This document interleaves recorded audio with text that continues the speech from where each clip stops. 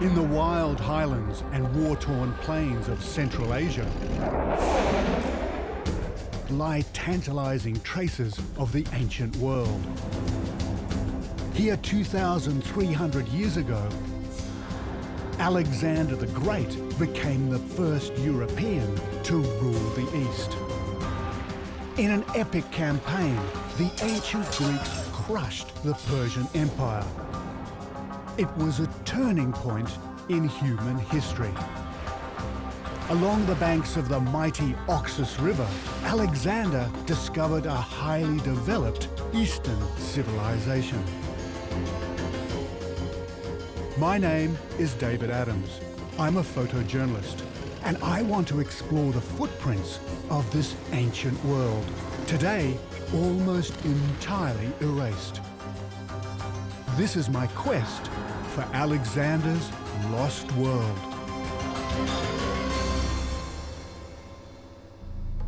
Alexander the Great set off from Greece to conquer the rich land of his Persian foe. His campaign would take him thousands of kilometers from his homeland across Afghanistan in Central Asia. I want to find out what the world looked like to Alexander. But this landscape today is radically different to the way it appeared in the time of the ancient Greeks.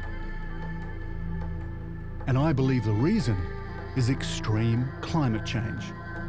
So this place was an inland waterway, and the Greeks, according to this theory, could have sailed right past here. Today, remnants of the age when water connected these lands still survive. There's a glimmer of the extraordinary Oxus civilization that once thrived in these arid and barren lands. Great cities and trade routes first recorded by explorers that sailed on ancient seas. I'm starting my journey as Alexander the Great did, in Greece. This is Volos Harbour, around 4 hours' drive from the modern capital today, Athens. Now, as the crow flies, it's about 4,000 kilometres to Afghanistan. Now, in the time of Alexander the Great, that was the end of the world. But what's amazing about Alexander is that he wasn't the first to travel to the east. The Greeks have been drawn to the east since the earliest of times.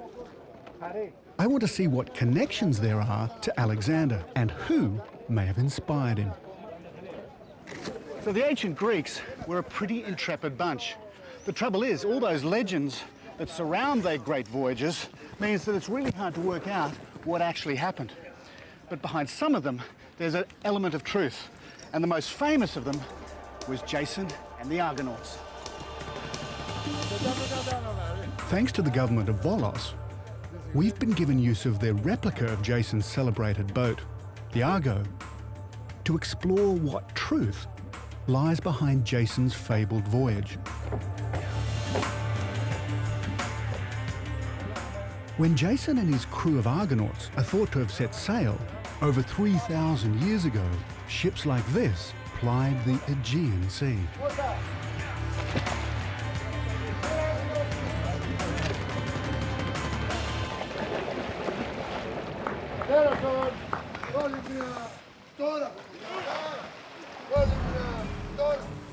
Jason and the Argonauts is an ancient Greek myth, a tale passed down for millennia.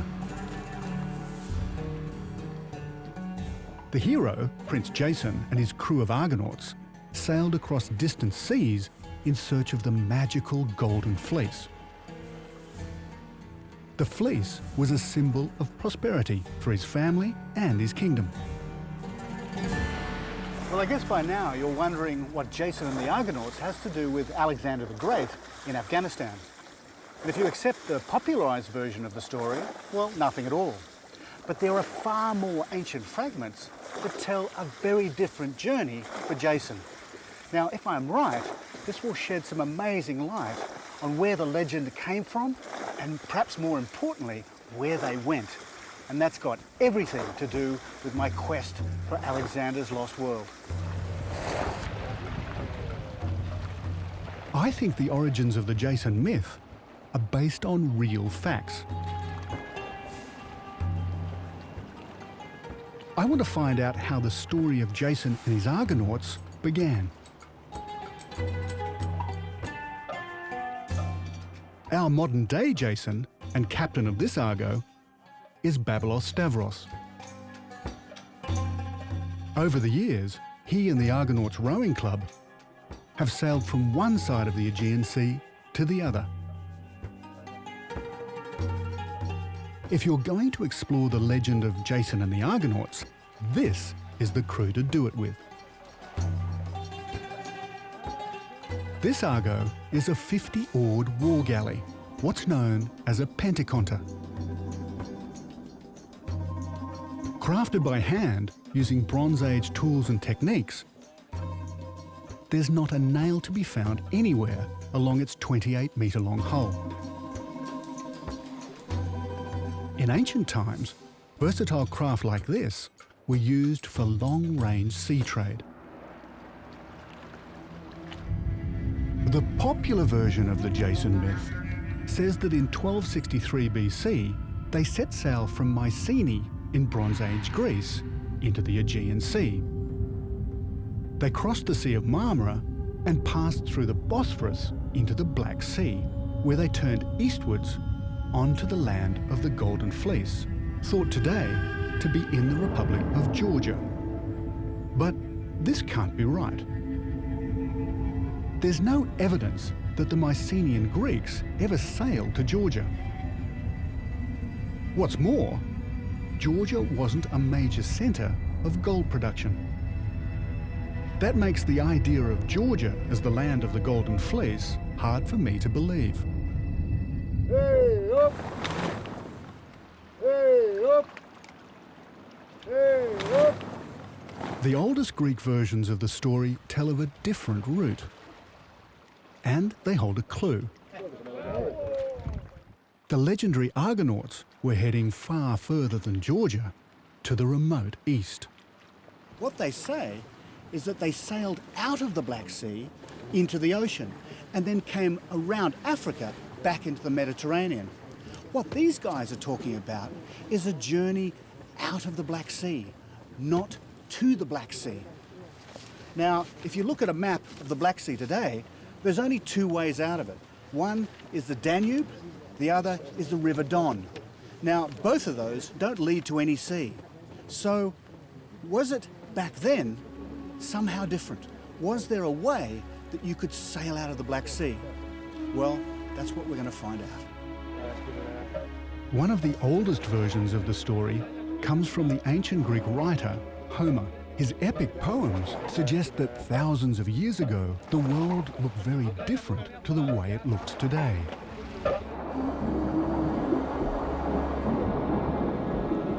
Water levels were so much higher, the seas, lakes and rivers of the Earth would be unrecognisable to us now. At the end of the last ice age, around 14,000 years ago, climate change began to melt the vast ice sheets of the Northern Hemisphere, causing megafloods.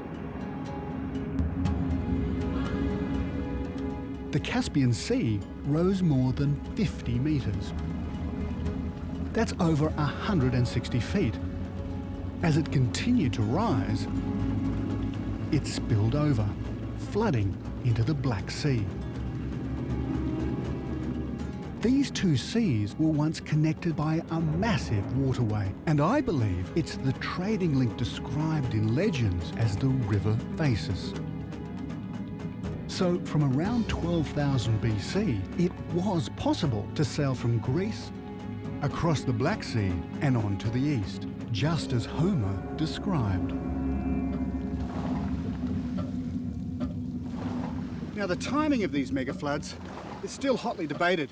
But what's important for us is the connection between the seas likely remained open till around 6000 BC. And that is a game changer.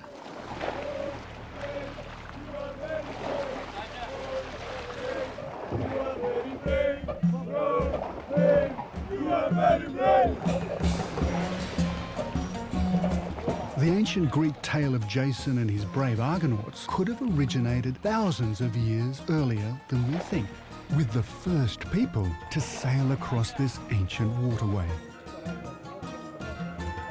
We're pulling into shore because there's a very special place I want to see, a short distance out of town.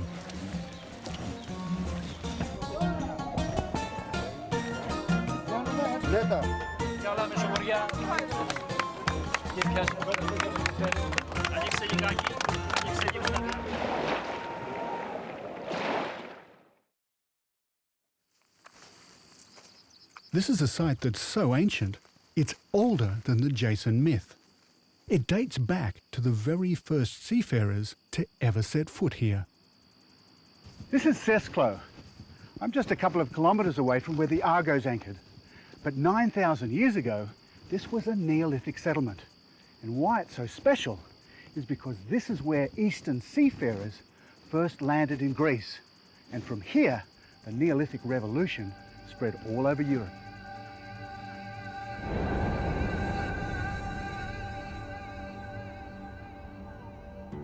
In the Neolithic era, a revolutionary change in human civilization was taking hold. People left the nomadic lifestyle and began to farm. Now they could rely on a stable source of food, and this in turn gave them the freedom to travel. Archaeologists refer to it as the Great Exodus.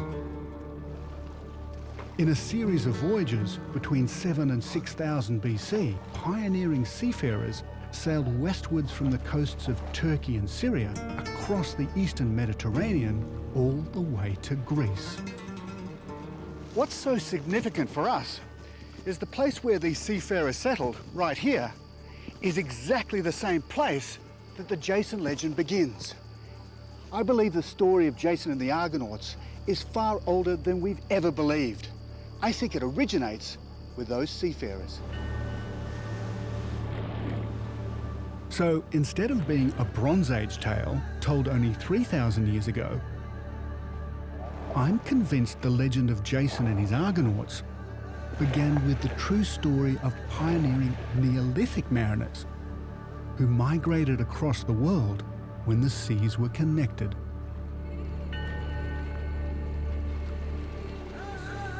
And there's a remarkable record of Neolithic seafarers that survives today.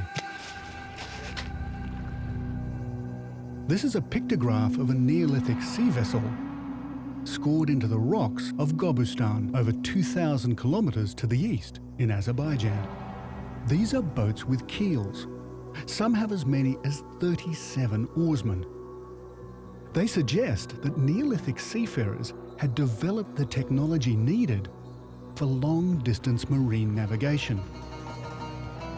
So they could have travelled and traded between east and west. For all this to be feasible, there must be some evidence that the waterway linking these seas, the legendary Phasis River, actually existed. Like the Neolithic mariners, I'm heading from Greece across the Black Sea to southern Russia. Water levels have dropped by as much as 75 metres. That's nearly 250 feet. But I believe that a remnant of the Phasis still survives. It's known as the Manich Waterway. It runs for over 600 kilometres, almost all the way to the Caspian, in a chain of lakes, streams and boggy wetlands.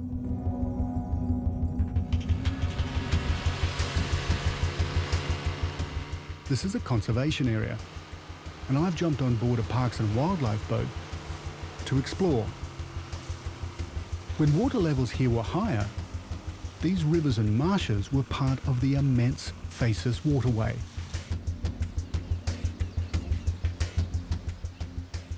What's truly remarkable is that after 8,000 years, Kazakhstan and the Russians are planning to reopen it. In a series of canals and dikes, they're going to actually connect the seas again. And once again, you'll be able to sail from the Black Sea through to the Caspian. Just like the Russians today, the ancient Greeks had the same idea. Very likely inspired by the myth of Jason, Alexander the Great believed that once an ancient connection between the seas had existed. And in 282 BC, a Macedonian general named Patroclus was ordered to search the Caspian Sea to find out if it was still possible to sail between east and west. Patroclus' report reveals that he reached the point where the Manic waterway begins today. Here, he would almost certainly have seen all that remained was a series of streams and marshes.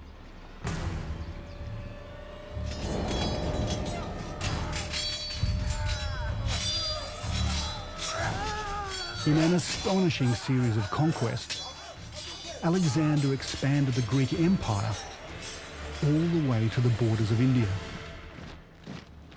Like his mythic hero Jason, Alexander found immense riches in eastern lands.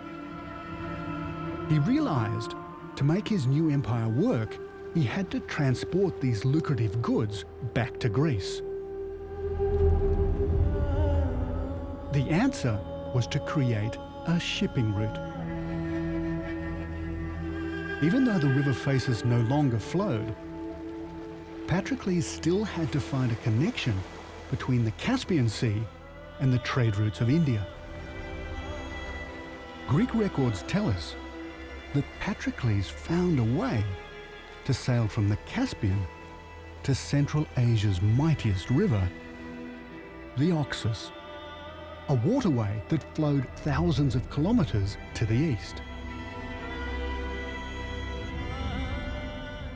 Like Patroclus, I'm now heading to the southeastern shore of the Caspian in modern Turkmenistan to find the ancient connection to the River Oxus. The problem is, today, the Caspian and the Oxus are far from connected. They're separated by almost 700 kilometers of desert.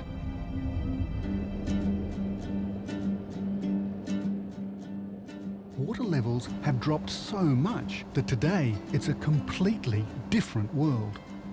So is this all sand dunes out here? Yeah. And how far does that go? Around 180 kilometers. I want to reach the point where the Caspian ends today. For the next month, Bava will be my guide and interpreter of all things Turkmen. He said that just take this road. And so that's where he says There- the water finishes Yes. there.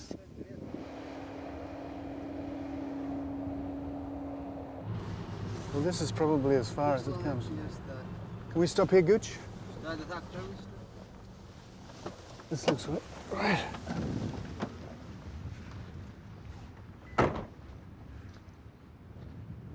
Well, this whole place is all salt. It's what's left of the ancient sea. But over here is where the Caspian comes to an end, or at least it's how far east it travels today. So that poses an incredible riddle, because according to the ancient Greeks, they were able to sail right across here and up to the Oxus. So the riddle is, what happened to the river? The Greeks describe a vast waterway where trade from the Oxus could be transported to the west.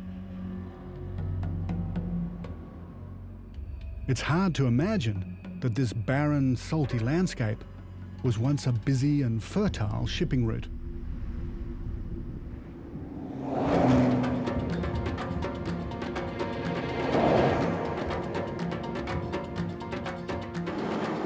To prove that Patroclus' journey was possible, I need to find a trace of the ancient riverbed.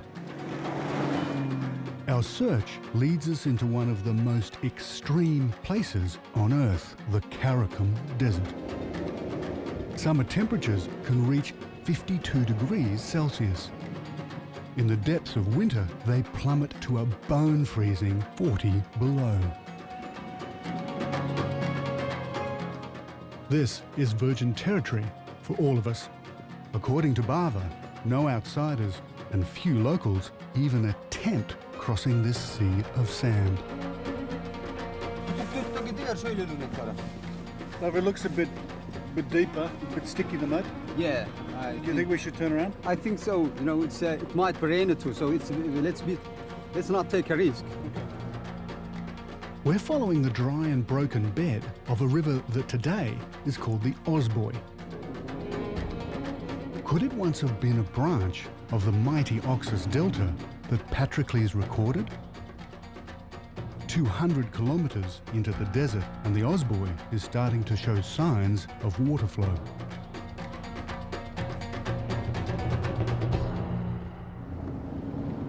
Looks like a moonscape, doesn't it? Yeah. Incredibly barren and very, very lonely. Tracking the river's course from higher ground is too difficult, so Bava's arranged a more traditional mode of transport. Friend Toli has agreed to take us out on horseback, so we can get down to the Osboy bed and explore. That's interesting.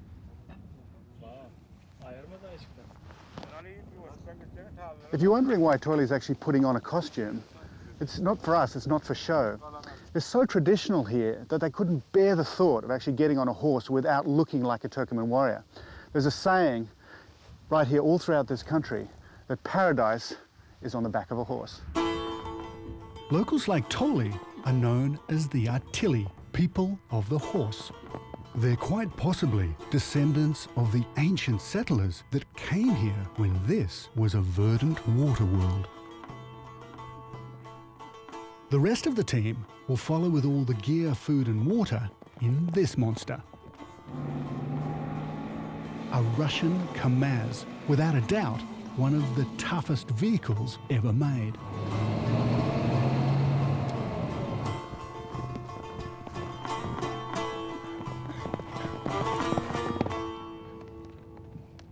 In this barren and desolate region, there's a ruin that stands as a monument to ancient river culture. This is the only substantial fortress to be unearthed on the broken watercourse of the Osboy.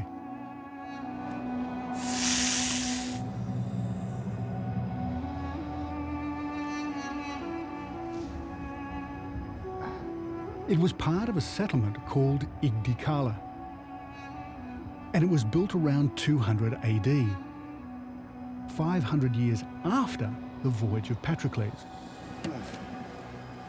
It's like it was yesterday.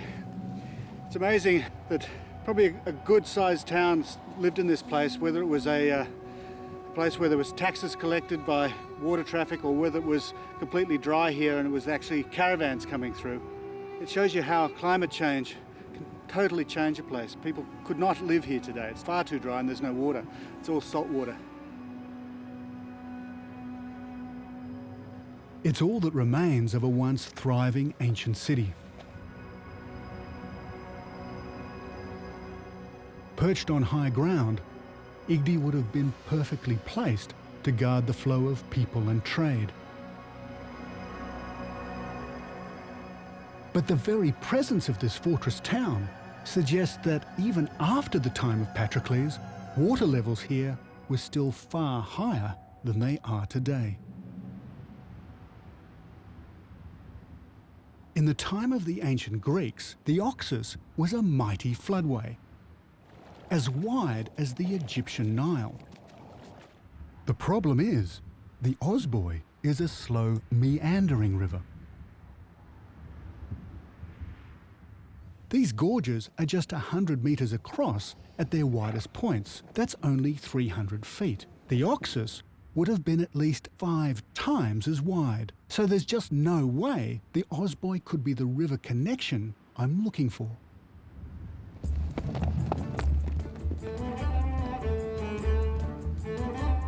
We've travelled over 350 kilometres across the Karakum sands. And we're going to spend another freezing night in the desert. Hey,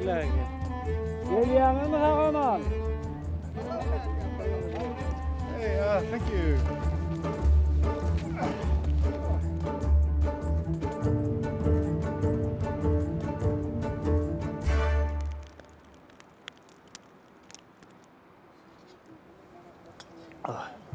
fantastic. Basically, it's a whole sheep, boiled, and this is the juice. And it's fantastic. It's cold outside, and this is really warm. And the vodka is helping. Vodka is best. Vodka is best.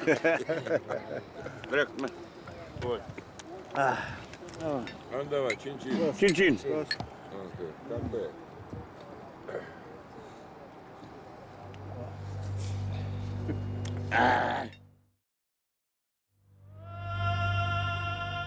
This has always been a land rich in resources. This fiery crater is seeping natural methane gas. It was ignited only 40 years ago, but it's earned the name Gate to Hell.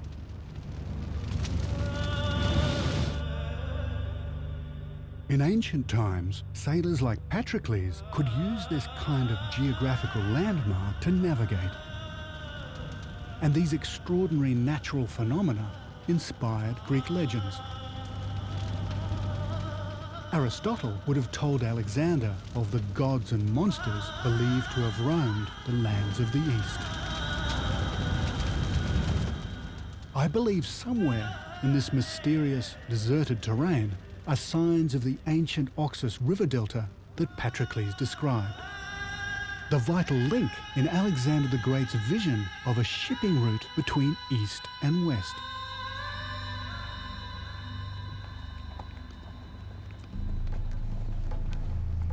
There's one forgotten theory that could hold the key. In 1898, Ellsworth Huntington, professor of geography at Yale University, analysed the fluctuation of the Caspian. He declared that the Osboy was not a river at all, but part of an estuary. Water levels were still so high in the time of the ancient Greeks that the Caspian and the Aral Seas were larger than they are today. And the terrain between the seas would have been covered with water, making a series of vast wetlands. Huntington's theory helps explain how Patroclus was able to sail east from the Caspian into the great delta of the Oxus.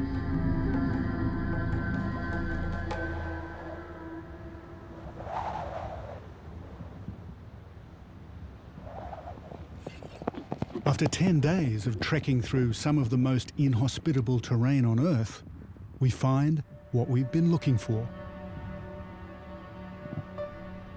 But I was completely unprepared for the grandeur of the ancient shore.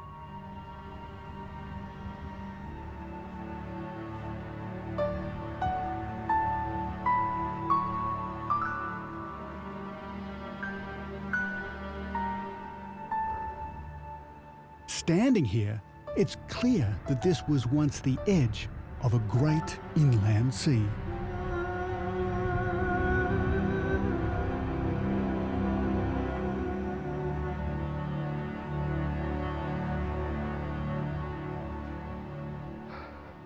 So, if this theory is correct, what it means is that the sea level, all the way from the Caspian right through to here and to the Aral, was much higher. Now, where I stopped up there is 250 feet, and that's where they reckon that the sea level got to. So this place was an inland waterway, and the Greeks, according to this theory, could have sailed right past here.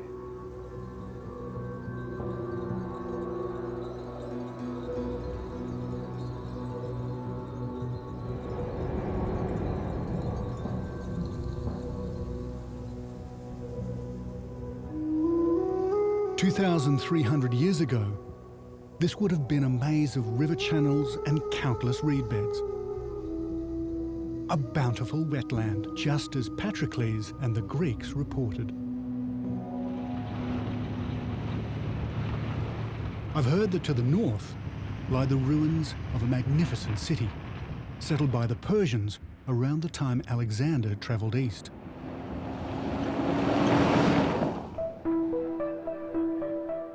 It's clear to see that the city was built on the edge of a headland and would have dominated the waterfront. This is the great fortress of Dev Kessen.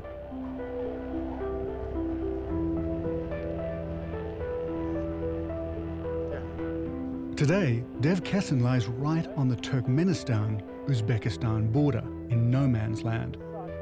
The trenches for the border, is it? It's off limits, but amazingly, Bava gets us through. Being able to enter this fortress is a first, even for him. That's an old defensive wall out there. This is a city in here. The city's built upon a 30-metre high escarpment. It was protected from attack by a system of moats and defensive walls that lead back through the city entrance to the central citadel, or Arg. Have you ever seen a gate or an entrance like this anywhere? It's quite incredible. It's the shape of a battle axe or a semicircle. That would have been one drawbridge and one moat. And then over here, there's a whole nother moat. Another drawbridge would have taken you into the city. You can sense the ancients here. A place of such obvious prosperity must hold so many stories of life, death, and ultimately collapse. The first settlers would likely have been followers of an ancient monotheistic religion called Zoroastrianism. But this shrine dates back to more recent medieval occupation and the arrival of Islam 900 years ago. As the wetlands upon which the city depended dried up, Dev Kessen's eventual demise was inevitable. Well, I'm absolutely blown away by this place. It is magnificent, and particularly because it hasn't been robbed. Basically, as far as archaeology is concerned, it's intact. But if you can imagine what this place was like, people lived here from about 400 BC, perhaps earlier, all the way through to about 1550, 1600. Now this would have been an enormous gate into the central Arg where the Khan would have lived. And behind me, on the top there, would have probably been originally a Zoroastrian burial site. But really, this is an amazing fortress.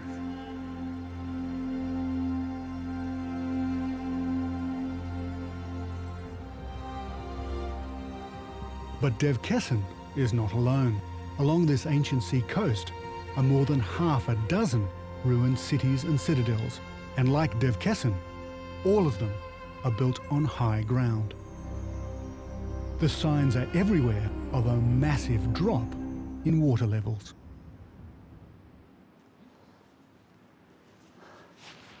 Well, this is quite a hole in the ground, this. Wow. And I think, quite obviously, at the well, and I don't really want to actually topple into it because if I have a look down, well, it's a good 30 metres. And what it is an amazing indicator of what these people went through over the centuries, because it probably started at, when the water level was much higher, as quite shallow. And then as the water has shifted away and drained away, they've had to tunnel and tunnel. And it's a hell of a long way. This would have had a huge contraption above it with donkeys pulling up big buckets of water, which would have been the water for the whole city. It's an incredible thing to have remaining. Usually these get filled in quite quickly. This one's completely intact, and it's quite marvellous. And there's something down there. Woo, here he comes. Hey. The story of the lost city of Dev Kessen is a century-by-century gauge of the radical climate change that happened here.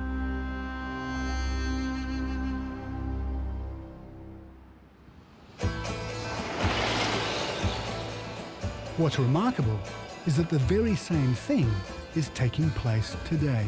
We're heading even further north in the wake of the ancient Greeks into the former Soviet Union, modern-day Uzbekistan. I'm looking for the coast of the Aral Sea, and 60 years ago, this wasn't desert, but seabed. Just 2 generations ago, fishing fleets harvested great shoals of fish here. Like the aftermath of a tsunami, the last of the Aral fishing fleet lies scattered, like children's toys in the sand. But here the end was not caused by the sudden impact of an enormous wave. The people of the Aral literally watched their livelihoods slowly ebb away. We finally make out the grey blue of the seashore. This coastline has retreated by almost 100 kilometres. With no rainfall to speak of, the Aral relies exclusively on the waters of the ancient Oxus and the Xerxes. But these rivers have been so depleted by the impact of Soviet irrigation schemes that hardly a drop reaches the Aral shores. It ranks as one of Earth's greatest environmental disasters. Today, this sea is on the brink of extinction. According to my GPS, it's about 54 feet above mean sea level. That's about 16 metres. Now that's an incredible change from the 1960s, when the sea level was 100 feet higher than where I'm standing. What's also incredible, it's incredibly cold. It's about -2 degrees. My hands are absolutely numb, and operating this thing is quite difficult. Patrocles records the distance from here to the Caspian, but makes no mention of the Aral Sea. Water levels here were so high, the Aral was part of a connected waterway. What for me is amazing is that 2,500 years ago, the sea level was actually 200 feet higher.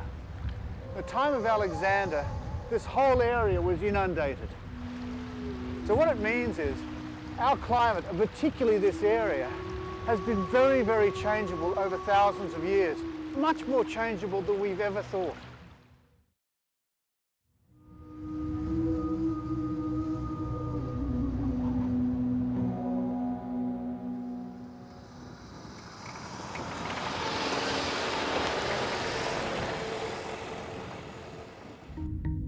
Like Patrocles, we've travelled across the Caspian all the way to the Aral Sea.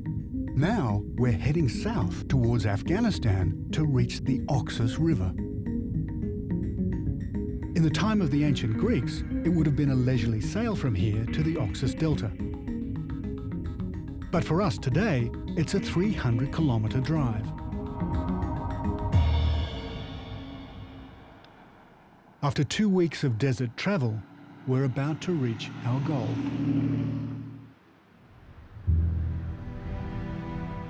When the Greeks arrived, they found the heart of a civilization that was already more than 2,000 years old.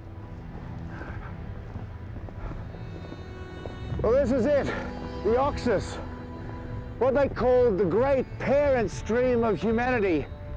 And it was supposed to have rocked the cradle of our race. Now today, it still flows 2,500 kilometres from the roof of the world almost to the Aral Sea. It is one of the world's great rivers. Today, it disappears not far from here in 1,000 irrigation canals. But in the time of Patrocles, this river was in full flow. He'd succeeded in his mission.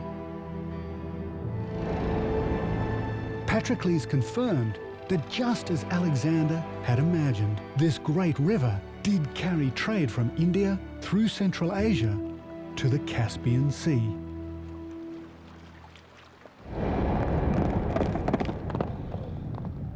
Now I want to cross the river to find out more about the Oxus civilization the Greeks discovered here. These Turkmen are on a cattle drive, and they're heading for the same place we are, a ferry boat. Today, only half a dozen of these old Soviet-era ferries operate along the river.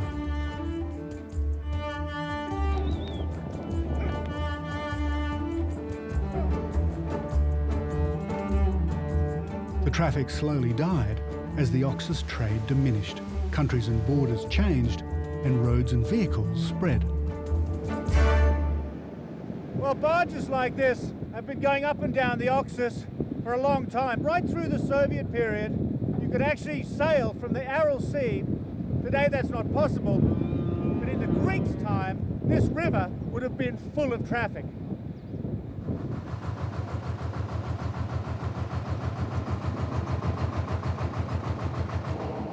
Nowadays, these ferry crews are among the last of the Oxus rivermen, a tradition that stretches back to the Greeks and beyond.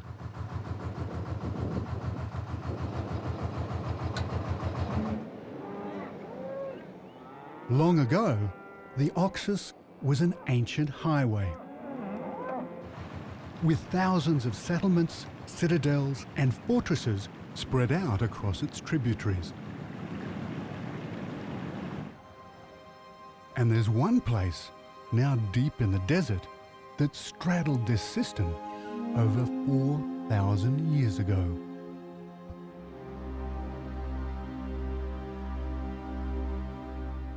These are the ruins of the city of Gonur. In its heyday, it was a huge trading centre in a series of Bronze Age states that stretch for over 100 kilometres along the Oxus Valley. Discovered in 1972 by Soviet archaeologist Viktor Sarianidi, this city footprint has changed the way we think about the ancient world. Even today, it's clear to see Gonur's maze of streets.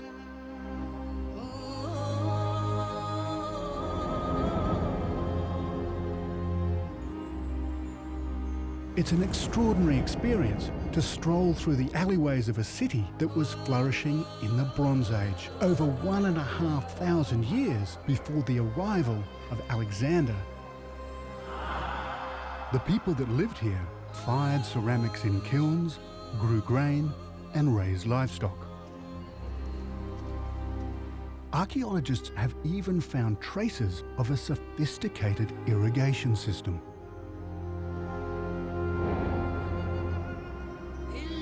And what's really amazing is the city's layout. A rectangular settlement enclosed by powerful defensive walls and semicircular bastions. Gonur was an imperial city. Inside its fortified palace complex were royal living quarters and funeral chambers. These excavations reveal that, like ancient Egypt, royal tombs were filled with golden treasures and animals to sustain them in the afterlife. Well, Baba tells me that this is most likely the king's horse because it's buried just next to his burial chamber. And it just shows you for how long the horse has been revered in this land. Almost 5,500 years. I guess nothing's really changed here.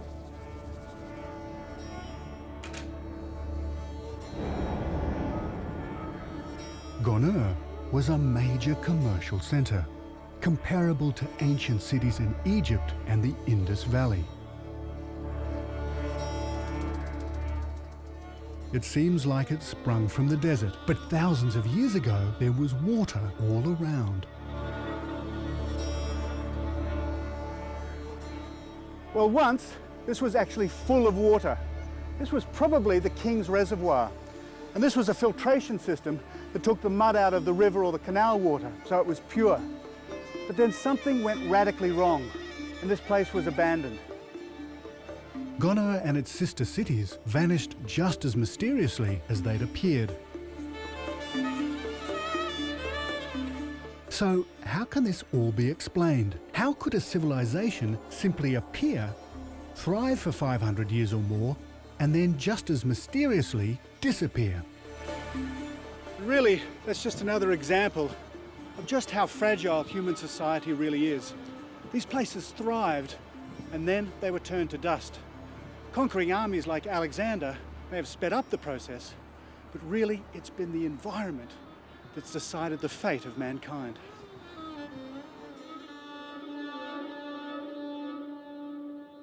Behind the demise of Gonur lies the extreme climate change that altered the course of the Oxus. The whole place is covered in salt.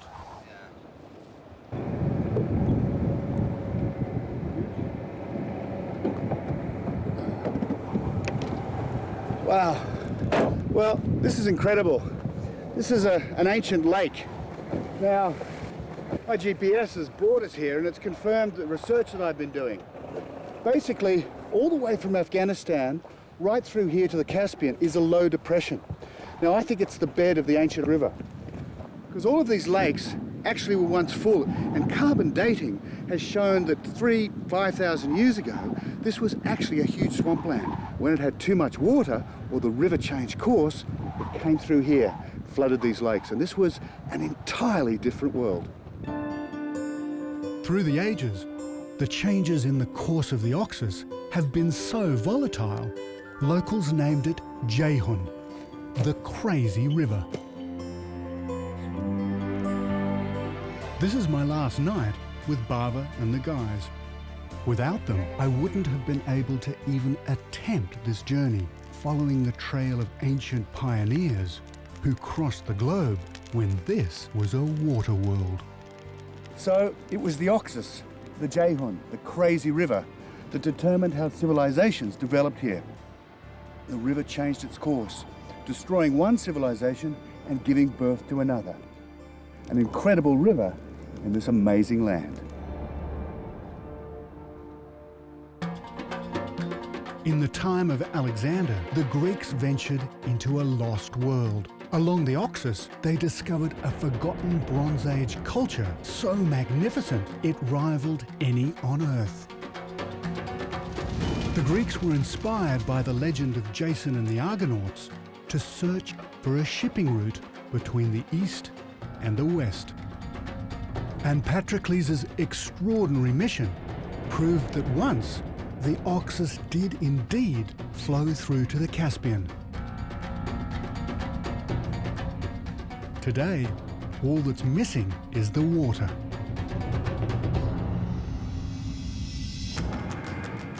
But far from the end of our journey, this is just the beginning. Changing sea levels and disappearing rivers are not all the Greeks tell us. Intriguing accounts of Alexander's conquests in Persian territory lead us to the fabled city of Bactra, that today lies across the border in Afghanistan. One of the problems about exploring places like this is these areas are full of landmines. A place where ruined fortresses, settlements and age-old infrastructure still survive. Echoes of a lost culture that thrived here long before the rise of ancient Greece. This would be one of the rarest things you could find here. It's probably something like 3,500 BC. In the wild highlands and war-torn plains of Central Asia lie tantalizing traces of the ancient world. Here 2,300 years ago, Alexander the Great became the first European to rule the East.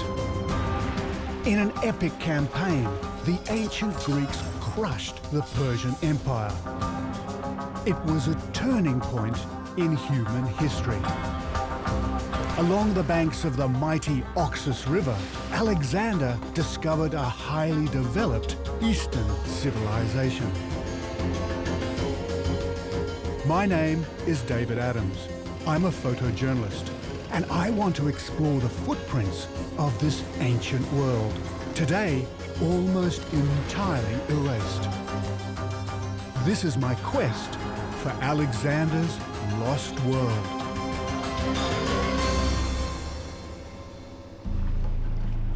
Inspired by heroic tales of eastern lands, Alexander forged new frontiers for the ancient Greek Empire. His army campaigned along the River Oxus to capture cities governed by their Persian rivals.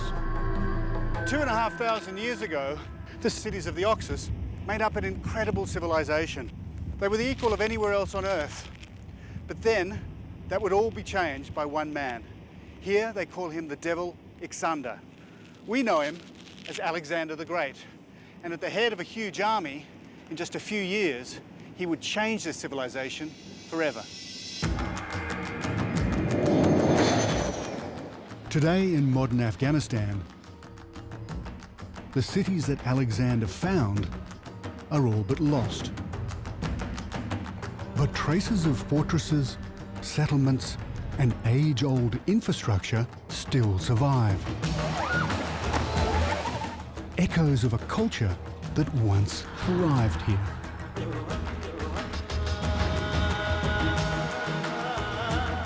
I want to find the fabled capital occupied by Alexander, the ancient city of Bactra.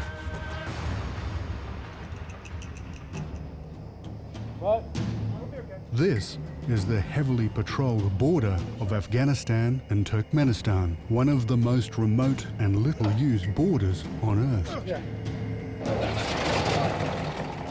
Getting permission to film here was never going to happen. So my cameraman Greg decides to accidentally leave his camera on.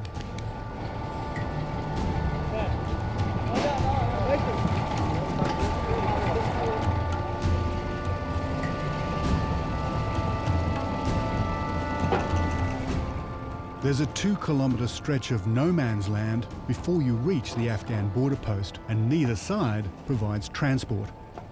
So we find a truck driver who, for a fee, agrees to take us across. Thank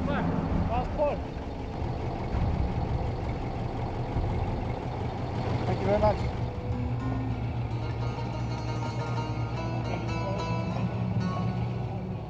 This electrified fence encloses a minefield. It stretches for more than 800 kilometres along the border, and every 15 or 20 kilometres there's a defence post. Visitors are not welcome here. Almost no Westerners cross this border. Taliban insurgency has been on the rise in northern Afghanistan.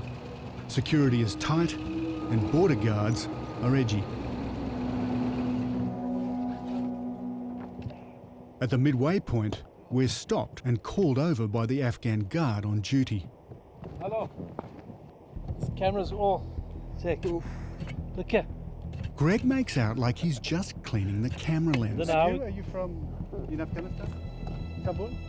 The question is the guard going to let us in, or is he going to turn us back? Ah, good.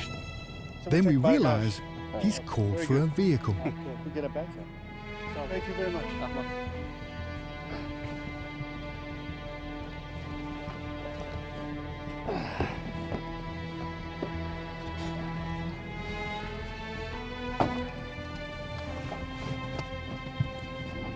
The guard drives us out of no man's land to the Afghan border post.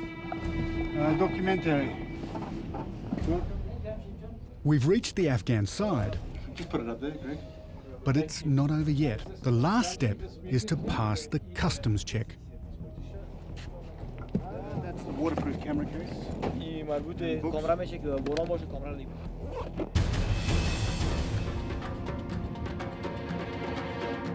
We've just crossed over into Afghanistan. In ancient times, this was another world. The land of Bactria, the greatest kingdom ever to rise along the River Oxus. Like Alexander, I want to find the capital, the fabled city of Bactra. For Alexander, taking control of Bactra was of major strategic importance in his fight against the Persian Empire. But to date, archaeologists have found no absolute proof of its location.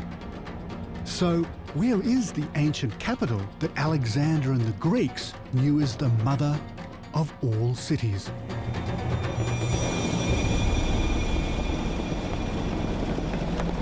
We're heading into the Afghan wilderness. Out here, roadblocks and hijackings are all too common. Ravaged by war, this region has been off limits for historians and archaeologists for decades.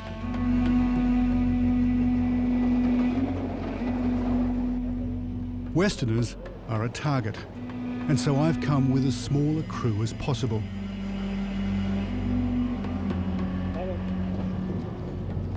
Our driver Habib and our guide Reza have spent the last few years dodging bullets, trying to document the ancient sites around here.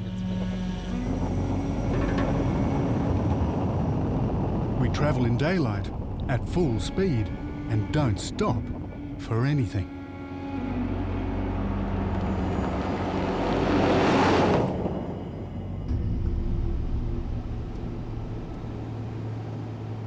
We make it into the relative safety of Andhoy, one of the oldest centres of trade in Central Asia.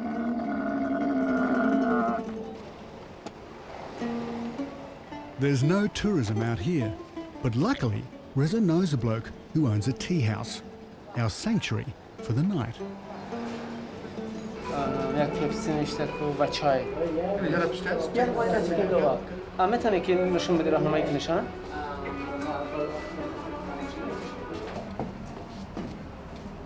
This is fine.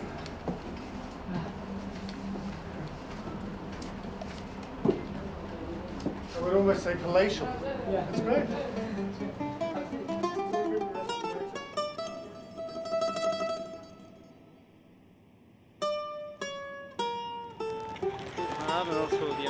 Cheers. Good to meet. I've come to Andhoy because I want to explore the bazaar.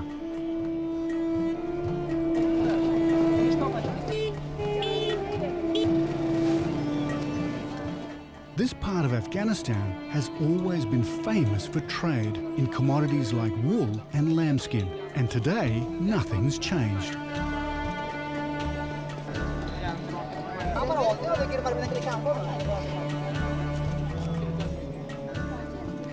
Well, this is the market of Andhoy.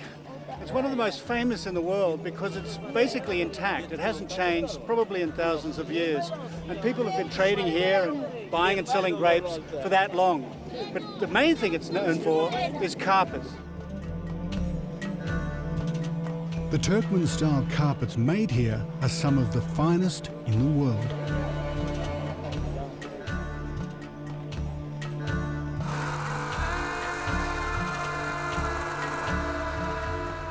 The craftsmen in workshops like this one are continuing a tradition that's been passed down for generations.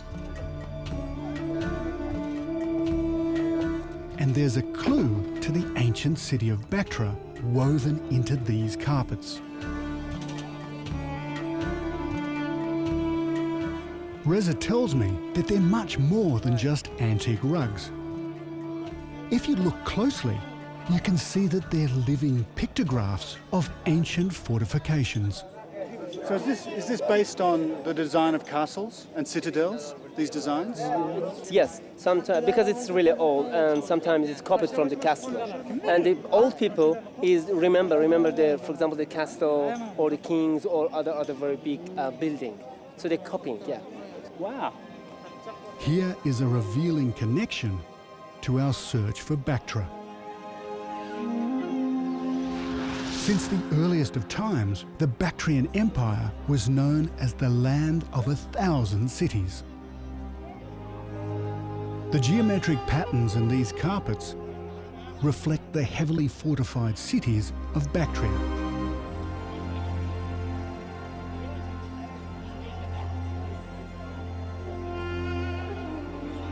The trouble is, they're so stylized, it's hard to get a real indication of what one particular city actually looked like. That's lovely, huh? Look at that.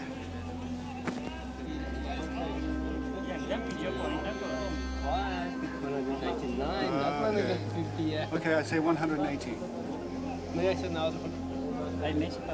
Thank you very much.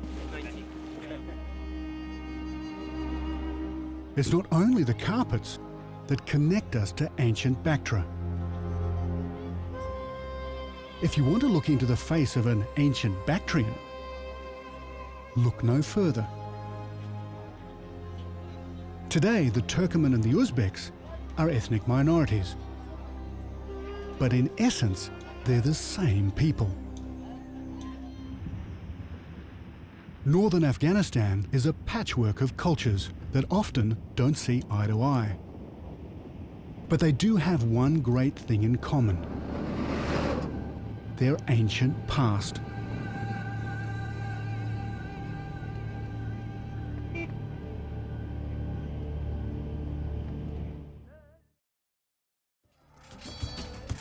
I want to find out more about the defences Alexander came up against when he invaded this ancient realm.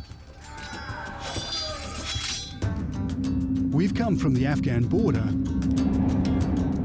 to Andhoy, and now we're heading for an archaeological site called Emesh Tepe, one of the great perimeter fortresses of Bactria. This has been frontier territory since ancient times. Even today, Emesh Tepe is a commanding vantage point in the arid borderlands between modern Afghanistan and Turkmenistan.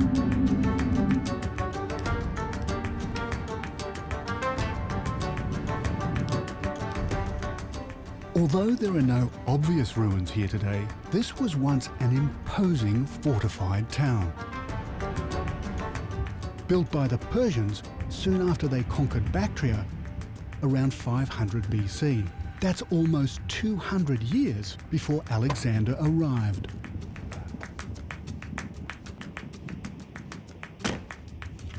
Well, I know this place looks a little bit like a football stadium after a sandstorm. So what we're going to do is try and bring it to life with a few tricks of photography and a little bit of computer work to show you what this was like about 2,500 years ago. It's not until you actually get down into it that you get an idea of its scale.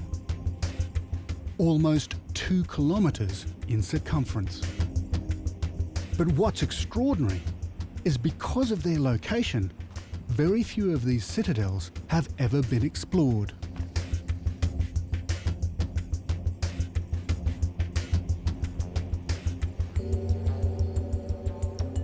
What we're attempting to do with this marvellous Italian invention here is to actually take 360 degrees of photographs. And there's a little notch down here which is marked in all the different points of the compass. And so what we do is click it around and take a photograph each time. And then this little spirit level here, which Reza is going to monitor so it doesn't move, is hopefully going to keep the pole really straight. So we zip it round in a circle, and then hopefully you'll be able to see this at 360 degrees. Okay, right? The big realisation for me is that this part of Afghanistan was far from a remote backwater.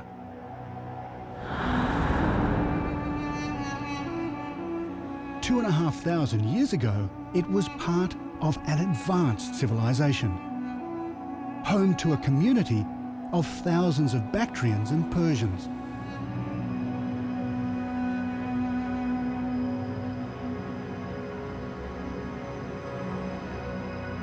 Protected by its mighty walls and impregnable citadel.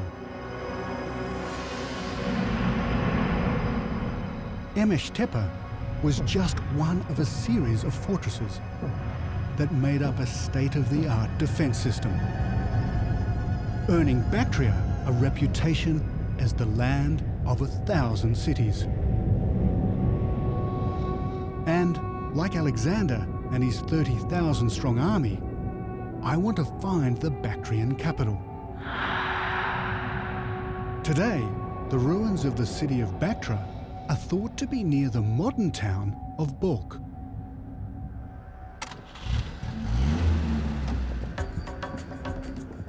And that's a 5-hour drive away.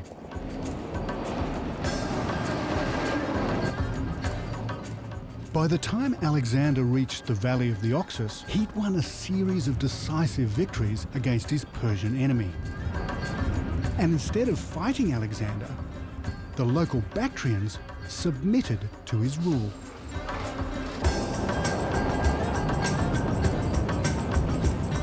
We're trying to avoid unplanned stops, but we've still got to eat.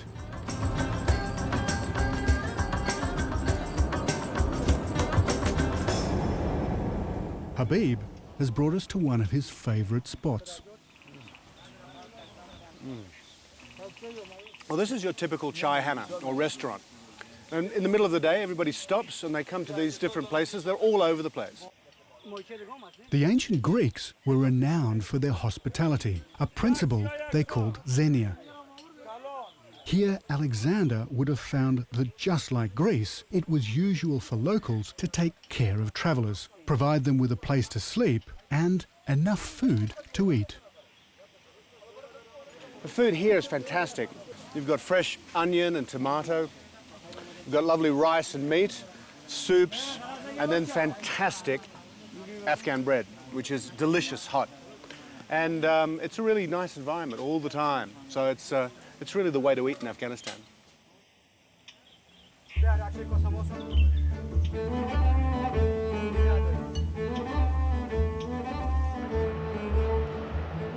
Finally, we make it safely into Balkh. The ruined citadel here is generally believed to be ancient Bactra. But I have some issues with this theory that I want to put to the test.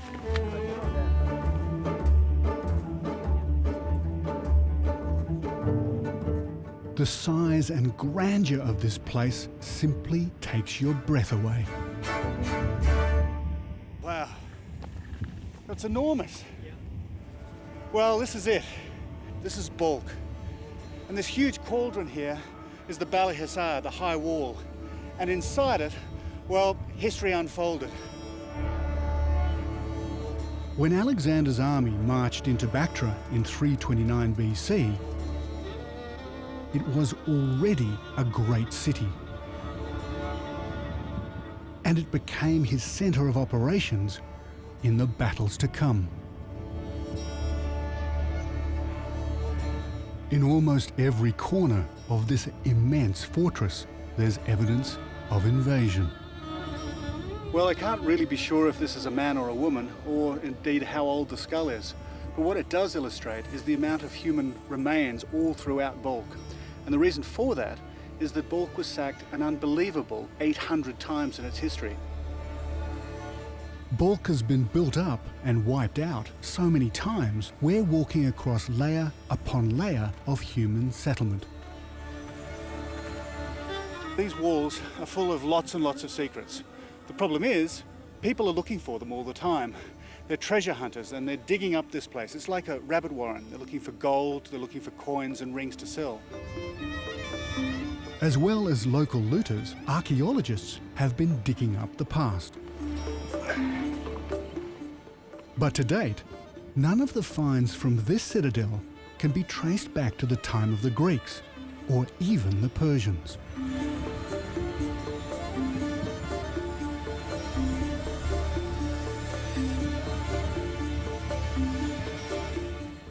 Balkh citadel seems to have been founded much later, only reaching its peak during the Golden Age of Islam in the 8th century. More than 1,000 years after the Greeks had come and gone.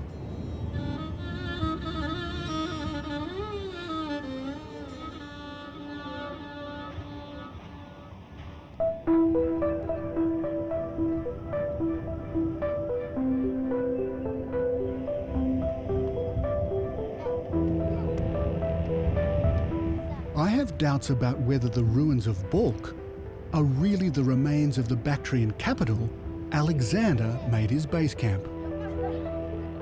So, if not here, where is ancient Bactra? Tomorrow, I want to look for clues in the modern centre of Balkh.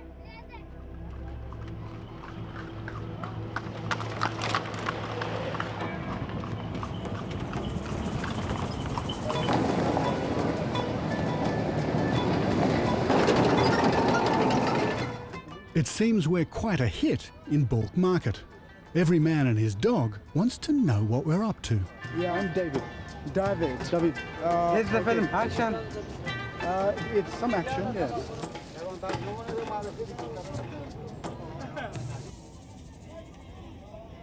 Well, according to all the histories, Balkh has been here for a very, very long time. And for almost all of that time, it's been a centre of culture and a centre of trade. The streets here are full of beliefs and relics from the distant past.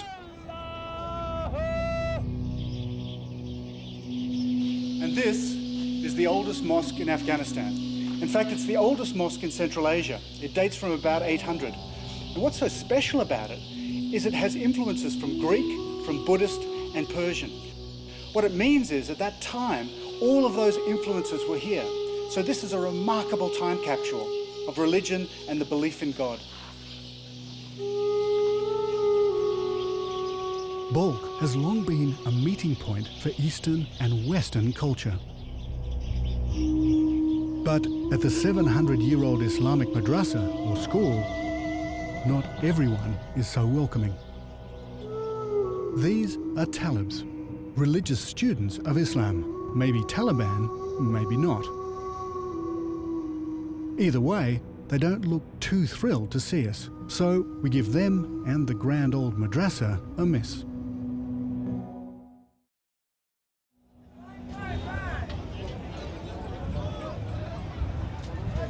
Since 2001 and the fall of the Taliban government, beards are no longer fashionable, and the barber business is booming.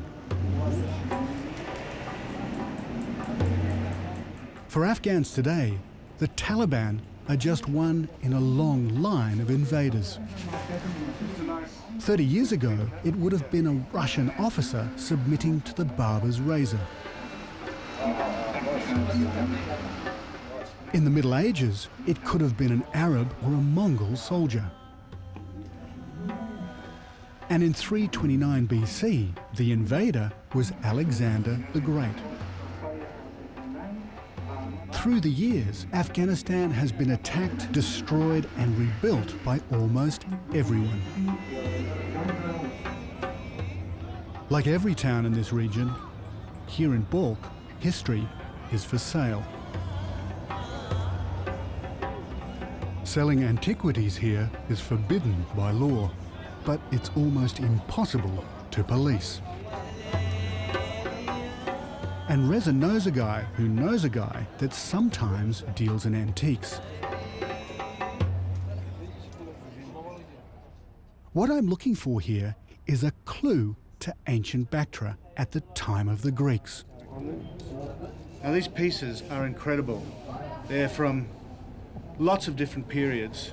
You've got really ancient icons like the griffin and the lion.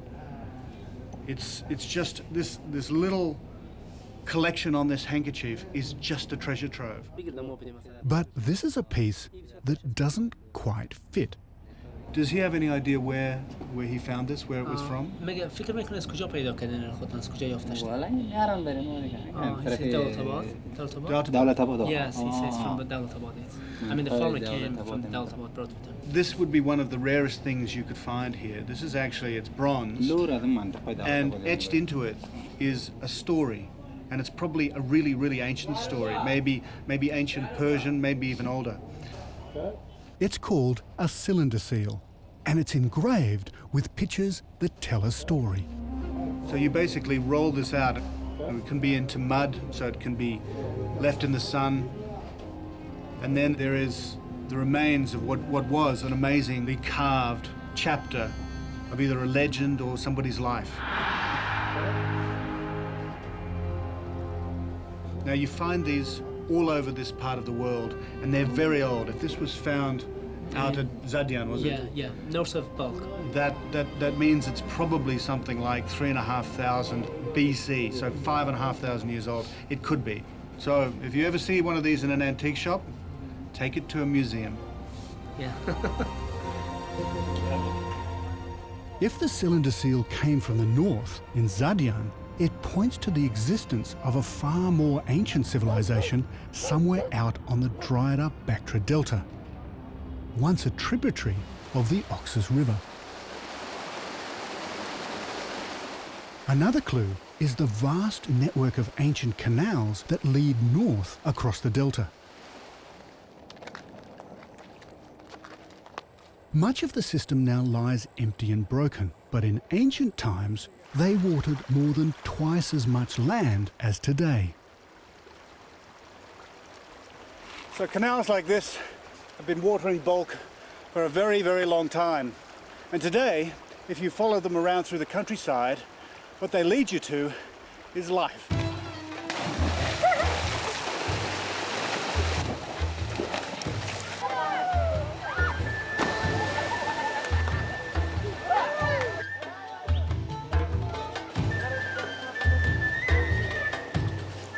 It's surprising how cold it is, but then again, it is glaciated water, and it's not that far away from where it all comes from. And it's amazingly refreshing on a day like this. Irrigation here is everything. Without it, the land would rapidly become a desiccated dust bowl. If the ancient capital was located further north on the Bactra River Delta, then these canals must have watered it. My hope is they just might lead us to our goal.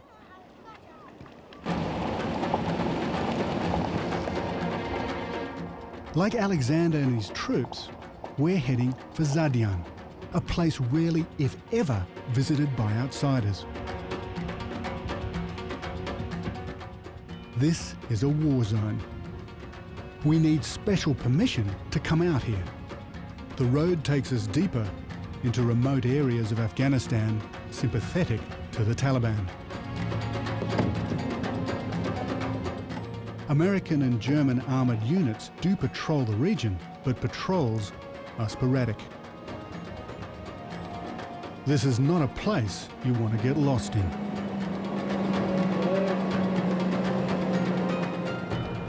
But Reza knows a Muslim cleric, or mullah, who told him of ancient ruins in the area.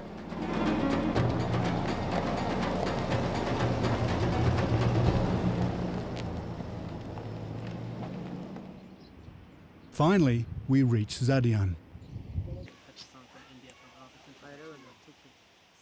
Reza introduces me to the mullah.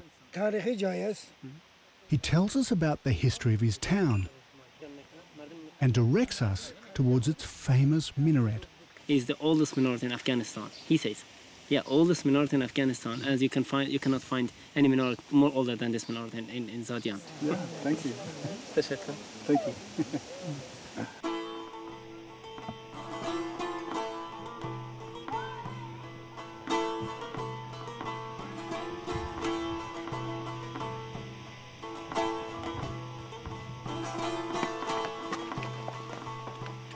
We actually didn't come here to see this minaret, even though it's the oldest in Afghanistan. We've actually come here to use it as an observation tower for something much, much older. It was built in the 13th century, and to have such an old minaret meant that this place, at least during the early Islamic period, must have been an important centre.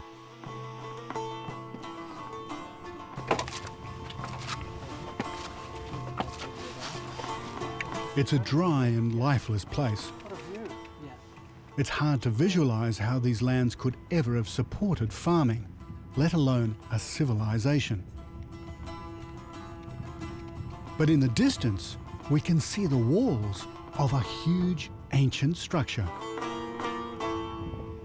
Well, what Reza's been telling me is incredible. Out beyond that citadel are mounds and mounds and mounds. They're the remains of cities. This whole area was a civilization, at least 2,500 years old and probably older. But what's really incredible is that no one has been out there and explored it properly. It's a civilization waiting to be discovered. Today this place is called Cafe Akala, Arabic for non-believers' castle. But when Alexander and his army pushed their way north, it would have been a thriving Bactrian community.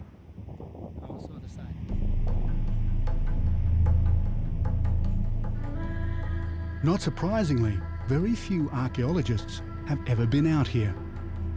Since the late 1970s, the endless Afghan conflicts have made any meaningful exploration almost impossible.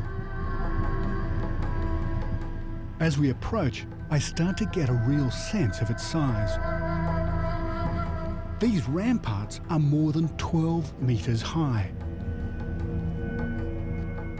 This was once a mighty fortified settlement with a large population.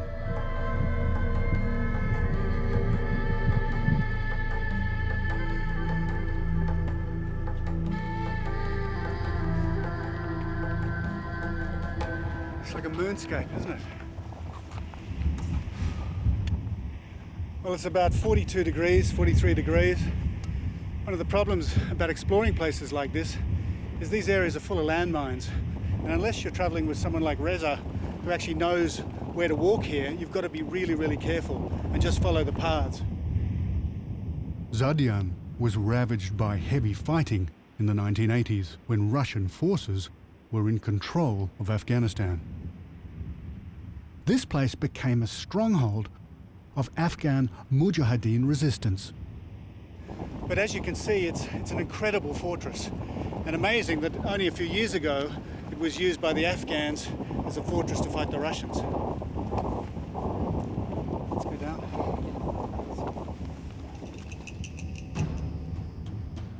Is this lost city the ancient capital?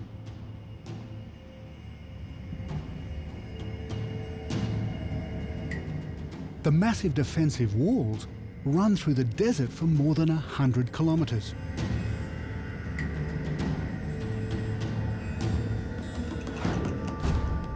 But it appears the stronghold itself just isn't big enough to be the city of Bactra. It must have been another perimeter fortress town. Just like the fortress at Tepe, it would have been an important part of a defence system that spread for hundreds of kilometres across Bactria. But it's not what we've been looking for.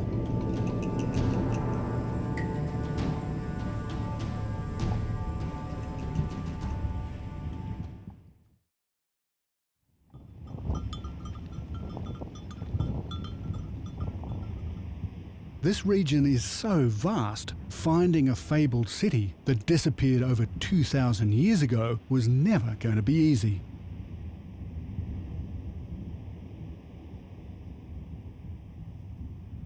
We begin the trek back to civilization deflated. It seems we've run out of options. But here in Afghanistan, news travels fast. A good mate of Reza's, named Mahbub, has heard that we're interested in ancient sites and asked to meet us. Salam alaikum. Mahbub John.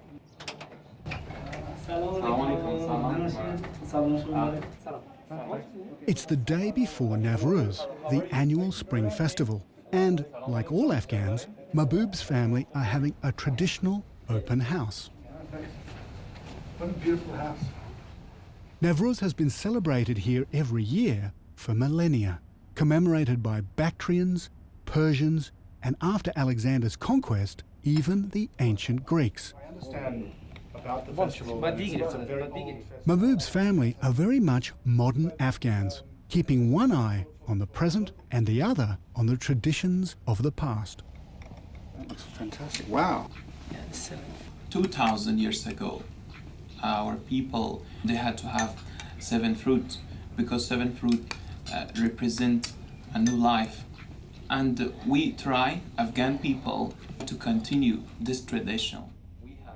Recently, Mahbub and his father were guides to a team of French archaeologists. So it's a very good place. They discovered a very special site deep in the mountains to the south. And he tells us that on the way to the French archaeological dig site, there's a mysterious system of tunnels that are yet to be deciphered. Could the city of Bactra be in the mountains, a place where until recently no one had even thought to look? We've come 230 kilometres from the Afghan border through the city of Balkh and all the way to Zadian. Up until now, We've been searching the lowlands of the Bactra Delta, close to where it once met the Oxus River. But the dig site lies to the south, in the rugged ranges known to Alexander the Great and the ancient Greeks as the Paropamisus. What's really exciting is that some ancient Greek reports say that Bactra lay at the foot of the Paropamisus.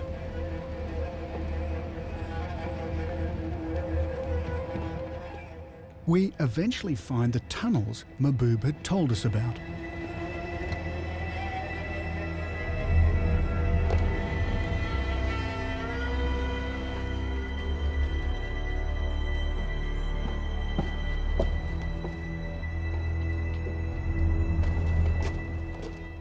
But then it hits me. These aren't tunnels at all. They're part of an ancient system of aqueducts and canals. Like veins beside an artery, they follow the Bactra River all the way up into the mountains. Well, this place is an incredible labyrinth. These tunnels brought water, probably thousands of years ago, down onto the plain where Bactria is today. But the sophistication of these tunnels is quite incredible. They're much more advanced than the canals that people are using today. So it just shows you what that world was like. The only problem is these places are full of wasps and bees, and I don't like wasps and bees. Ugh! One right next to my head. When I mean sophisticated, just have a look at these. These are actually bricks, and they're kiln fired. If I put my water on them, you'll see their colour. Now this is a whole detailed, amazingly structured foundation for these canals. And who knows how old these bricks are, but they're very sophisticated. It's at least 15 or 20 kilometres that these canals would have run. To build them would have taken thousands of man-hours. I mean, this was quite a civilization.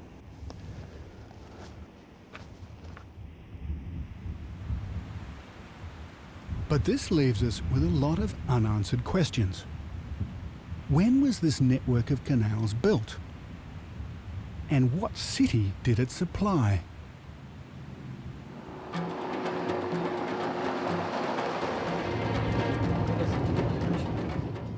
We're following the broken trail of ancient Bactrian canals, and they appear to lead all the way to the French dig site. It's another 15 kilometres deeper into the mountains, along the Shulgara Valley.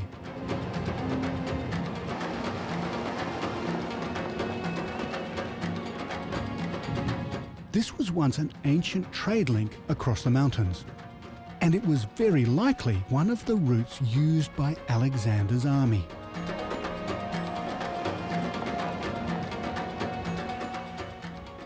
We're now well outside the zone regularly patrolled by coalition armoured units. The Taliban destroyed a convoy just a few kilometres south of here. And as luck would have it, it's exactly where the dig site's been located. This place is called Cheshmi Shafa, which means the healing spring. And it's a really, really old place. People have been living here for more than 20,000 years. So what's really incredible is that French archaeologists actually found a whole city temple complex here. It ranges right across the plain and then up into these mountains. They think it's the largest in Central Asia.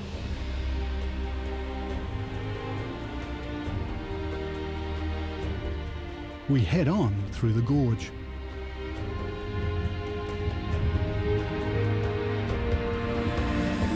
On the far side, the valley opens up into a wide and fertile wetland. To get a better view, Reza takes me to the ruins of a small frontier fort. It looks like a Garden of Eden. When Alexander arrived here, the river would have been dammed and these plains intensively irrigated, making it a rich oasis. Well, this is about as far as the Oxus civilization came south. These citadels guarded its rear. But what this place affords us is a view back in time, because further down that river they found evidence of people living here 20,000 years ago. Until the French archaeologists began digging, what no one had realised was that the valley had supported much more than just a frontier fort. This was one of the first places excavated, believed to be a sacred site belonging to one of the world's oldest religions. This was a Zoroastrian fire temple. Well, this whole valley would have been full of fire towers. Right along the ridges, the whole place would have been lit up like a Christmas tree. But this shrine was special. This is the main Zoroastrian site for the whole valley. And can you imagine what this place would have been like 2,500 years ago? It would have been one of the greatest centres in Central Asia.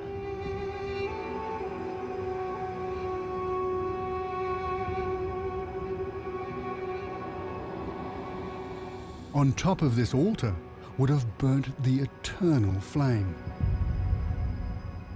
Zoroastrians believe that fire represents the light of their one God.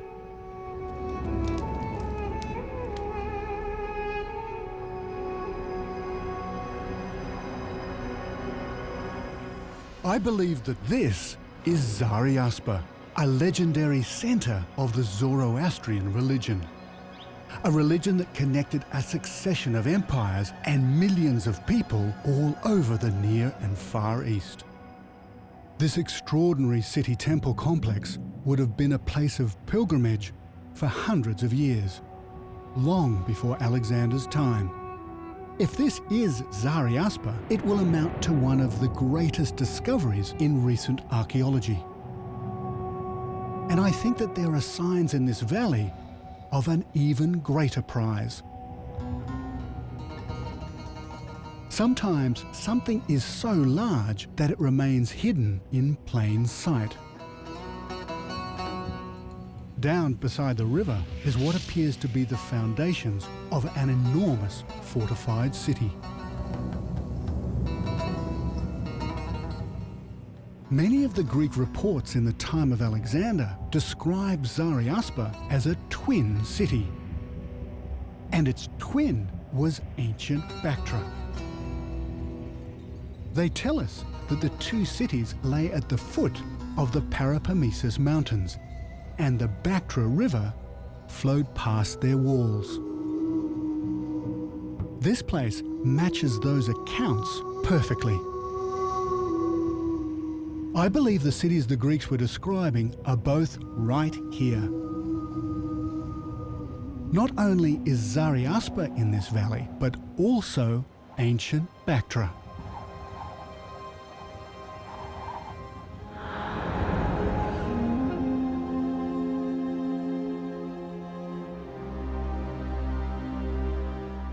High on the left bank of the river was Zari-Aspa. On the right bank was the city of Bactra. It would have been a mass of palaces, urban dwellings, and wide avenues. Easily comparable to the sophisticated cities of ancient Greece. Bactra was immense, home to tens of thousands of Bactrians and Persians. When Alexander arrived, it must have been a wondrous sight. This is truly a revelation.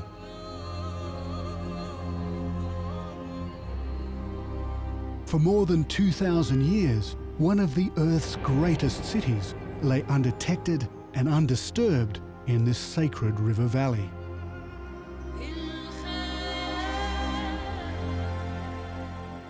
Discovering ancient Bactra is like finding the lost city of Atlantis. An archaeological and historical breakthrough of immeasurable significance.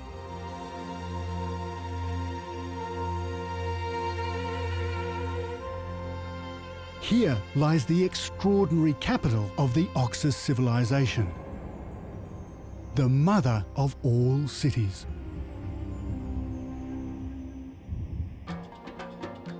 Laying claim to Bactra was a strategic triumph for Alexander the Great. Within 2 years, he would lead the Greeks all the way to the borders of the Indian subcontinent in a campaign that would become legend.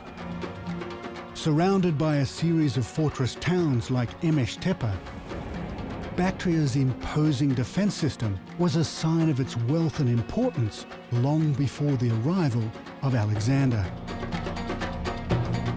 And despite the ravages of time, traces of this extraordinary ancient civilization survive today.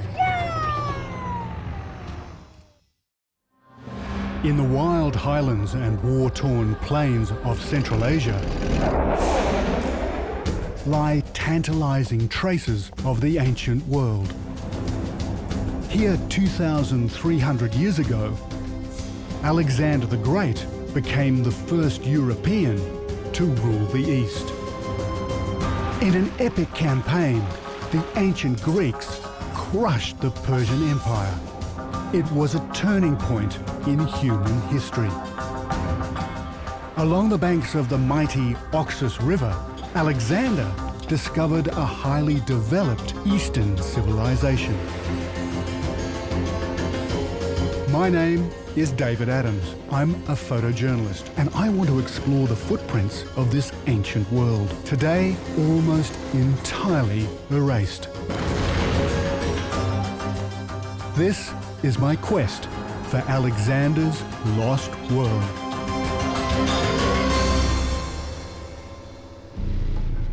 On his extraordinary 3-year-long Central Asian campaign, Alexander's army scaled the mountain passes of the Hindu Kush and crossed the mighty River Oxus,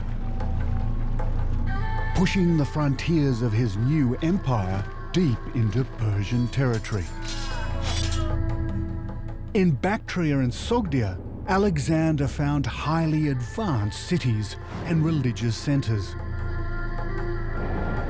Defended by a host of volatile local tribes that vastly outnumbered the invading Greeks. For 2 years, Alexander fought a series of running battles. Almost 120,000 people died.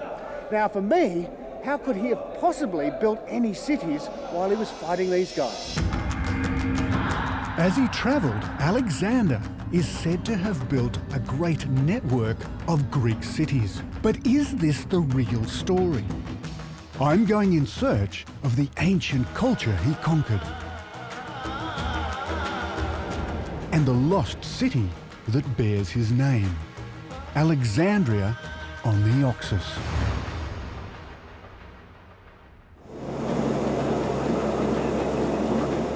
Today, coalition forces fight for control of Afghanistan. But over 2,300 years ago, it was Alexander the Great who attempted to conquer this challenging land. I've hitched a round trip on a troop transport to get a view of the lands Alexander fought over.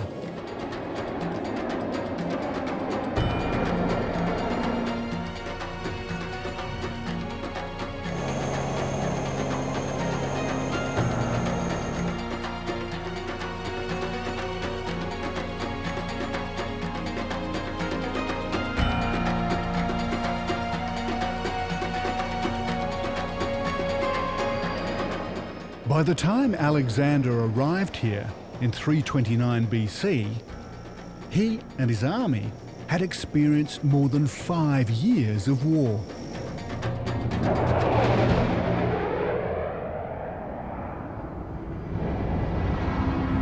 In a series of great battles, he'd clashed with his Persian rival, fighting his way 4,000 kilometers across the earth, from Greece in the west to the borders of India in the east. Now emperor of half the known world, he'd achieved more than any conqueror before him. Alexander's army defeated the forces of his mortal enemy, Darius III, but victory wasn't sweet. Before he could capture the Persian king and force him to surrender the throne, Darius was murdered. The assassin was Bessus, the Bactrian governor. Now Bessus claimed Darius's title for himself. Relentlessly, Alexander pursued the usurper, right into the heart of the ancient land of Bactria, modern-day Afghanistan, Gregor! a place that is still a war zone today. Well, this is ISAF headquarters for all of northern Afghanistan. And here there are 16 nations here to provide security for reconstruction and development here. But what's incredible is that their experience is actually similar to Alexander the Great.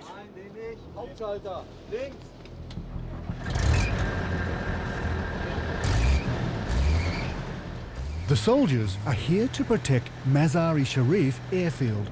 It's from here that the coalition forces' German contingent run fighter missions. And it's also the centre of operations for ground forces in northern Afghanistan.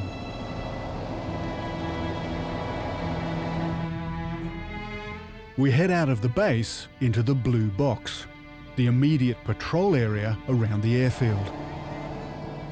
Roughly 400 square kilometres.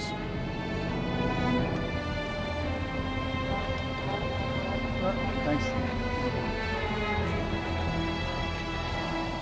For this German armoured battalion, living on a knife edge is routine. The danger of ambush or IEDs, improvised explosive devices, is ever present.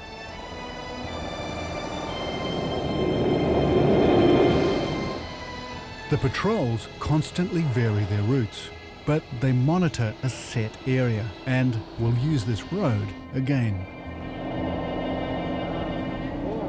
We've almost no information at all about what life was like here for Alexander and the Greeks.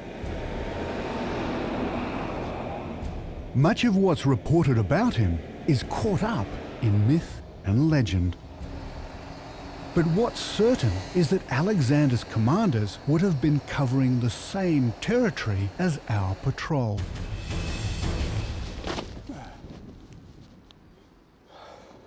So these guys are just setting a cordon around this area, make sure that there's no threat, and then they'll stay here for a few minutes and to see if everything's okay. We're about 3 or 4 k's up into the mountains away from the base, not quite to the extent of the blue box that they call it, their patrol area, but we're definitely in country that could be a problem.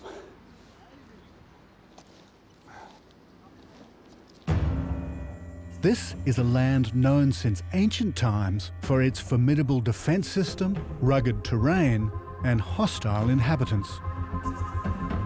But surprisingly, Alexander marched into the Bactrian capital unopposed.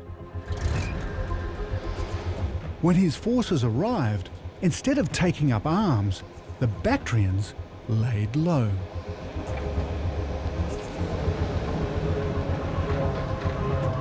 Alexander was not conducting an out-and-out war. He was on a manhunt. His enemy Bessus had now fled across the Oxus River. Like these German soldiers, the first thing that Alexander would have done is secure the passes and the outer checkpoints.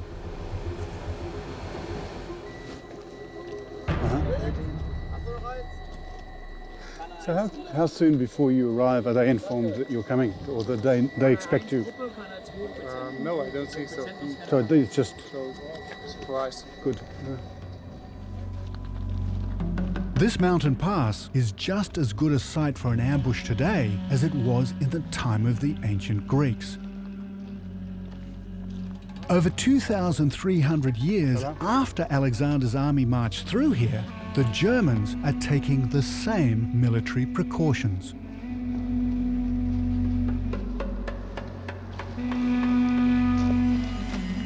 Instead of a German and an Afghan soldier, this would have been an ancient Greek or Macedonian commander checking with a Bactrian officer. Salam alaikum.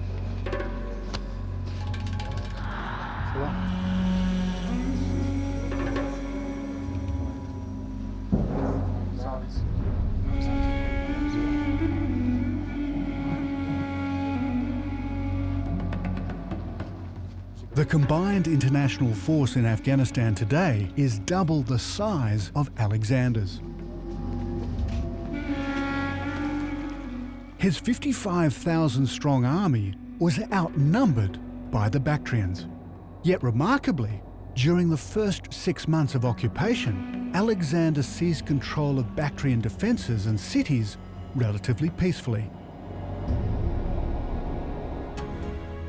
The renegade Bessus was betrayed by his own people and delivered to Alexander. He ordered that Bessus be tortured and killed. Now Alexander needed to make the mark of his authority in his new Eastern Empire.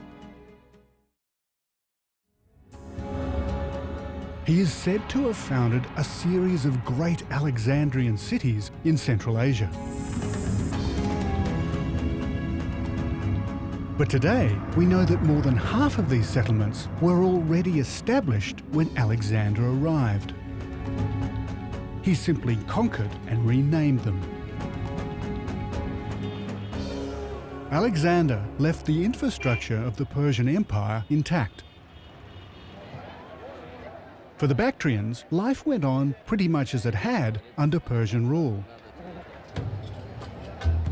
To explore what it would have been like for Alexander to rule here, I've come to the city centre of Mazar-i-Sharif,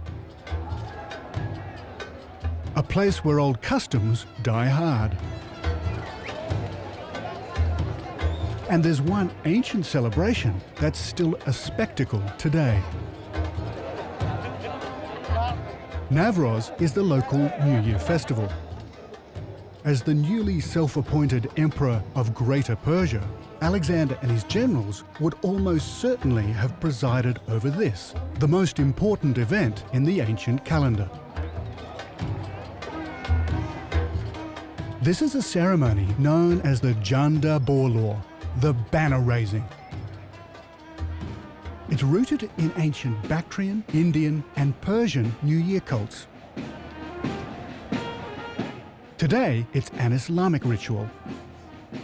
The belief is that the banners at the top of the pole have the healing powers of Ali, Muhammad's cousin and son-in-law.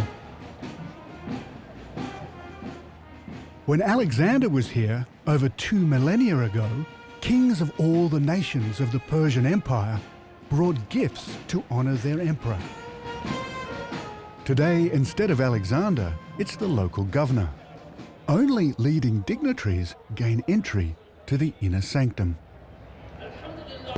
Everyone else has to find whatever vantage point they can.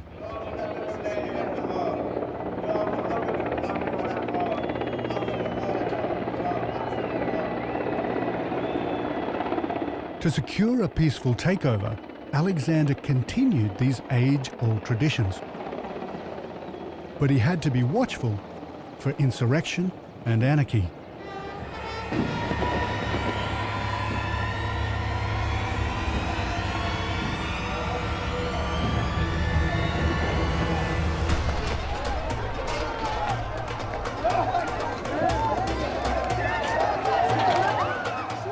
Locals believe that if you grab a piece of material, you'll gain some of its power. It's said that the first to touch it will be cured of wounds and disease, even blindness.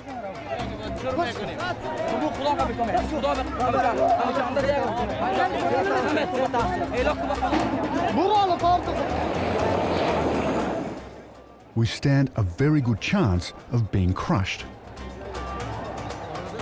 It's time to get out of here.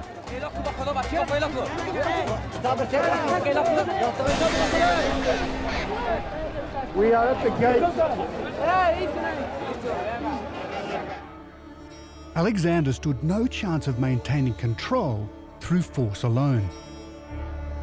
The Bactrians had a highly organised infantry, and their cavalry totalled some 30,000 horsemen, a huge force, quite capable of matching Alexander's meagre 6,000 mounted soldiers. And the power of the Bactrian horse can still be seen on the plains of Afghanistan to this day. Meet Halem. Monday to Friday, he's a taxi driver. But on weekends, for a few months of the year, he's a combatant in a traditional horseback tournament called Bushkazi. The wood slats are to prevent his fibula and tibia being snapped. The padded coat is to absorb the blows of the whip. Hopefully the Russian tank helmet he's wearing is stronger than it looks.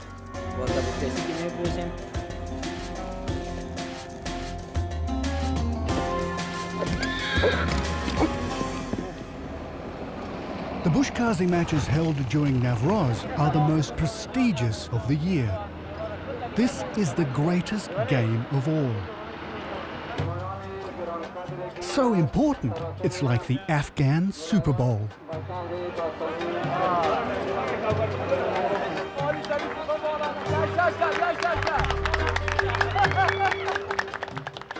Before the match starts, everyone checks out the best horses. Hallam won this event last year, but the competition is pretty impressive.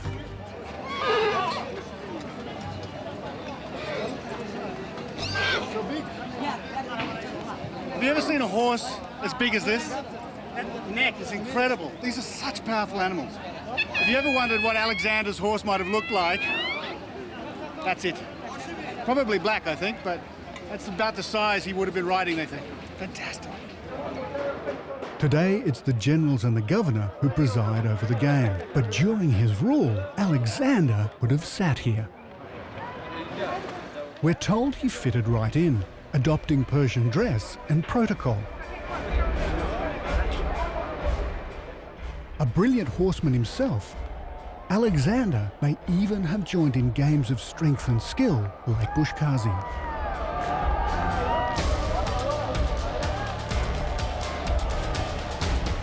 The aim is to pick up the 50-kilo headless calf, ride around the flag and back to the circle without getting beaten senseless. Originally, it would have been played with the body of an enemy. This is an echo of the ancient past, the closest thing we will ever see to a real battle from the 4th century BC.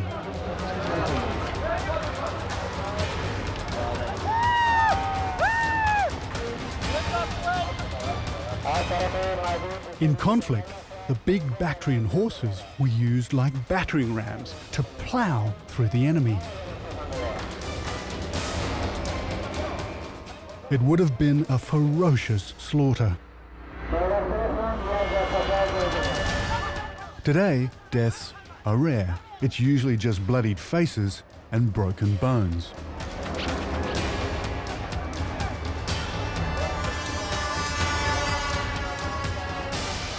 Hallam has been right in the thick of it. He's had a fall and he's pretty dazed. This year, it looks like a new champion will be crowned. To the victors go the spoils. In this case, TVs and electrical appliances.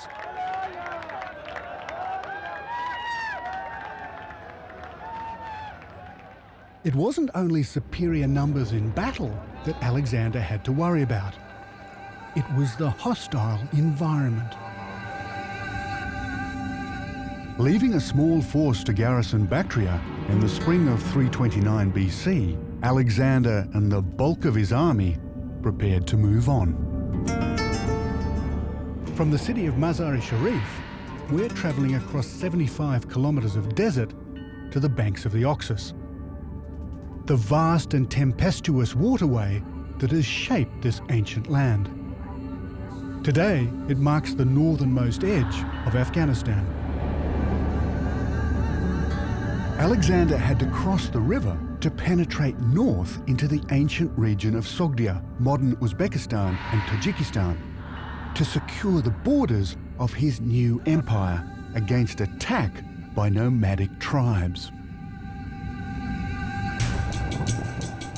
Alexander's biographers tell us that his army, crossing the desert without food or water, lost more men than in any battle. Sandstorms out here are legendary. And simply finding the crossing without good guides may have made the difference between life and death.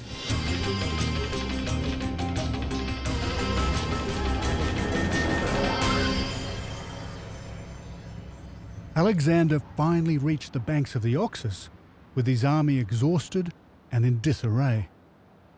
After surviving the desert, he was now faced with another immense barrier: the river itself. I want to find out what it was like to cross the Oxus in the same way Alexander did.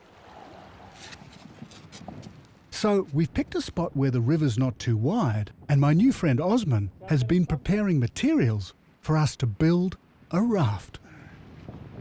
It was about March, they think, and he had about 3/4 of a mile to cross with all his troops and their equipment. It was an incredible undertaking and actually must have scared the Macedonians and the Greeks to death, because this is a very fickle and strange river.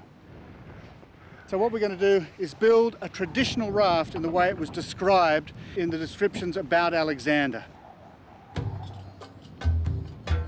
Now what they did is actually use goat skin, just like this.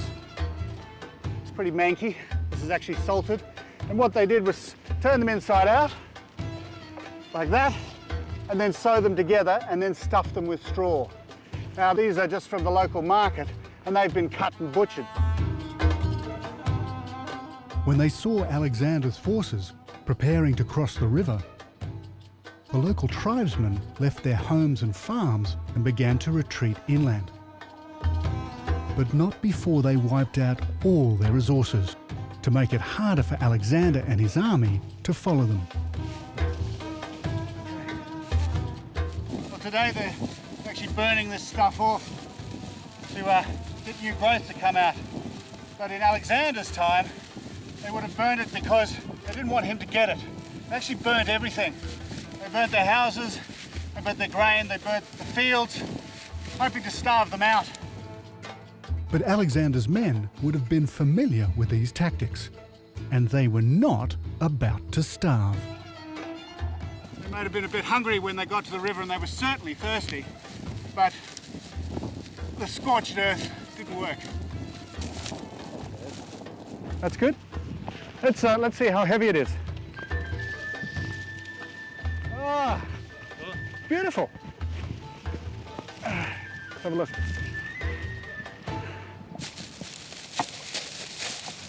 Okay, we'll see you in a little while.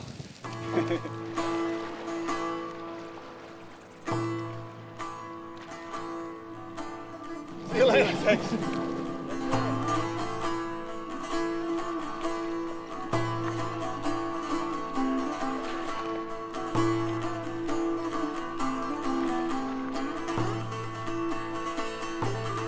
With improvised rafts like this, the huge army took 5 full days to get across.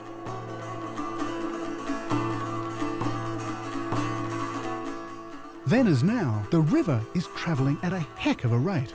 For every 500 metres I paddle across, I'm being carried roughly 3 kilometres, that's nearly 2 miles, downstream.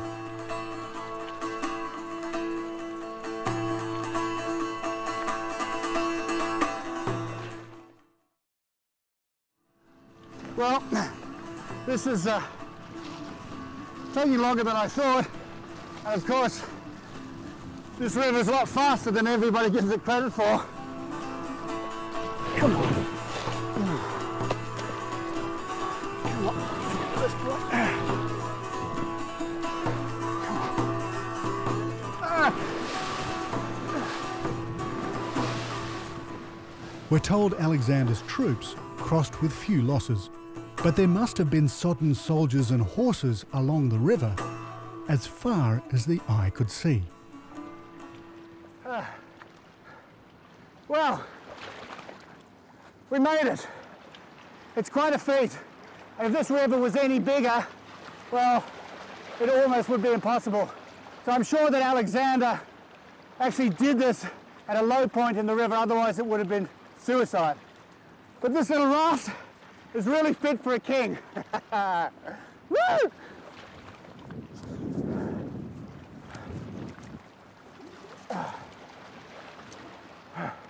Now, the problem is, I've got to get back. Alexander's army spent almost 3 years fighting to maintain their foothold, both north and south of the Oxus, in the kingdoms of Bactria and Sogdia. As he travelled, Alexander is reputed to have built a series of great cities.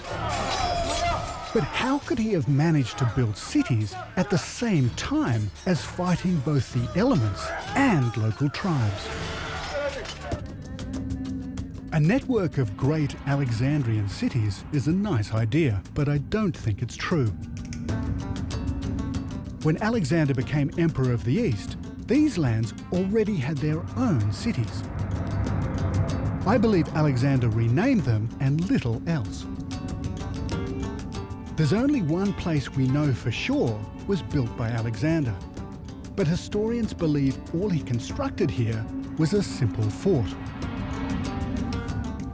The rest of Alexander's cities have never been found. It's said that built on the banks of the river was the most alluring city of all, Alexandria on the Oxus. If I can find a trace of this ancient metropolis, it would mean there is some truth behind the legend of Alexander's cities in Central Asia. The first place I want to check out is an ancient site in Uzbekistan on the northern bank of the Oxus. It's likely to have been a place Alexander seized from the local Sogdian tribes. Well, we're not actually sure where Alexander crossed the Oxus because there's 3 or 4 crossing points all along here. But once he would have massed his troops together and crossed the river flats, he would have come up against the first Sogdian defences. Now this is Campe.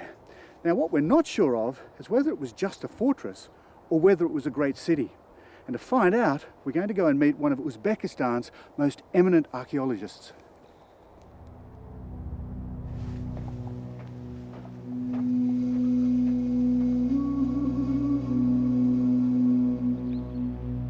Professor Eduard Retveladze has spent the last 30 years of his life patiently scraping away thousands of years of dust from the ancient riverbank.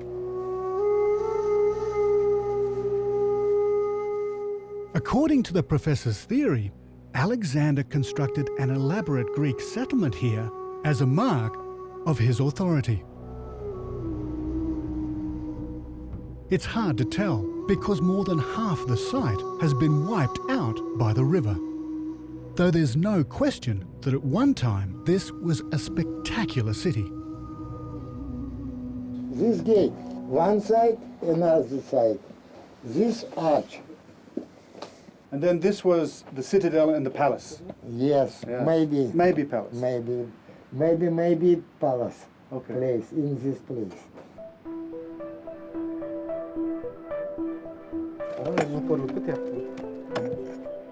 This 3 part, Acropolis, Lower City, and Upper City. Okay.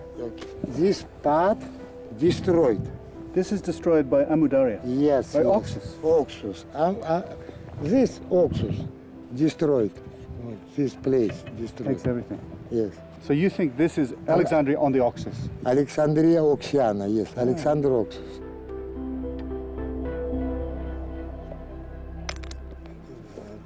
Well, what the professors found here over the last 30 years is that this was here when Alexander came through. It was a fort and he destroyed it. And what the professor thinks is that he came back and actually built a city, and it was Alexandria on the Oxus. But for us, there's a lot more to dig up before we can actually confirm that. Is Campe old enough to be Alexander's great city? I'm not convinced. Alexander was marching north. His army probably spent only a few days here on the river at most. It's likely he simply left some Greek soldiers here to garrison the Sogdian fort, and the city developed long after Alexander had come and gone.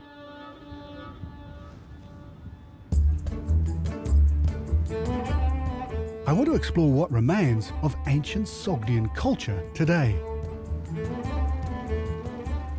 I've got a new guide called Güzel and a new set of wheels.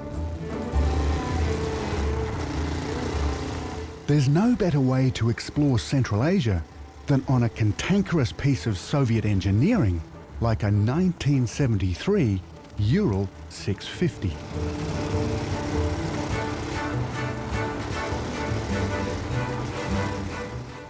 But it's taken Güzel a little time to adjust to life on the open road.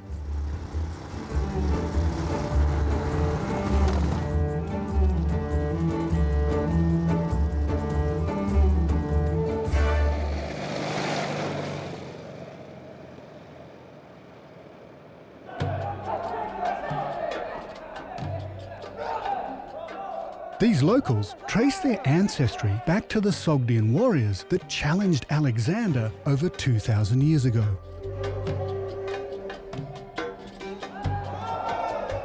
They'd refused to accept a permanent military presence in their lands, and a full-scale revolt against the Greek invaders broke out. To get an idea of what Alexander came up against, I've come to see an ancient martial art called Kurash. This style of combat is said to be more than 3,500 years old.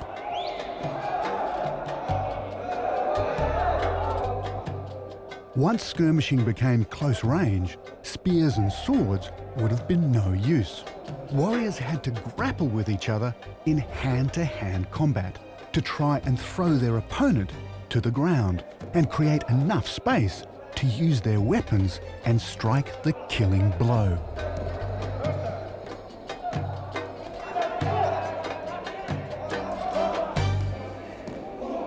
These young guys have incredible skills, but can you imagine what an army of their fathers would have been like? Well, that's what Alexander came up against, and for 2 years he fought a series of running battles. Almost 120,000 people died. Now, for me, how could he have possibly built any cities while he was fighting these guys? We know Alexander must have been daunted by the opposition, because in a letter to his mother, he wrote, "I am in the land of lion-like and brave people, where every foot of ground is like a well of steel confronting my soldiers. You have brought only one into this world, but everyone in this land can be called an Alexander."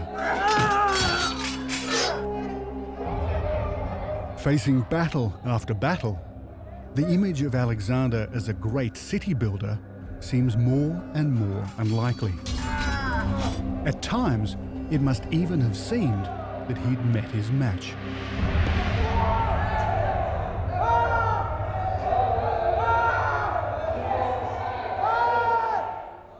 But Alexander found another way to win the battle.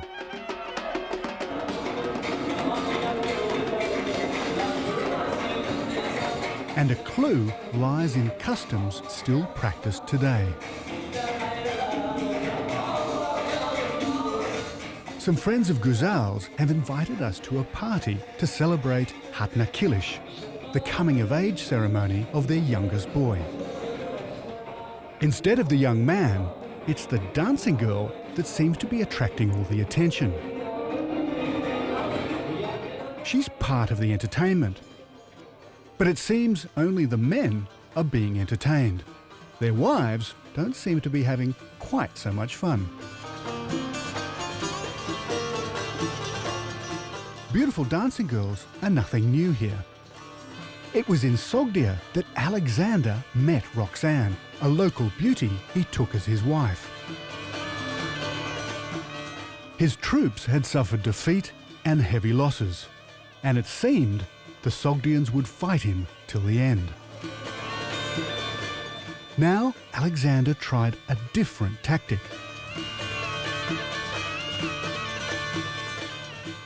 By marrying Sogdian nobility, he hoped to win their loyalty and a lasting peace.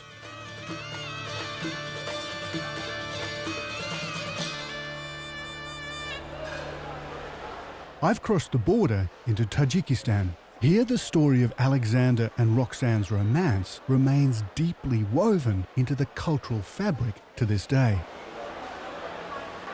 And it's easy to imagine that ancient Sogdia was once as rich and colourful as this marketplace. And if you're wondering what the Sogdians were really like, well, all you have to do is just have a look around. They're everywhere. Despite the civilizations and the different invasions, they've remained. And if you look really hard and long enough, well, you just might find Roxanne. Okay? Спасибо. I think Roxanne's story might be the key to finding Alexandria on the Oxus.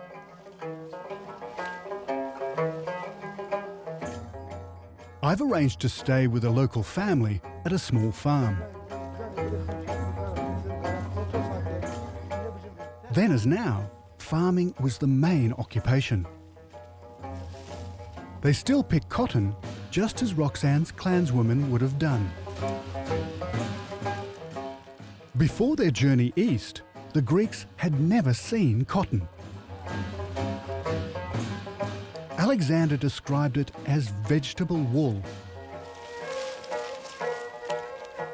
His troops stuffed it in their saddlebags and carried it home to Greece, introducing cotton to Europe for the first time. Beside the cotton plants, the Oxus River Valley would have been lined with vineyards and irrigated fields planted with vegetables and grains. Here they still make food the traditional way, and they're intensely proud of their heritage.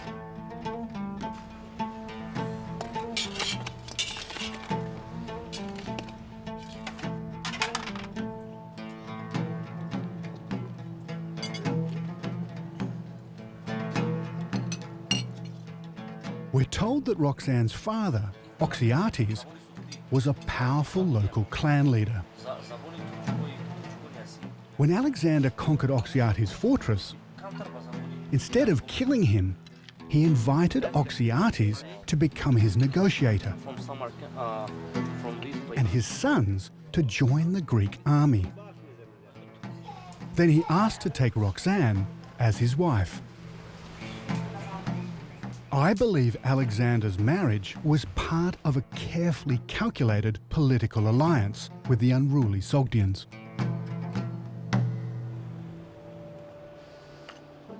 Many scholars believe that Alexander and Roxanne were married across the border in Afghanistan. But ask any Tajik and they'll tell you that the story unfolded right here in Tajikistan at Hisor Castle.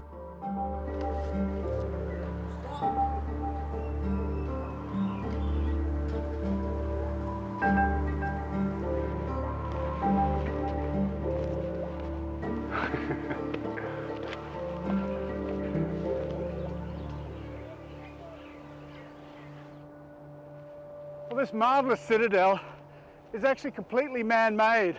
It must be 300 or 400 feet up here.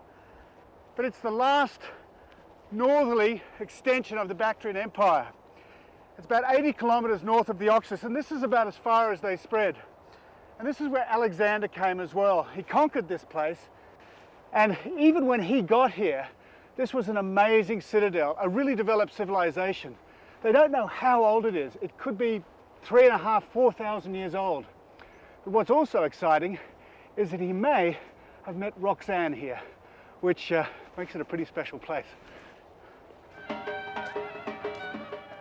So special, in fact, that every weekend, Tajik newlyweds come here to be enriched by the romance of Roxanne and Alexander.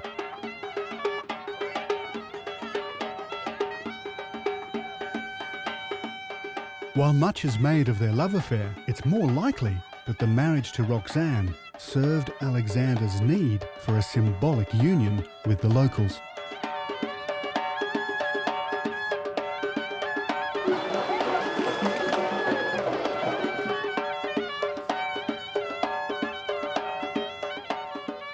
With Roxanne by his side, he took on the role of kinsman instead of conqueror.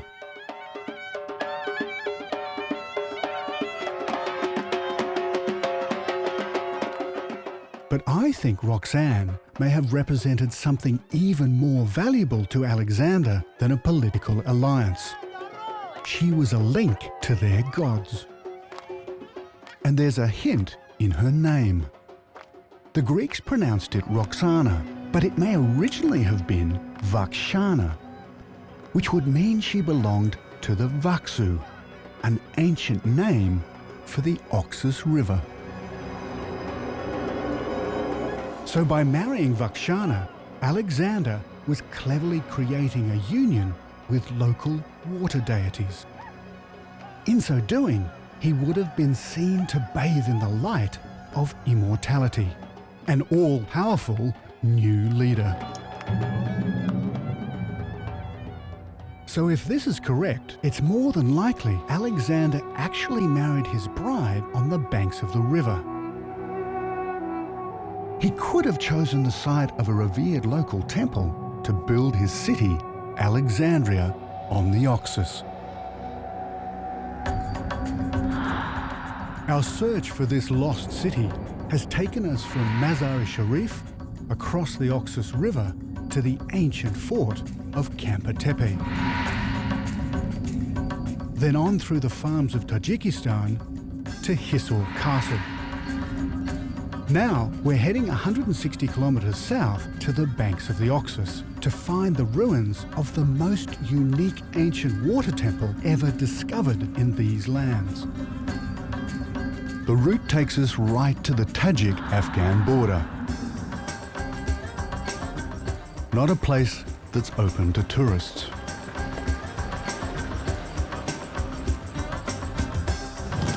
They don't allow many people to come here. You need a special permit. Yeah. We've been given access on the condition that the army is with us every step of the way.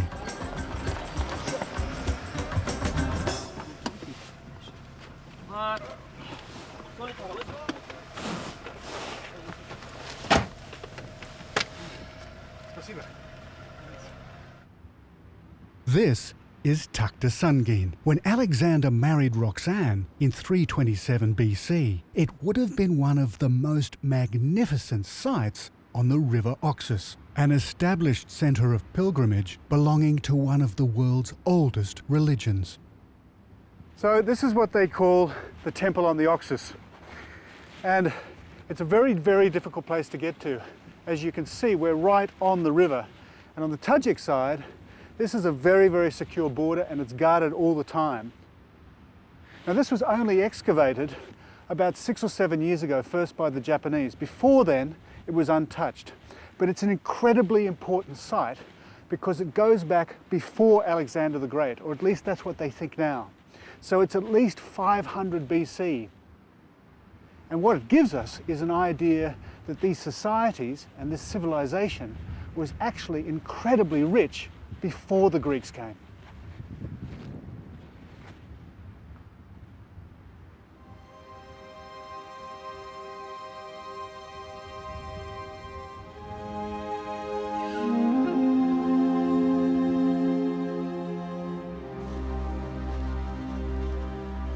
So this must have been a hallway going right through. And this drainage system is amazing because that's very advanced. This was a very special temple complex,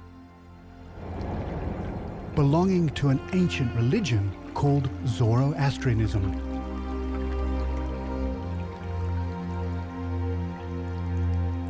Zoroastrians worshipped a universal creator.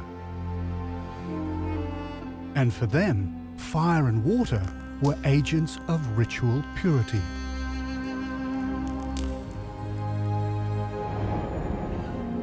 In ancient times, it's likely ceremonies took place in the sacred waters of the Oxus. As Alexander's army conquered this land, most towns were abandoned or destroyed. But Takht Sungeen was left largely intact. Why would Alexander have spared it? perhaps because it was dedicated to the same sacred river as his bride-to-be, Vakshana. It may even have been the auspicious setting for his imperial wedding. So could this be Alexandria on the Oxus? It was a thriving riverside settlement, and some of the artefacts discovered here are Greek in origin. Tuktosungin appears to have been used by locals and Greeks long after Alexander's conquest.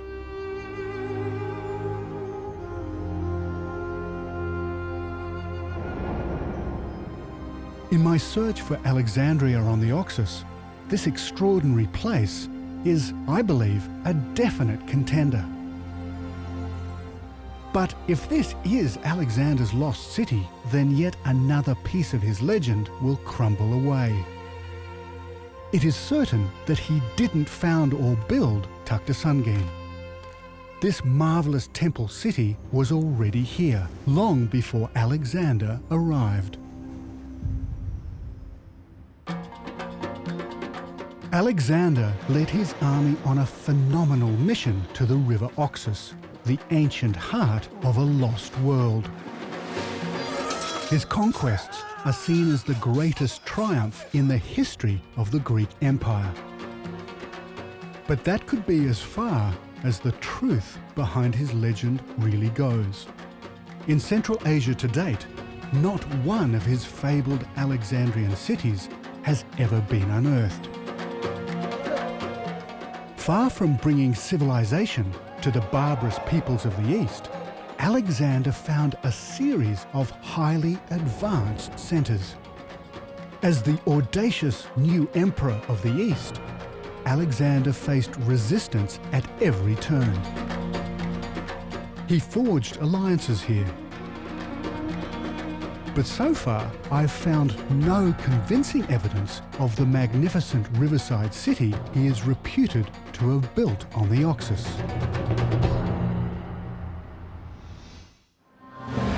In the wild highlands and war-torn plains of Central Asia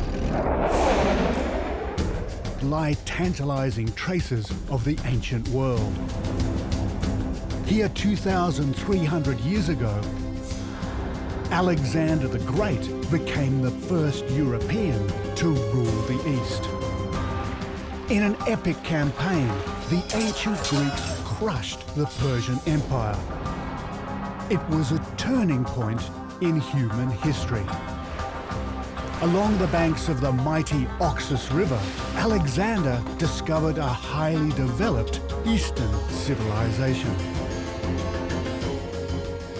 My name is David Adams. I'm a photojournalist, and I want to explore the footprints of this ancient world, today almost entirely erased. This is my quest for Alexander's lost world.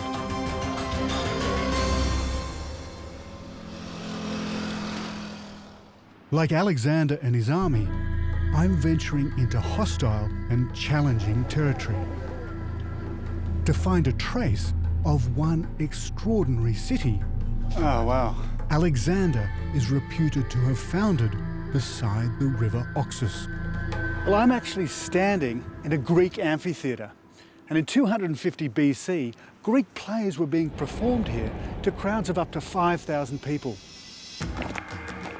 I'm going to explore a series of ruins that may hold the key, both to Alexander's lost city and to an astonishing civilization that flowered here thousands of years before the Greeks arrived. This is the story of how the Greeks built a dazzling eastern capital in a remote corner of Afghanistan, the city of Lady Moon.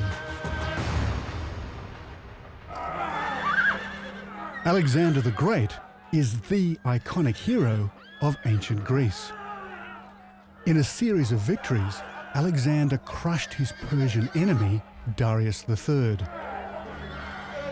and claimed for himself the title of Emperor of the East. But Alexander's conquest in Central Asia may not have been all it appears. I want to separate the fact from the fiction. As Alexander pushed his way deeper into Persian territory, he came up against intense resistance. In the kingdoms of Bactria and Sogdia, local tribes fought his army in pitched battles every step of the way. It took all the Greeks' resources just to garrison the territory they'd claimed.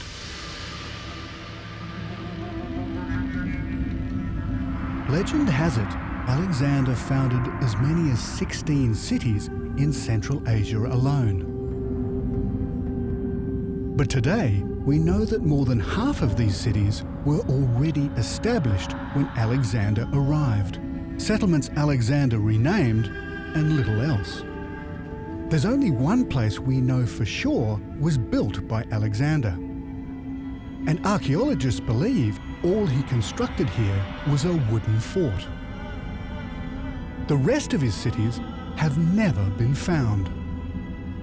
If I can find a trace of just one ancient metropolis built at Alexander's command, it would mean that there is some truth behind the legend.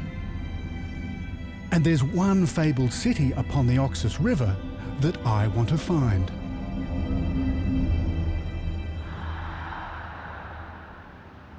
I'm following the tracks of Alexander into Afghanistan.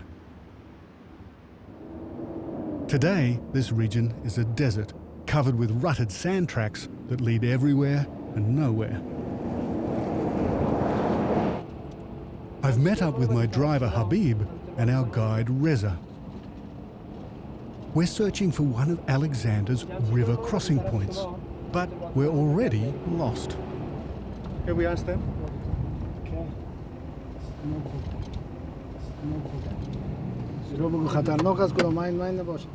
And hopefully these guys are going to know where the crossing is. خودت امی تو که ما میان بریم امی سرکنی؟ اقتفا. امی اقتفا. We've come down here, and Yeah. we're just there. The village. Yeah. Octopi. And see, it says it crosses here, but no. نه هم سر شهر اقتفا میره باز دوسن میریم دو طرف بریم دو جا تا میشه. بله. Well, life's going to get very interesting. We don't even know if we can cross the river.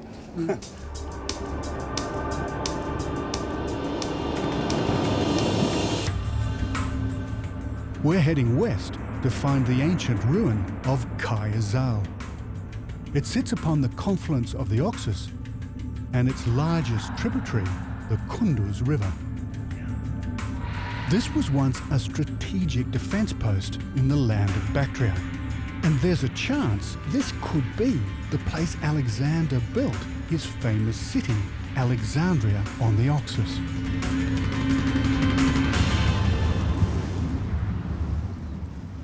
These desert lands are totally unpredictable, and a sandstorm is fast approaching.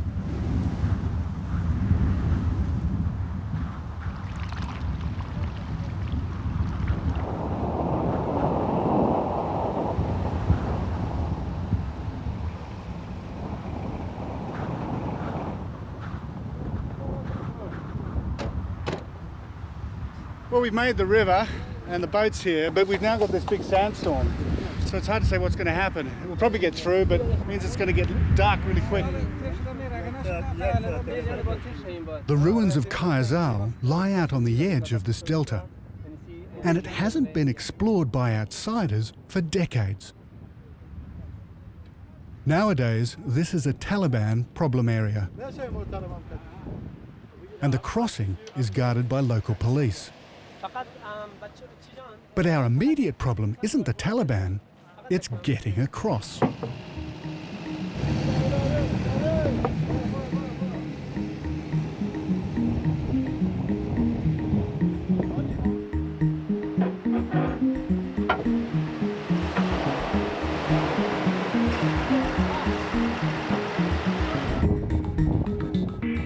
These waterways are in a constant state of flux as the river level slowly drops throughout the year, then floods every spring, cutting the villages of the delta off from the rest of the country.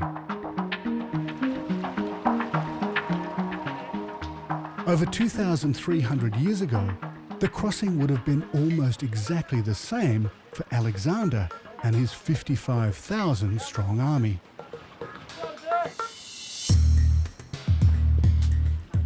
On their 3-year-long campaign through Central Asia, they braved this harsh, constantly changing environment and hostile tribes.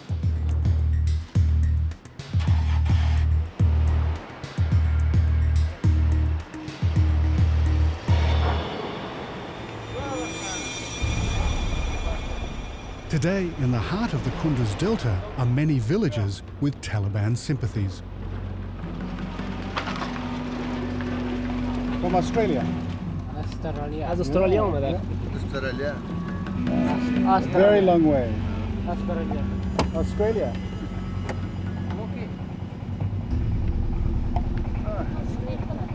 We're escorted to the police post and an audience with the local commander.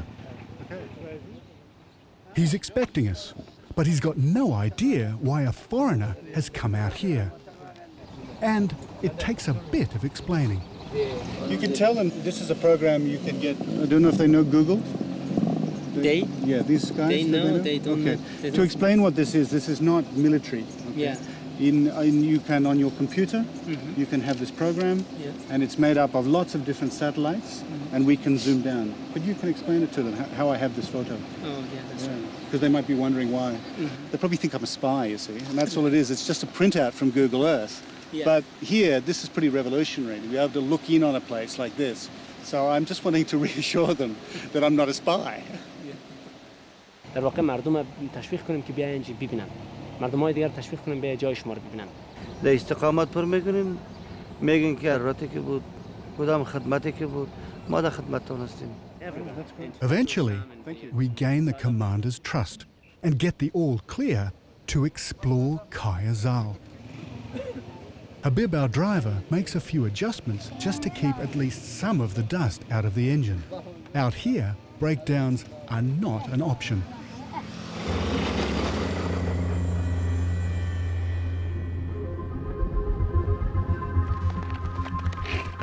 From a distance, Kaya-Zal seems little more than just another flat-top hill beside the ancient Kunduz River.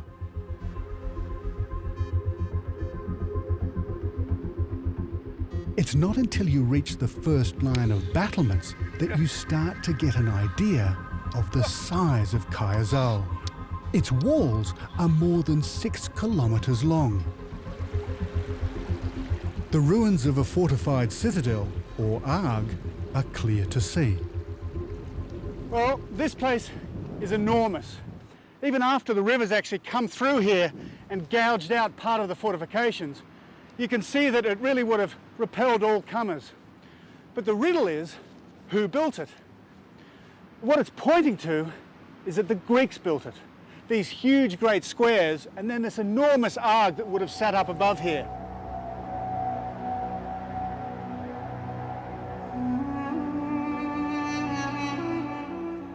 This site is so remote and hard to reach, it has never been excavated. So much of its story remains a mystery.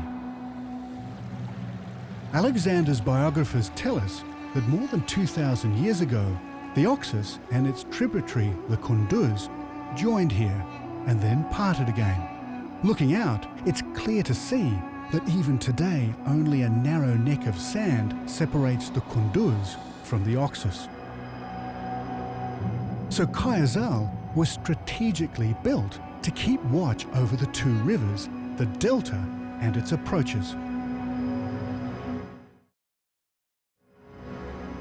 But its layout and design suggest that this was once a bastioned Greek city.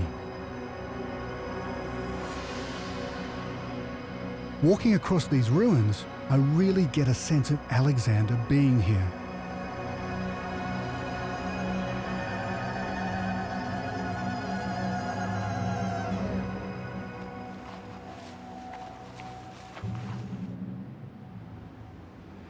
You know, one of the things about climbing over places like this is you're actually climbing through history. And as you move around, you could think back to what it would have been like living on this river, perhaps as a Greek stationed here for the rest of your life. I don't know if it would have been soul-destroying or uplifting, It was a totally different world for them and me.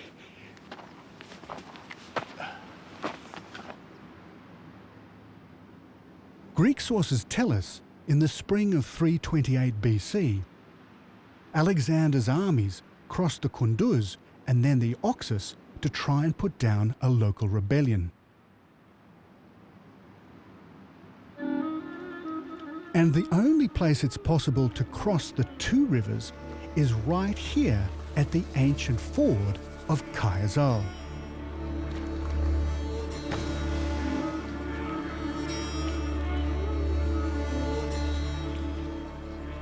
This could be Alexander's city, but there's a problem.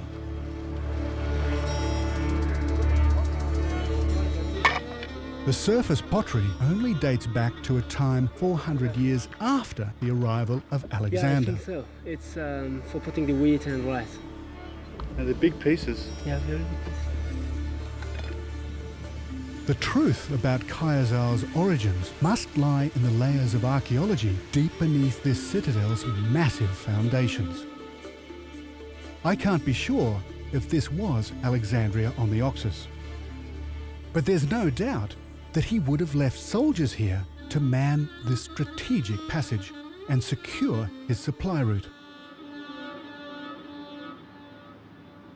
Control of vantage points like this was the key to Alexander's success. From here, he took the fight north across the rivers to suppress the fiercely independent Bactrian and Zadian tribes. We're told Alexander had a fearsome army. There were 9 infantry units, amongst them thousands of archers and shield bearers, accompanied by over 4,000 cavalry. But to truly crush all resistance, he would have to do more than win battles.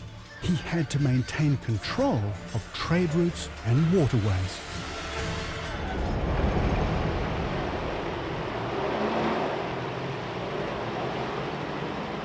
For the Greek troops left behind to garrison local towns and villages, life would have been similar to that of these Afghan policemen today. That's very good. Welcome. Welcome to Kazi. Thanks. Hello. We're staying in their barracks for the night. Oh, this is great. This is fine. Yeah. Yeah. Yeah. So We'll get the bag. yeah, why not? The policemen are not from around here. They're recruited from other parts of the country for a very good reason. Here, the law of the land is still dominated by tribal politics.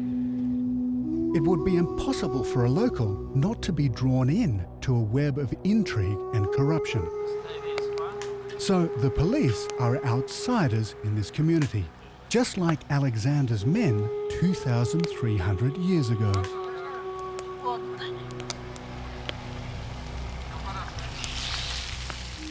For the Greeks, it would have been a hand-to-mouth experience, stationed here at the end of their known world.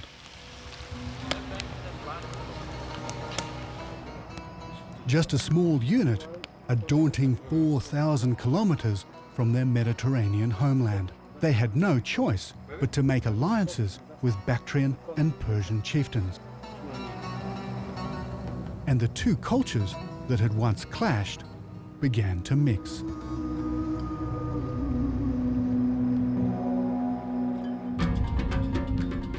So far, we've followed the route of Alexander's army to Kazi. But I'm not sure that this little-known ruin could ever have been more than just a Greek garrison in Alexander's time.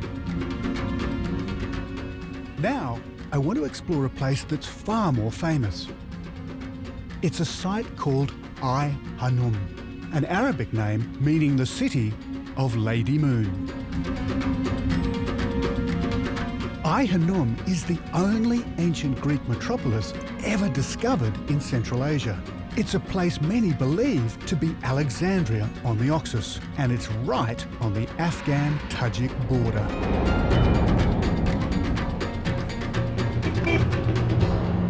After a secure night at the police barracks, we're back on the move. I've met up with Jamshid, a local guide. It's just so green. I hadn't expected it to be so fertile here. Well, this is the time that, you know, people are working on their fields, and they just start growing melon, watermelon. Our next challenge is a formidable one. Ai Hanum is right in the forbidden military border zone. It's so highly protected, we first have to stop at the nearby city of Talakan to get special permission from the governor of the province.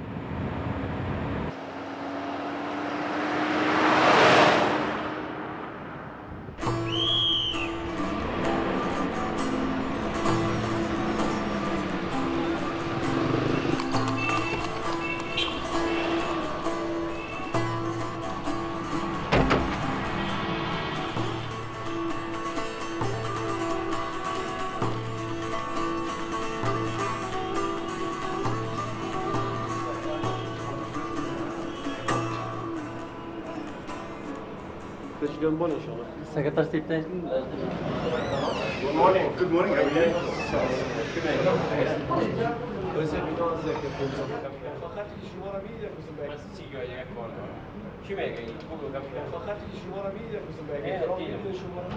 And we're going to the areas that you feel. He said that then if you have any problem, call me.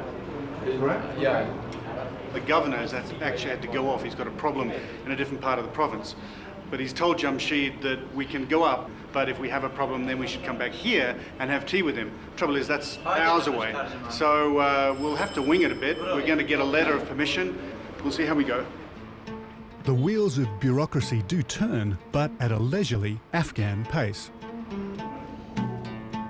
This is one part of my journey that Alexander definitely wouldn't have had to do. It seems to be taking forever. So I head outside for a stroll through the Talakan markets. Sadly, few outsiders ever have a chance to experience everyday life like this.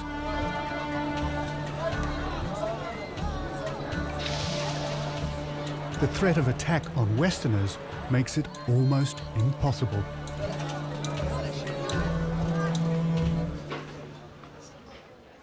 The ancient Greeks were among the first Westerners to come here. They stood out from the crowd, just like me. So what do we have? Rice and then the resin and some meat.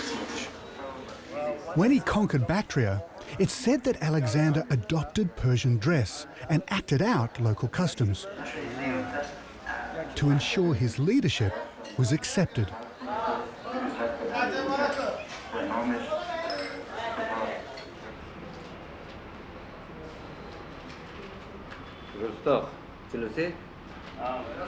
Okay, we have got our. Well done. Yeah. We need all these? Yes, we need all the place you're traveling, we need one on paper for the people. But so for the police and for the government? Police, Okay. Government, yeah. Okay, well done.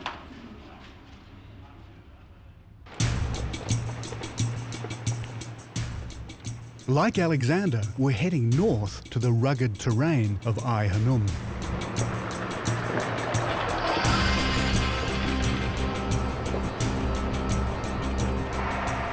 This is one of the poorest regions of Afghanistan. In this arid landscape, only the river valleys can sustain life. But we hit a major obstacle. The bridge across the river has been out since heavy floods almost a year ago.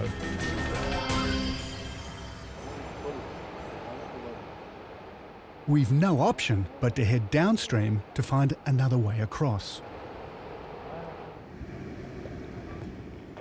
Just getting through the mud to the crossing point is a trial in itself.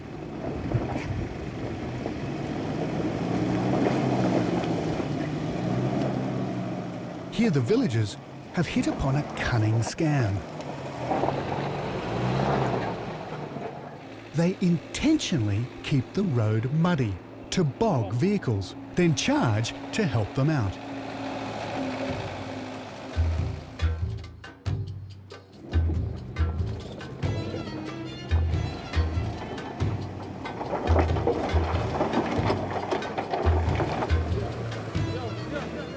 And since we're foreigners, the price goes up from $5 to 60.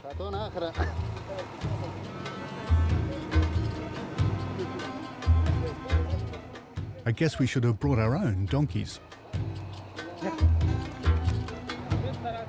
We get hooked up to the tractor, and it looks like we'll be across in no time.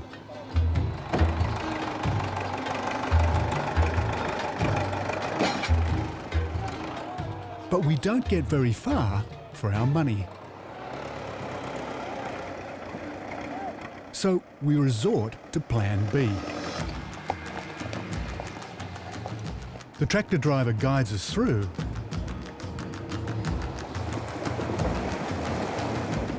and some locals lend a hand.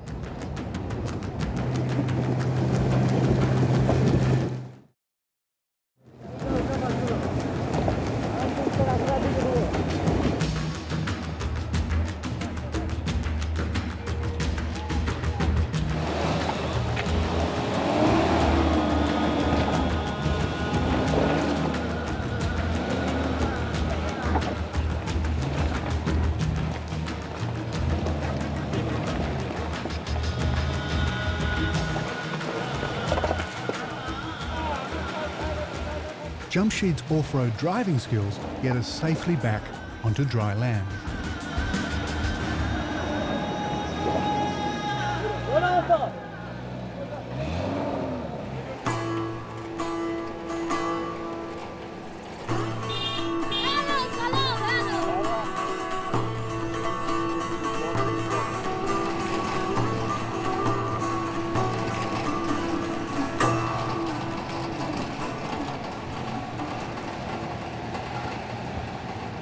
We've been travelling almost all day, done about 3 different police checks, drunk a lot of green tea waiting for our permits, but we're finally here. This is Ai Hanum, and it's absolutely vast. We haven't had a look at it yet, but it's a whole mountaintop. It just looks mind-blowing. The site was officially discovered by the Afghan king Muhammad Zahir Shah during a hunting expedition in 1961. And when French archaeologists began excavating, they found a sensational series of ruins that were unlike anything else in Central Asia.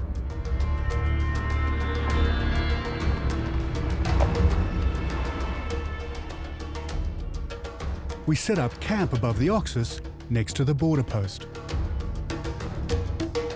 It's quite likely that a division of Alexander's army set up camp right here too. This would have been a strategic position guarding the river crossing into Sogdia. Across the river is Tajikistan. Ever since the Soviet occupation in the 1980s, this has been one of the most heavily defended borders in Asia.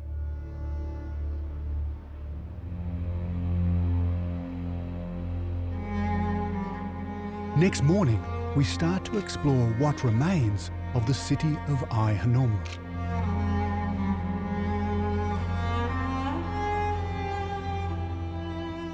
The first thing we spot are the scars in the earth, made not by ancient hands, but treasure hunters and modern conflict.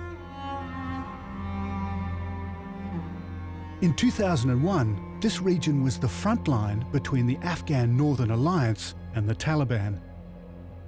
Trenches and tank dugouts are still clear to see.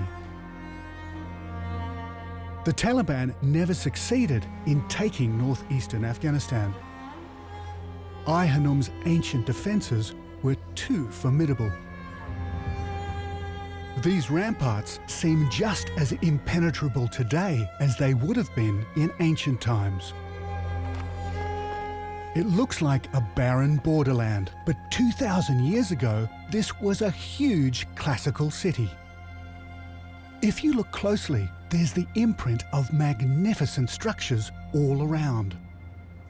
Well, I'm actually standing in a Greek amphitheatre. And in 250 BC, Greek plays were being performed here to crowds of up to 5,000 people. Behind me is what remains of Ai Hanum, Lady Moon, a Greek city 4,000 kilometres from Athens. It's astonishing to think that all the way out here in Afghanistan, this was a Greek settlement. Here people would gather to be entertained, as traditional Greek comedies and Olympian games were played out in this immense amphitheatre.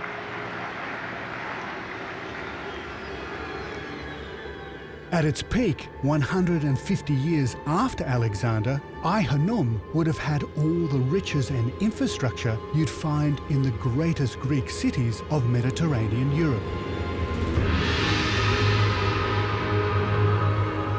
It stretched along the river for over 2 kilometres.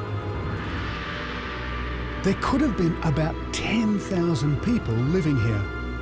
Many were Greek colonists, and here they built a place that reinforced their Greek origins.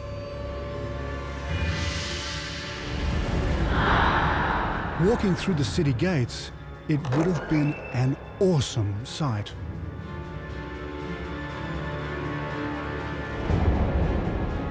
Beyond the ramshackle dwellings and large stately homes was a huge waterside palace.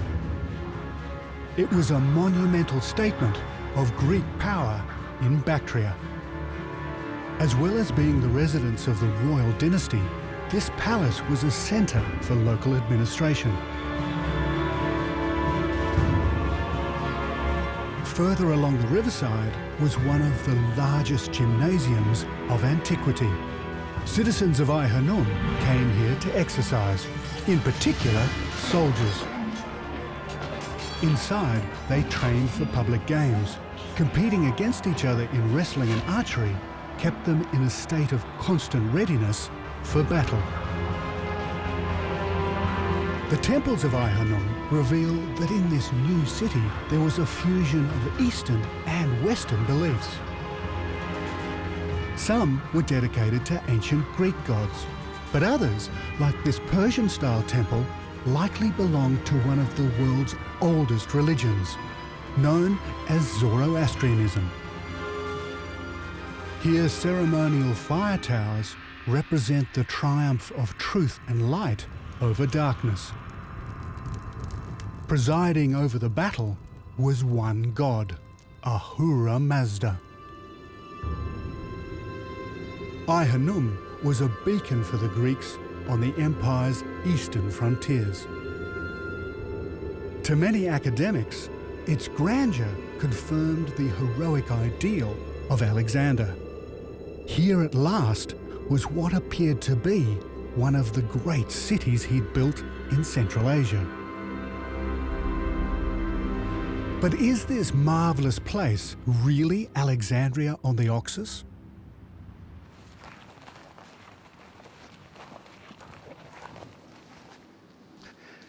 So here, in the only Greek city ever discovered in Central Asia, do we see the hand of Alexander?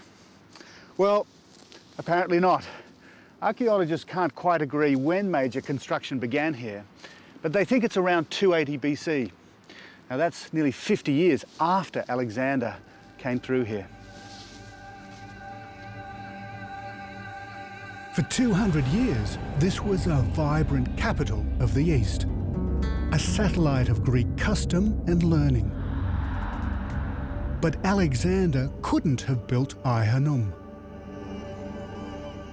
After nearly 3 years of almost constant warfare, in the summer of 327 BC, Alexander left Bactria with the bulk of his army. 4 years later, he would be dead, and the forts and cities he'd briefly conquered were quickly abandoned. So who did build Ai-Hanum and why? The origins of this place are still shrouded in mystery. And it's because a huge amount of the archaeology has simply been erased.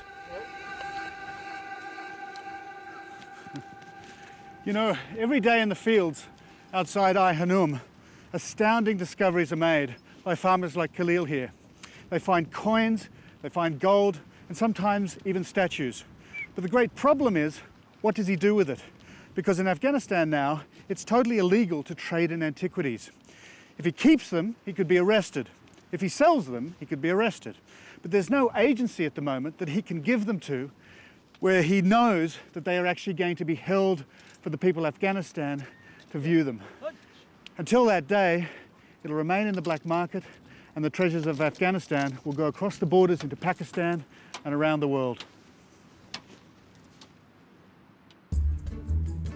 Some artefacts have survived the black market, and I've heard that a local chief has filled his tea house with artefacts from Ai Hanum.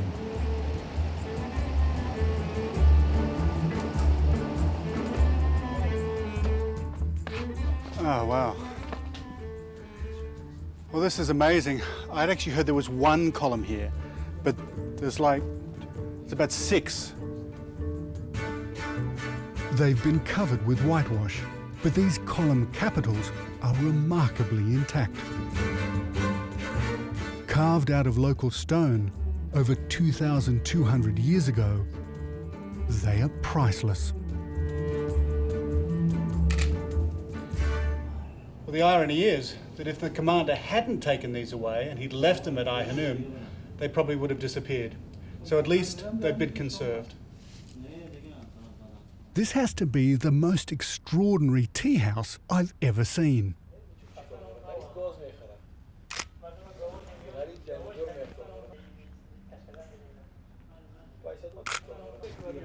The commander has certainly picked some fantastic pieces.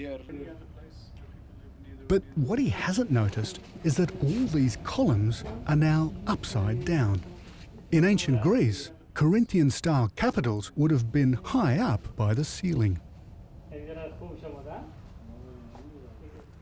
So, if not Alexander, who could have summoned the resources and manpower to create a whole Greek city from scratch?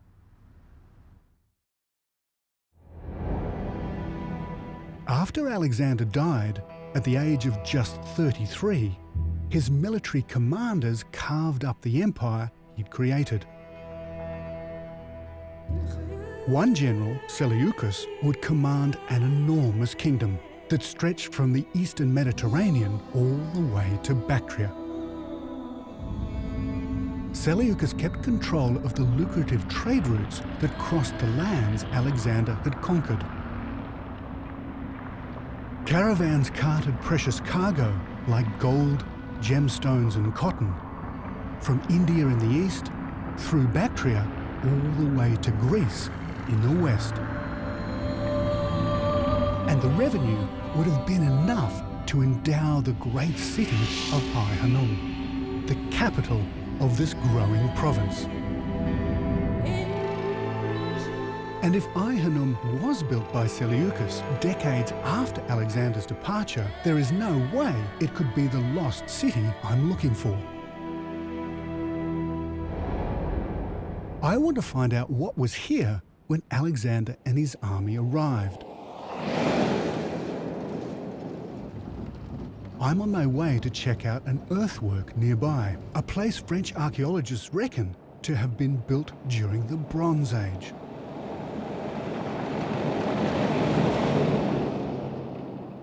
And what I find is magnificent.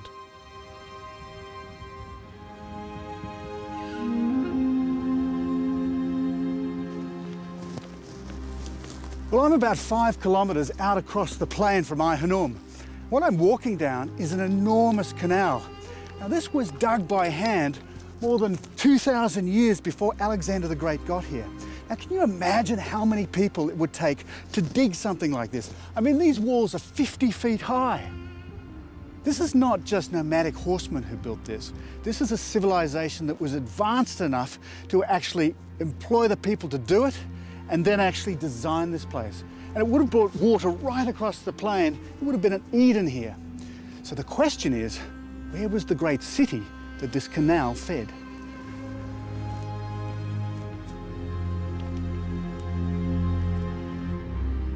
It's not only the canal that has changed. It's hard to imagine a time when this was fertile ground. But once, the Oxus River followed a very different course than today. Signs are everywhere that in the Bronze Age it flowed across the middle of this plain.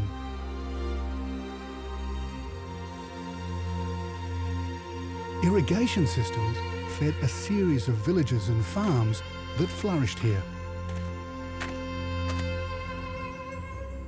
To date, only one has been excavated, and it's called Shortagai. Well, I know this place doesn't look like much, but in fact it's incredibly important. It was excavated by a French archaeologist named Frankfurt just before the Soviets came in. And what he discovered was this place was Bronze Age. It's more than 4,000 years old. But what was really exciting was that he found that this was an Indian trading post right here on the Oxus. Now today, the Oxus is about 5 k's away, that blue line you can see. But back then, the river level was higher and it came right in here. And so, this being an Indian trading post puts a whole new spin on everything.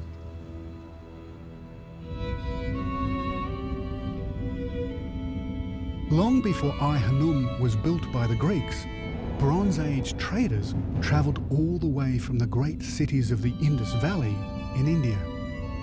They came right across the Pamir Mountains by caravan, all the way to riverside outposts like Shortagai. They carried painted pottery, gold and bronzeware. It was not only goods that travelled on these routes, but people, ideas and spiritual beliefs. Russian historians think the plain surrounding Ai-Hanum could have been the birthplace of the prophet Zoroaster, making this the spiritual heartland of the revolutionary local religion Zoroastrianism.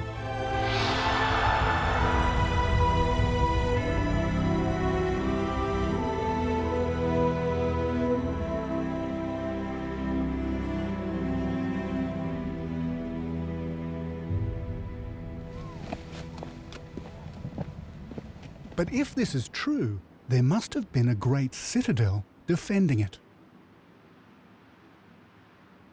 To find out more, I visit a man who knows this place better than anyone. General Khalil Halik looks after the 125-kilometre stretch of the Oxus River that runs alongside Ai-Hanum. It turns out the general's passionate about the history of this area. He tells me that there's evidence all around the barracks we're sitting in. French archaeologists found surface shards thousands of years old.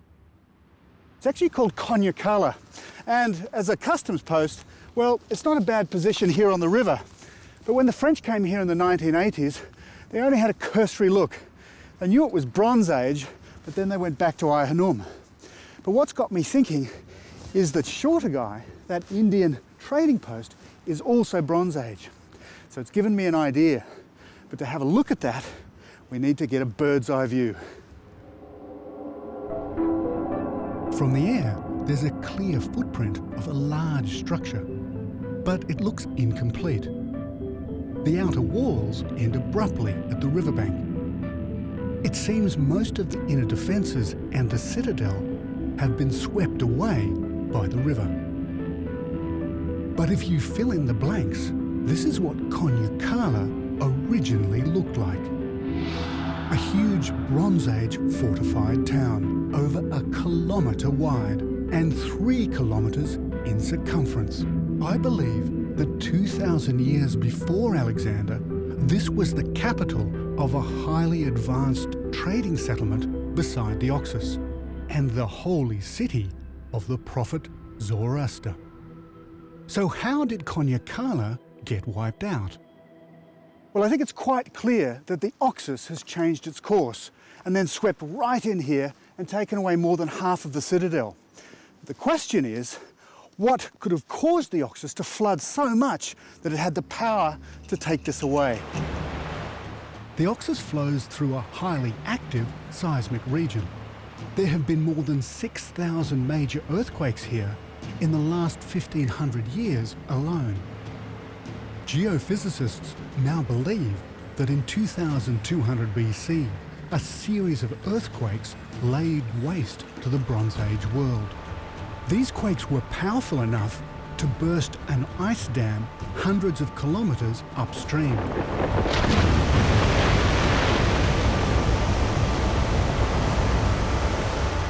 Unleashing a huge torrent of water.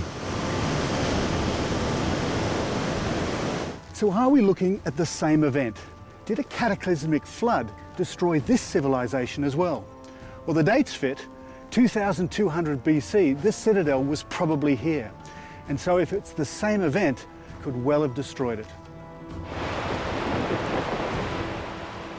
In an instant, the mighty Oxus River carved itself a new course, smashing through everything in its path.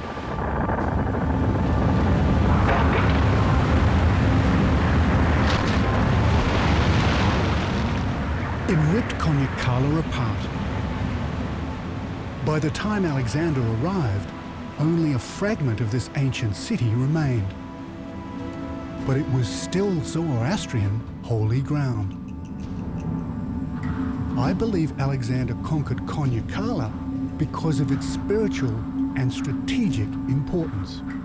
He then renamed it Alexandria on the Oxus. And 50 years later, his successors constructed their own sacred Greek city next to the old, the place we know today as Ai Hanum, the city of Lady Moon.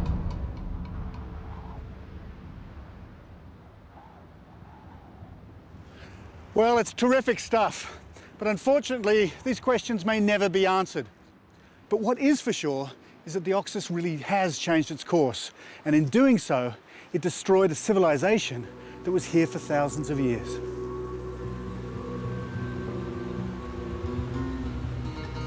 At last, I've started to unravel the mystery of Alexander's lost city. Through the ages, the legend of Alexander has become larger than life. His route was grueling, and the battles he fought were hard won. It's now clear to me that Alexander had neither the time nor the resources to build 16 cities along the way. Many of the cities he conquered were already highly advanced settlements when the Greeks arrived. When Alexander took over, these places were simply renamed in his honor. He did create his own forts and would have re-engineered city defenses. But there's no sign of the great Alexandrian cities of legend, not even on the Oxus.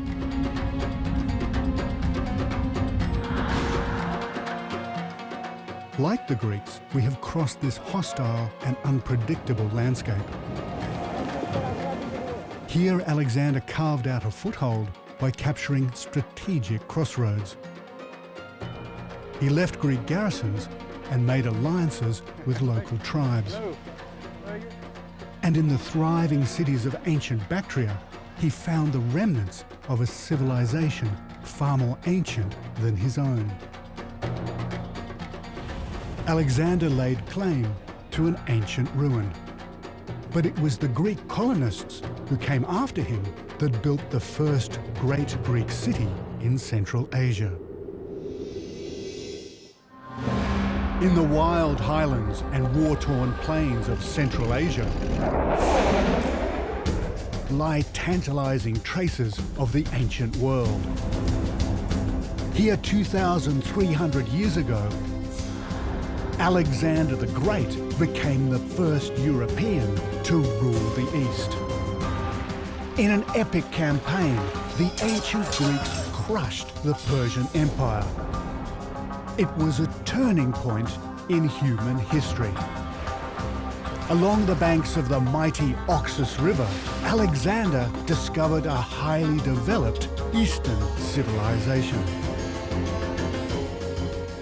My name is David Adams. I'm a photojournalist, and I want to explore the footprints of this ancient world, today almost entirely erased. This is my quest for Alexander's lost world.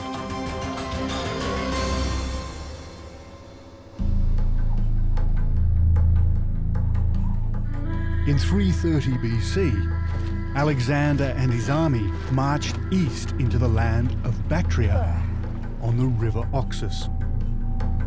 They'd already endured 5 grueling years of battle. Yet despite a series of decisive victories against his Persian enemy, Alexander pushed on. Drawn by the promise of the most treasured resources in the world. For Alexander, the Oxus was a place of myth, legend, and riches. Well, let's consider for a moment that Alexander and his generals knew exactly where they were. They'd come to the Oxus because they believed that this was the land where Jason and the Argonauts came. So was this the land of the Golden Fleece? I want to follow the ancient trade routes and time-worn trails that today cross the Badlands of Afghanistan.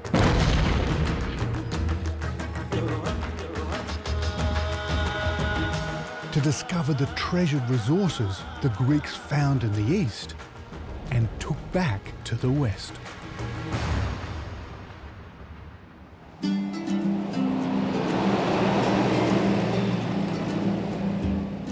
We're travelling along the Oxus to find the precious raw materials that made this region a highly prized crossroads in the ancient world.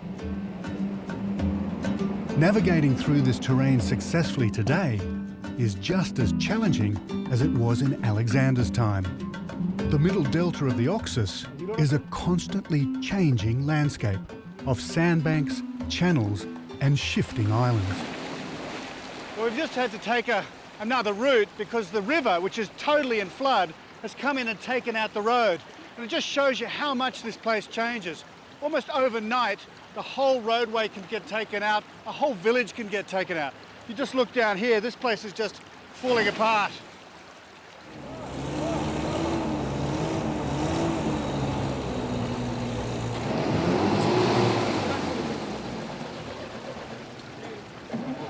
No, he's just digging himself in too. No. If he gets it out, stops it, then we shorten the rope, okay? Okay. Go. Oh.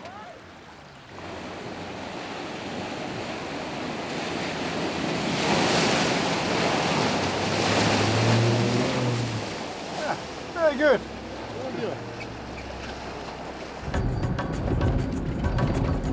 Alexander faced the Pamir and Hindu Kush mountain ranges of northern Afghanistan.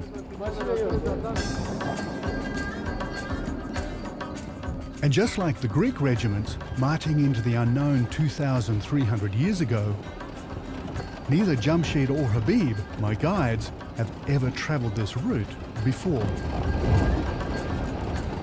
From now on, we have to rely only on my GPS and directions from locals.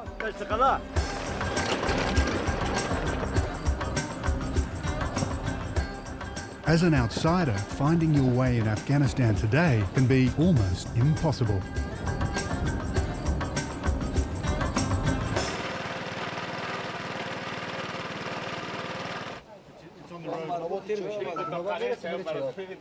One of the problems is we're using maps made in the 1980s when the Soviet Union invaded Afghanistan, and the place names are very different now. The map has changed even more radically since the time of Alexander. The Greeks called the Hindu Kush mountain range the Caucasus. But today, the mountain range we call the Caucasus lies 2,500 kilometers northwest in the modern Republic of Georgia. It's this confusion of ancient and modern place names that has led many academics to assume that Alexander was at times hopelessly lost. I believe that far from being lost, Alexander knew exactly where he was. Accounts of explorers and ancient mariners stretch back into the mists of time. Alexander would have heard of the famous explorer Cyclax, whose journey in 515 BC took him from the Mediterranean to Afghanistan and beyond.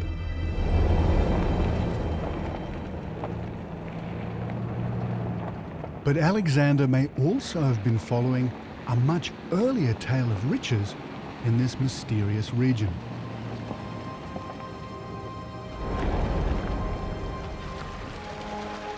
The myth of Jason and the Golden Fleece is perhaps the earliest account we have of a voyage to the east in search of treasure. Jason was undoubtedly one of Alexander's heroes. Buried deep in the legend is a whisper of truth. And there's an important link to Jason's story here in Afghanistan today.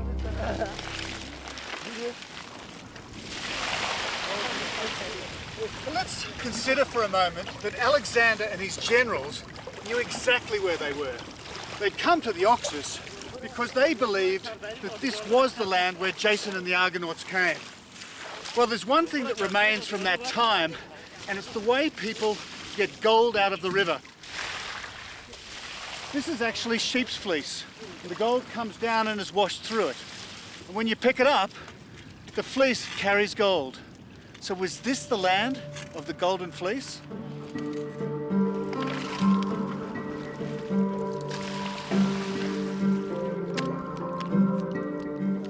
Mineral treasures like gold made the Oxus an alluring prize for any conquering army.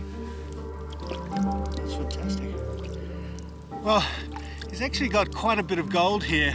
It's very, very high quality. And what's incredible is this really powered this empire right through all the different civilizations. And the ancient treasure trove is still here for those that search hard enough. Jamshi, how much money are they going to make from this? It says that if we work very slow, 100 hours, 50 hours. But if you work, 10,000. So that's about $200. So it's not bad business, this, even today. $200 a day on each one of these.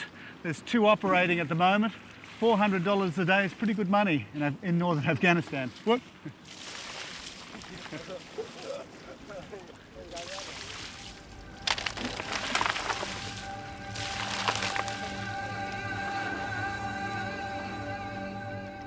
The Argonauts sailed from Greece to the land of the Golden Fleece.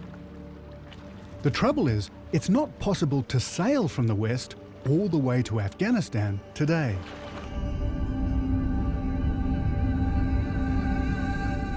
But at the end of the last ice age, around 14,000 years ago, the climate changed. Vast ice sheets of the northern hemisphere melted, making sea levels much higher. So high that a waterway, the fabled River Oxus, connected the Caspian and the Black Seas. The Oxus stayed open for thousands of years. Jason's myth could be based upon tales of the first brave mariners of the Neolithic age. 8,000 years ago, they travelled and traded across the seas, eastwards to the Oxus River. By the time of Alexander, the River Oxus was closed, but the idea of the Golden Fleece lived on. And once Alexander conquered ancient Bactria, the Greeks used the wealth from trade in these materials to develop their empire in the east. To this day, the rivers of Afghanistan are laden with alluvial gold. And in the hills, silver, iron ore, rubies, and dozens of other rare minerals continue to be mined. Extracting precious ore was easy. Transporting and trading it was the hard part. Aside from the perilous journey itself, ancient traders lived with the constant threat of bandits. For Alexander, finding this source of precious raw materials may have been a prize worth fighting for. We're heading for the ancient trade routes that cross the Hindu Kush. The name of this vast range means Hindu killer, because it is one of the most unforgiving landscapes in the world.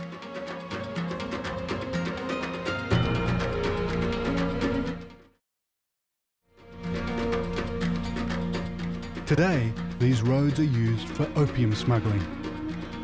70% of the world's supply comes from Afghanistan. Much of it is trafficked through here. This area has also recently seen Taliban activity. And even though I prefer to travel unarmed, Jamshid insists on borrowing a gun for this leg of the journey.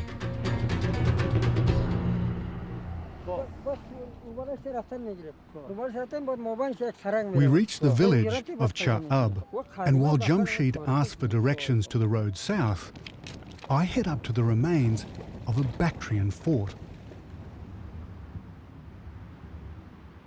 For Alexander's soldiers, left here to garrison this position, it must have been a lonely and forbidding place. Well, we're now heading into the mountains. We're about 40 kilometres from the Oxus, and these were fortresses, probably to secure trade or even a farming area. But we know this is a really ancient site because the French were here in the 70s, and they actually had a cursory look around and found some pottery. But from this point, further south, no archaeologist has had a look. So for the next 4 or 5 days, we're going into uncharted territory.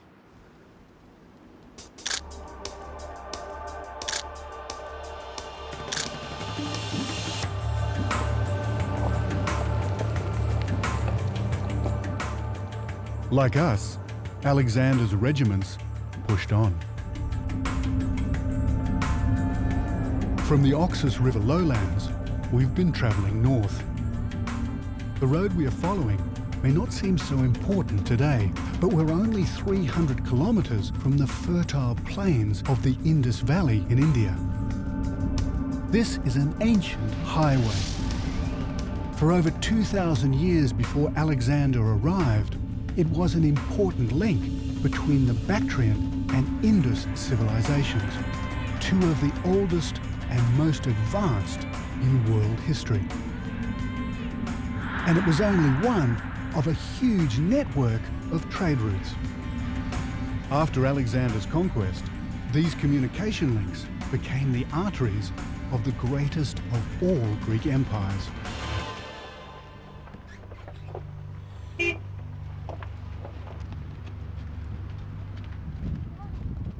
Nomadic people like the Kuchi have been transporting and trading goods and livestock along these same roads for millennia.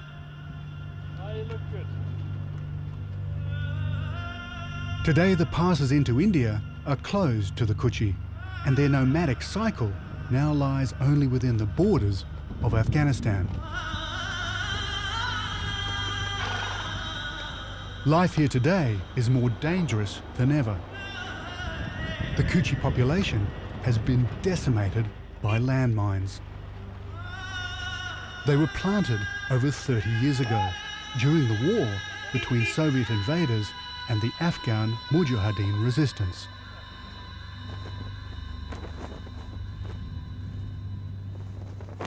We've arranged to stop for the night at a Halo Trust landmine clearance camp.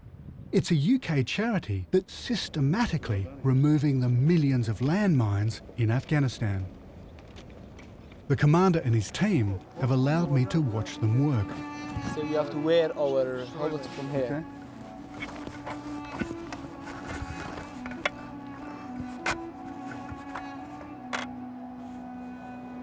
Okay.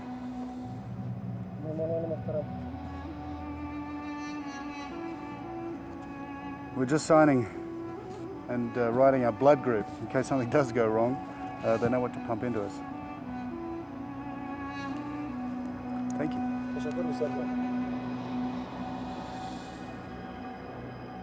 Painted rocks guide us in.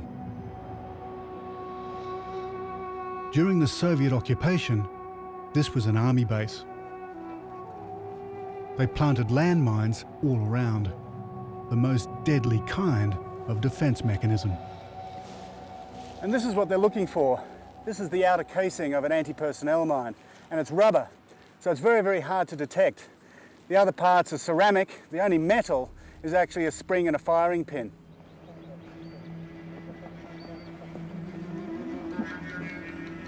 To date, landmines have killed 76 local people. And 4 of the Halo Trust team have died just in the last few months.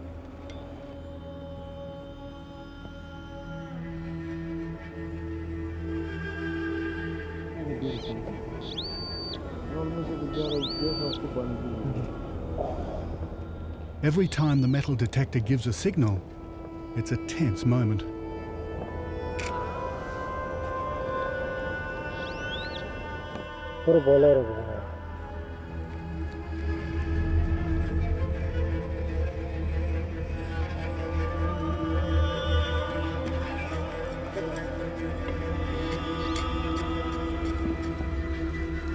This is obviously a really delicate exercise, and I just can't believe how brave these guys are to do this every day. 5 in the morning till 12 in the afternoon, and all they do is dig up mines so people can come and plant their crops and actually have a normal life. It must be one of the most dangerous jobs in the world.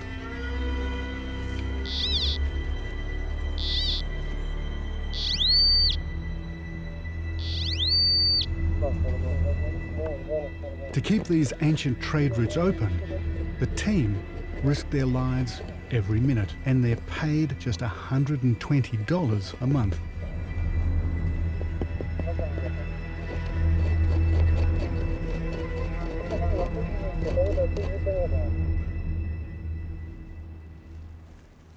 And this is the frustrating part. Most of the time it's just a bullet, an empty casing. But you can never tell. Either it's going to be a landmine or a jump-up booby-trap mine.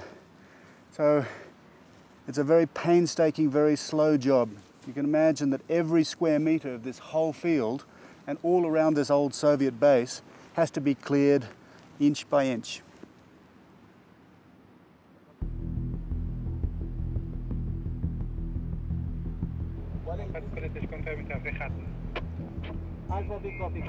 The team have now found a mine.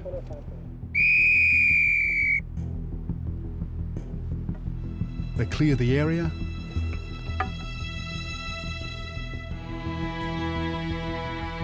prepare an explosive, and pack it in around the mine to destroy it safely.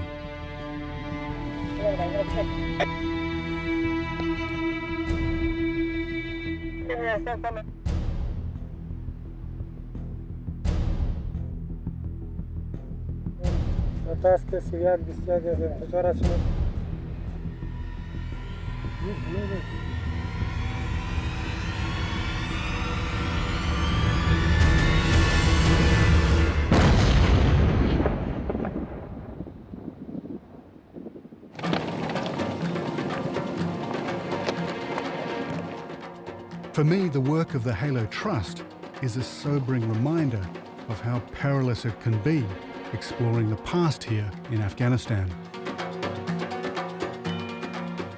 Landmines are one hidden killer Alexander didn't have to look out for. But his crossing was far from easy. Ambushes and rock slides made every pass a potentially fatal trap. Now I want to find one of the most important treasures of the Oxus, a rare semi-precious stone traded from here as far afield as ancient Egypt. But first, we have to cross what many call the Afghan Badlands, a realm so hostile that it was never tamed by Alexander. Even the Afghan government has very little control here. It's the stomping ground of the Islamic force, the Mujahideen.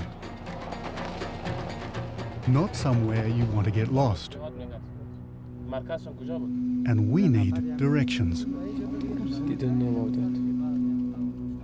Think this was going to happen? Is this the Kishim Road? Yes, this is so we go Kishim back Road. that way. Where is the side of the bridge? In here, down. Ah! Kujos!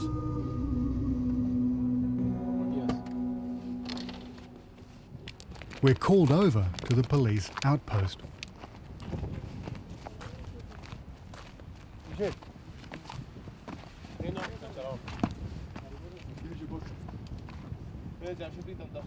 Well, it looks like we're just being checked out because they weren't expecting anybody, particularly anybody like me, turning up right in the middle of nowhere.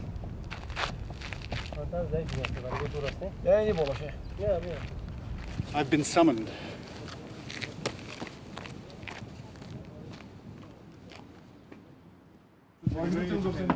Yeah, he's a religious leader. This can be a bit of a tricky area because there's still a lot of mujahideen leaders here, what they call mujahid leaders, but basically the government doesn't have a lot of control here. And this gentleman is actually a policeman, and so he's one of the only guys that is good to meet here, and he didn't know who we were, and it's a bit of a tricky area, so everybody's happy now. We'll see if we can find out something. We get directions to the ancient route through the mountainous heart of Afghanistan.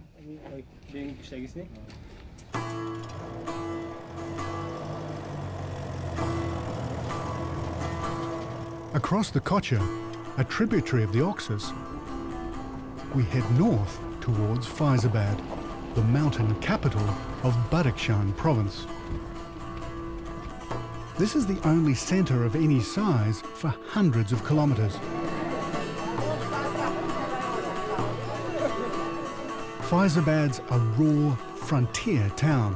Today, the ancient trade routes carry opium to Tajikistan and Taliban fighters to the north.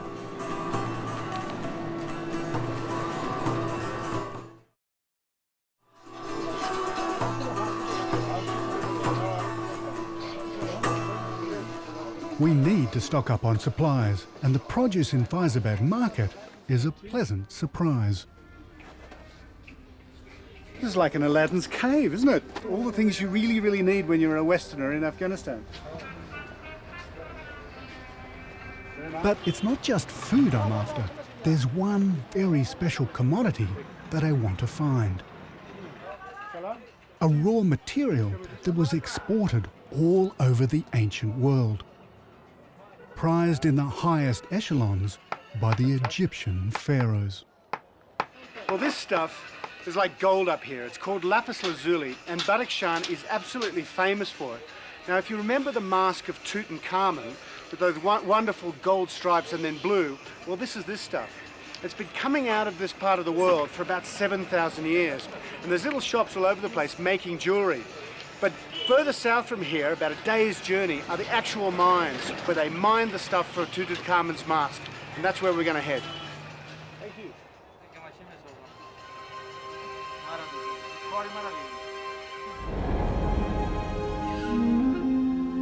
Tutankhamun is the most famous Egyptian king of all time.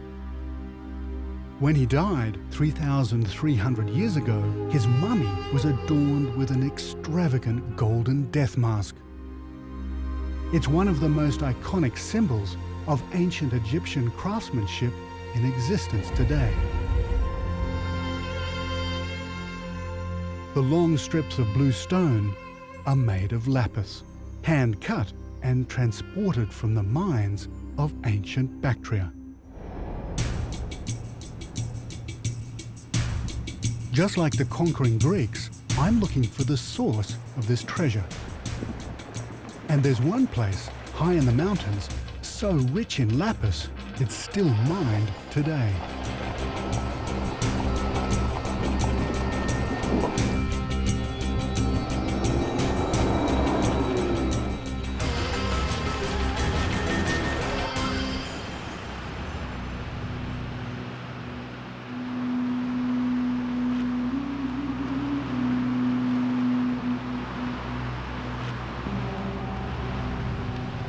Well, this is not the best place for this to happen. This area isn't that secure.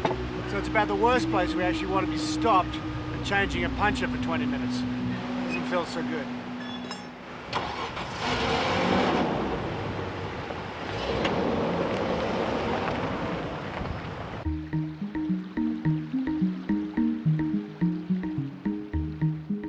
The road we're on has to be one of the most isolated in the world.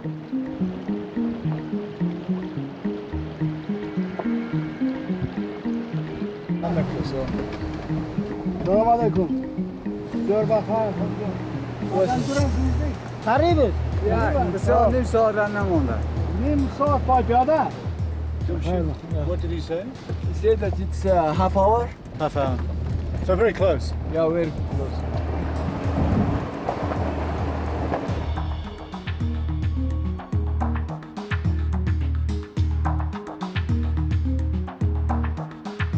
We climb higher and higher to the age-old mining settlement of Sarsang and move our gear into the police compound. Every day, goods and tools are either hauled in here or improvised on the spot. Other than expensive generators, there's no power.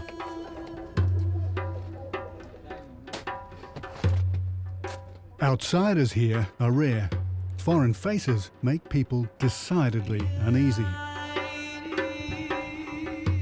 The local commander has enough trouble keeping control of this remote outpost without having to look out for uninvited travellers.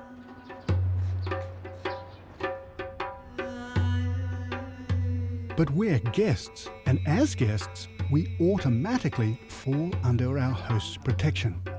Without fuss, a meal appears, and Jamshid and Habib fill the commander in on news from the outside world.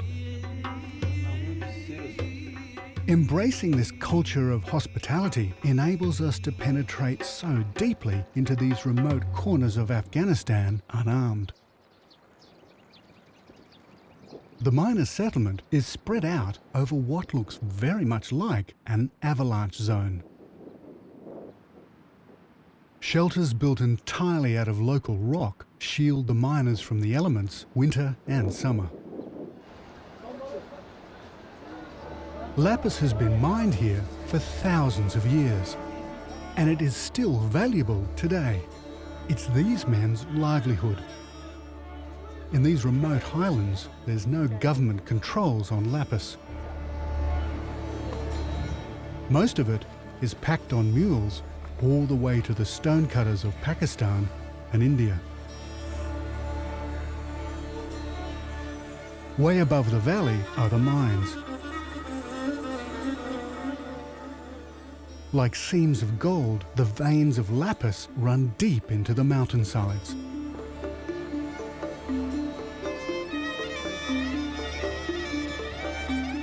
I walk with the light-headed effort of altitude and the promise of exploring the oldest continuously worked mine anywhere on Earth.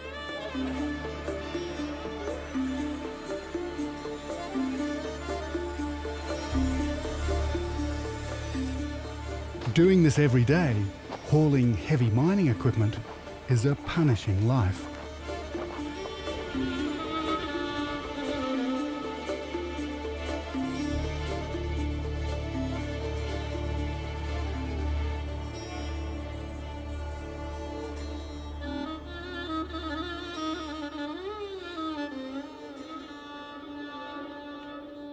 Well, we're at about 3,000 meters here, and it's cool inside the mine. There's a breeze coming out of here. It's much, much cooler than the 35 degrees outside. But what's incredible is this mine has been worked continuously for between 6,000 and 7,000 years, and this whole mountain is catacombed with little tunnels.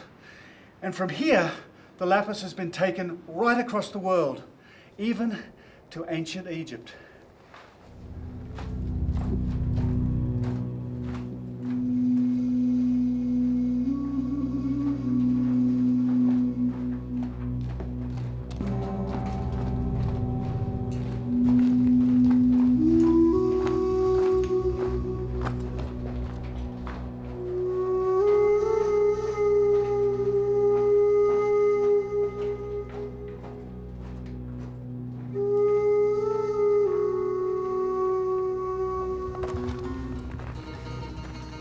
As we pick our way along the tunnels, it's like walking through time.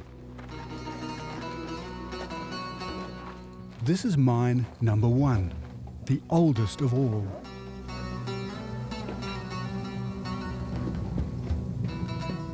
Over thousands of years, generations of miners cut this tunnel deeper and deeper into the rock face. Somewhere here in the darkness, there's a point where around 1325 BC, an exceptionally rich blue vein was found and extracted.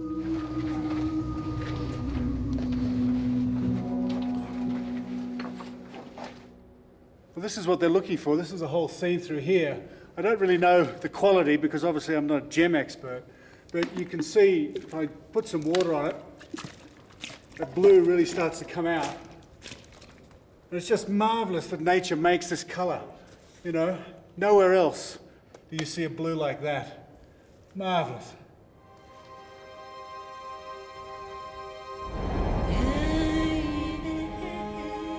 In the hands of an Egyptian royal jeweller, rocks of lapis were transformed, cut, polished and bound in gold to make the dazzling death mask of King Tutankhamun. Sealed in his solid gold tomb to protect his journey to the afterlife.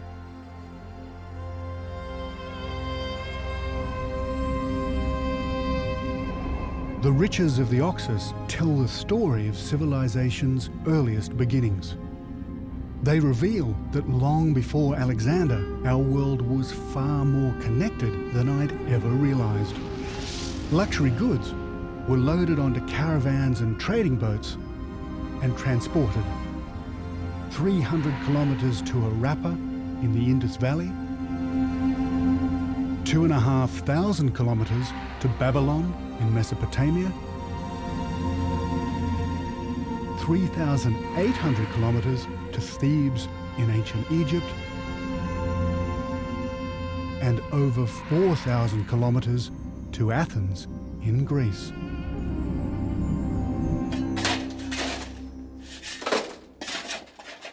Today, these miners labour to meet world demand for this alluring blue stone.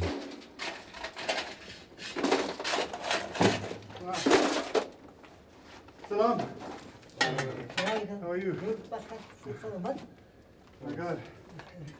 این ماشین کمپیروسونه این تو جوازه میکنه باز دینامو پر میشه باز پتاقی و پلته Says that we put dynamite here first to make a hole, and they put dynamite inside and blast it, and then they clean it till they find the vein. You see if the vein is going here. Yes. So that's the following. How long has he worked in the mine here? But چقدر وقت شده اینجا کار میکنی؟ 1 year. 1 year. So it's very dusty work they're doing. And the problem is, you never know where these veins go. It's like gold. And sometimes they get right on one like this, and then they can follow it. But a lot of the time they lose it, and they spend weeks and weeks trying to find them again. So sometimes work doesn't pay very well. Thank you.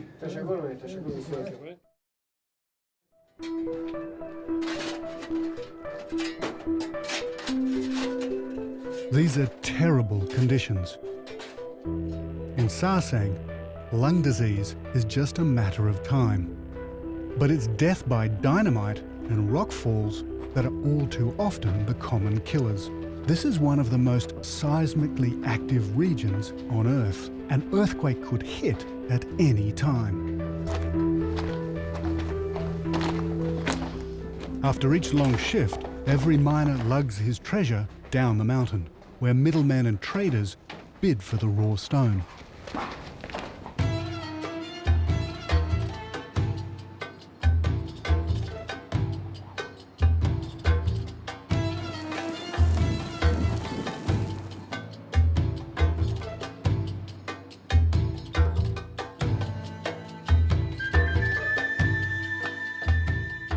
Lapis is formed of 3 different minerals: lazurite, calcite and pyrite.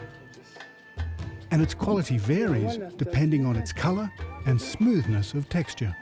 So what we're looking for is really, really deep blue. So these are really nice pieces, which are probably worth taking. See, this one would be lovely to make a pendant or a heart, and that one's like a lovely sort of amulet. But all of these together, how much? The work of these 21st century Afghans is a living link back to the time of Alexander. Very good. Thank you very much.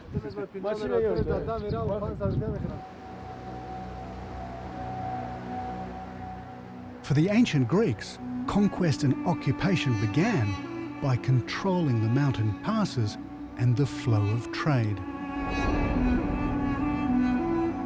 Alexander was undefeated in battle. And now he set his sights on a land with even more mineral wealth than Bactria. For the Greeks, India was the eastern edge of their known world. It was a mysterious and exotic source of untold riches: gold, textiles, and precious minerals. And the mountain passes into India have hardly changed since Alexander passed through here almost 2,300 years ago. We've driven over 600 kilometres from the Oxus River Valley across some of the most rugged terrain in the world. The Wakhan Corridor is a 330-kilometre strip of land bordered by Tajikistan to the north and Pakistan to the south.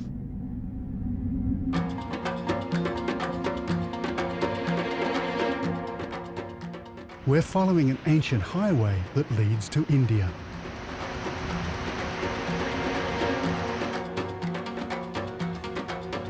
The Pamir mountain valleys are some of the highest on Earth. That's why English explorers named it the roof of the world.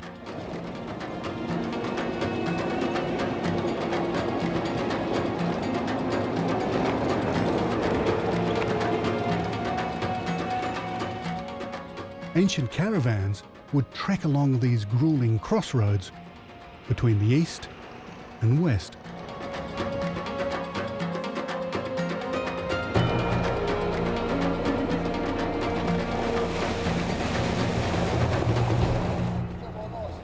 Trouble with travelling on these rivers is you've got to do it at the right time. Otherwise, if there's too much water, you just can't get through. The next 4 or 5 k's, we've just got to go straight up the riverbed.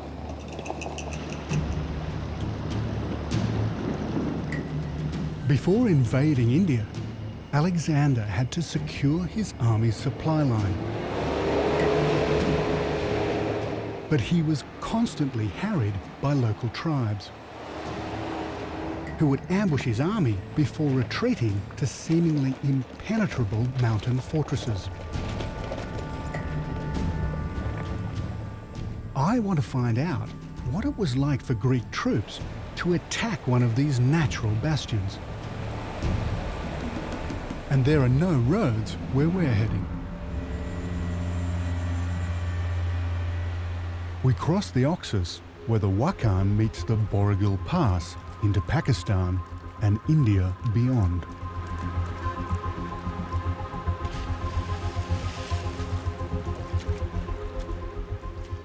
Alexander and his army battled their way through these ranges for 6 long months in the dead of winter.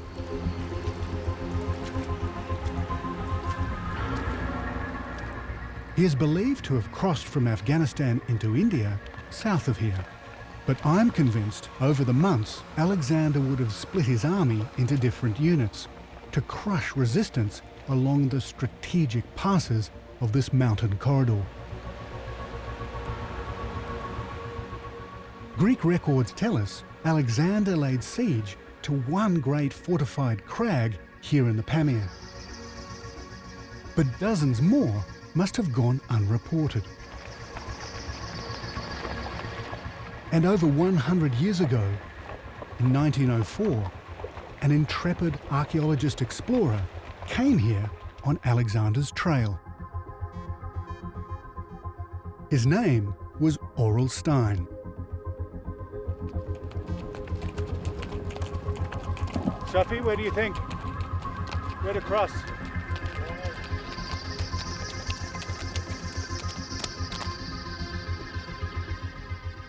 In spite of Stein's efforts, to date, the evidence of these remote citadels from Alexander's time is scant.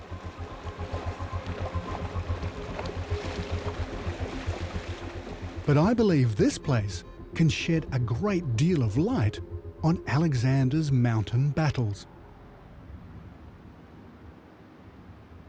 Built over 1,300 years ago by the Tibetans, this ruined fort is a monument to a lost chapter in history. The site of one of the most ruthless sieges ever to take place in these mountains. It's known as Cancer Fort, and it was just like the defences Alexander and his men would have come up against. Its story gives us an idea of the tactics that earned Alexander a reputation as the greatest besieger of all time.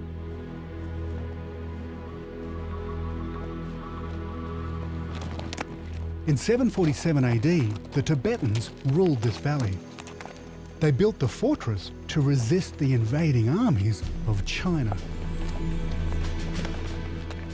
Between 7 and 9 in the morning, 3 columns of Chinese cavalry and infantry mustered into a 10,000-strong force in the valley below.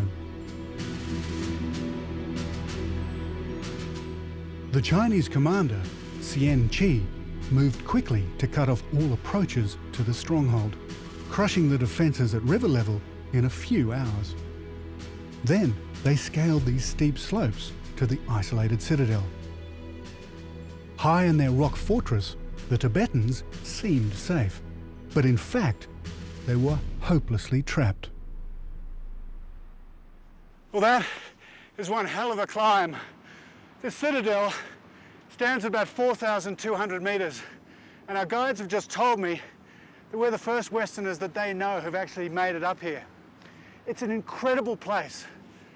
Incredible to build, but I think incredible to defend. And if you can imagine back there in August 747, the Tibetans up here, looking across the valley there at 10,000 Chinese assembling, and then them coming steadily across the river. It would have been a terrifying sight. And knowing that they couldn't get out of here, it would have been one of the most frightening experiences. And it ended in absolute disaster.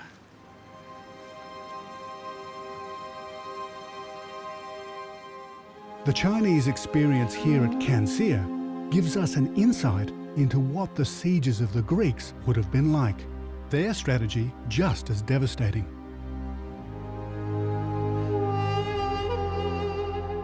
Commander Xian Qi now pushed home the final assault. And he did it with skill. After routing the defences down at river level, he actually massacred 6,000 of the Tibetans. And then he outflanked them. He came up these gullies, and then his men poured through that saddle. There was only about 1,000 Tibetans left here to guard the citadel, and they were overwhelmed. Only about 2,000 or 3,000 actually made it out, and they fled up the Baragul Pass into what is today Pakistan. It is one of the great defeats of military history, right here on the roof of the world.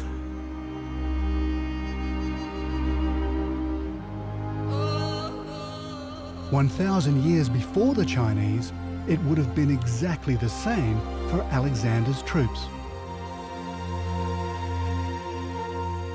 Facing what must at times have seemed an impossible challenge, they conquered this hostile borderland.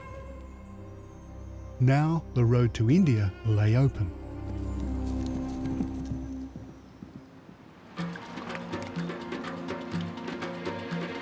Ancient legends had told of the riches of the East, and Alexander turned myth into reality.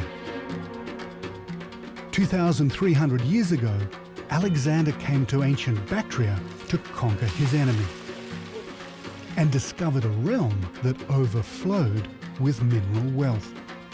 His empire would profit from the ancient world's most sought-after currency, precious materials like gold and lapis. They would control ancient trade and communication links all the way from Greek city-states in the west to India in the east. Alexander's success in far-flung lands transformed the Greek Empire and changed our world forever. In the wild highlands and war-torn plains of Central Asia lie tantalizing traces of the ancient world. Here 2,300 years ago, Alexander the Great became the first European to rule the East. In an epic campaign, the ancient Greeks crushed the Persian Empire. It was a turning point in human history. Along the banks of the mighty Oxus River, Alexander discovered a highly developed Eastern civilization. My name is David Adams. I'm a photojournalist, and I want to explore the footprints of this ancient world, today almost entirely erased. This is my quest for Alexander's lost world.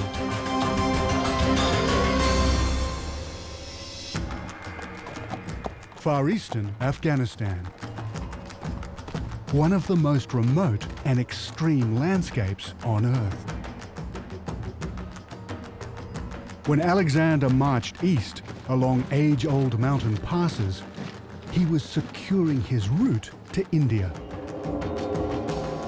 He ventured into a realm of lost cities and forgotten tribes. For the final stretch of my journey, I want to trek up to the Oxus headwaters to meet the people that call themselves the children of Alexander. Here lies the trail of great European explorers that came to find the source of the River Oxus.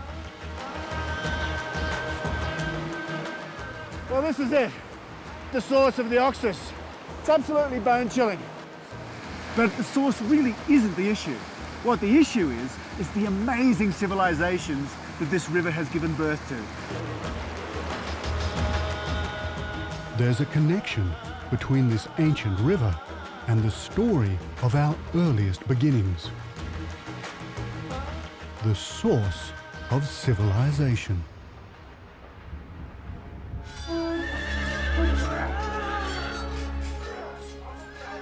In a series of historic victories, over more than 4 years of battle, Alexander defeated his Persian enemy. Now his empire stretched from Greece in the west to the kingdom of Bactria in the east. All that stood in his way were the mountain passes that led to the ultimate prize, India. These inhospitable and remote ranges are the same today as they were in Alexander's time. So far, we've driven all the way from the Oxus River Valley. We're now venturing into the Wakhan Corridor, a 300-kilometre-long strip of immense peaks, the meeting place of the Pamir and Hindu Kush Mountains, bordered by Tajikistan to the north and Pakistan to the south.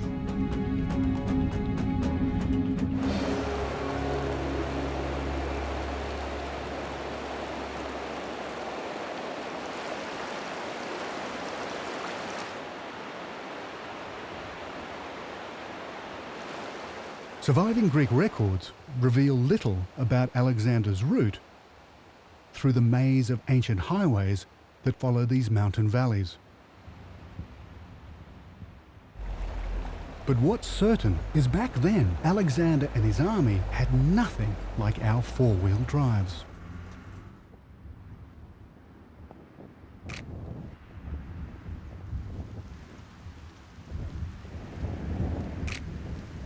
I've only ever seen Bactrian camels in the zoo, so to see them here right on the Oxus is just incredible. They're just left out here to roam, and then obviously when they're needed, they're used as pack animals and they're taken up higher into the Pamir. But it's just so exciting.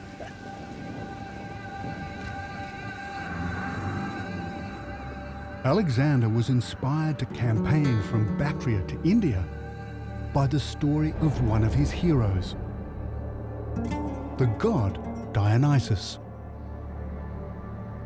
This ancient mosaic shows the triumphant return of Dionysus from India. Alexander believed that to do the same would make him immortal.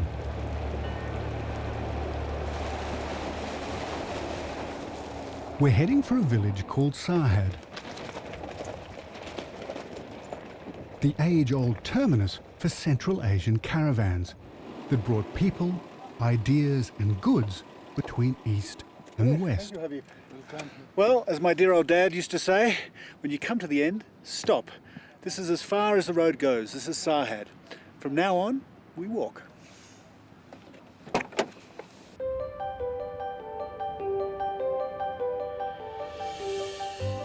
And there's something very special about Sarhad.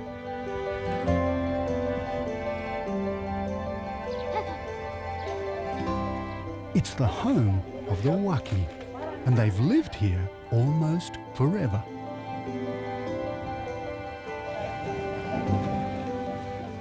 They believe they are the living descendants of Alexander himself.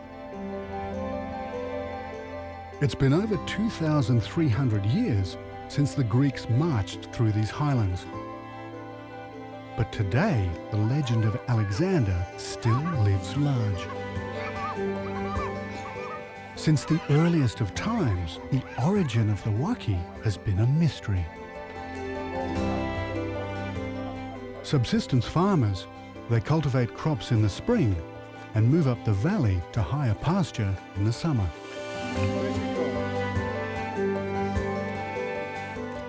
It's said that the blood of Alexander the Great runs through their veins.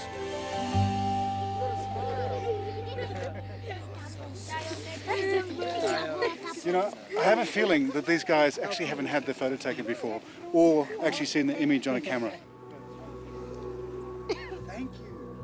If you look at the children's faces, it's easy to see where the idea came from. They have distinctly different features to the Afghans we've met so far in the lowlands. And some have striking blue-green coloured eyes. But did Alexander and his soldiers father children in these villages? I'd love it to be true, but it seems no more than a romantic idea. One of Alexander's biographers, Curtius, tells us that in 327 BC, Alexander met a mountain tribe like the Waki in a neighbouring valley. Just as his army was about to lay siege to their small town, Alexander stopped his attack and declared the community to be the children of his hero, the god Dionysus. Mountain tribes like the Waki were already here when the Greeks arrived. So if not the children of Alexander, who are the Waki descended from?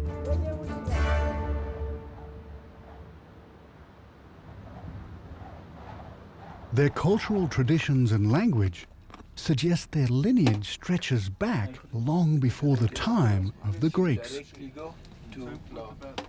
New genome research has revealed that their village Sarhad sits upon a major route in man's evolutionary path. 30,000 years ago, a primordial people lived here. As the climate changed over thousands of years, their descendants were forced to move down to warmer climes in Europe and Asia. By 6000 BC, they'd settled along the fertile river system of the Oxus. Others reached the Indus Valley in India. Their belief systems and technology spread. And by 2000 BC, the first great river cities dominated the Bronze Age world, setting the course of history.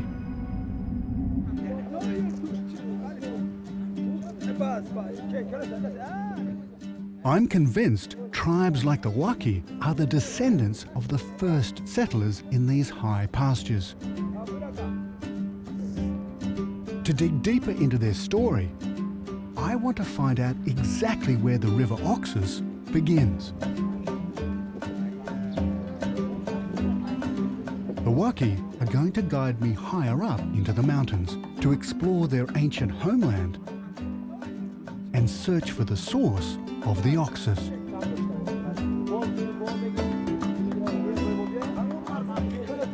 It's going to take a month to get up and back. There are no roads, no places to resupply. We have to carry everything in with us. Well, Rudyard Kipling famously wrote that east is east and west is west, and never the twain shall meet. But here in Sarhad, they actually do meet, because the great caravans used to come here. Those coming over from China used to unload here, and those then taking it to the Oxus and Bulk and all the way to Europe used to take the loads on. There would have been hundreds of caravans just like this, heading off into the Pamirs and going the other way. So what we're doing is actually a time-honoured tradition of packing up animals and heading into the wilderness. Thank you.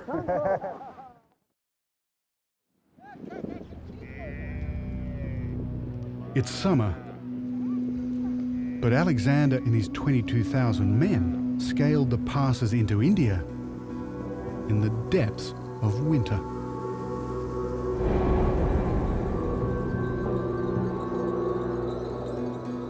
This was a dangerous gamble.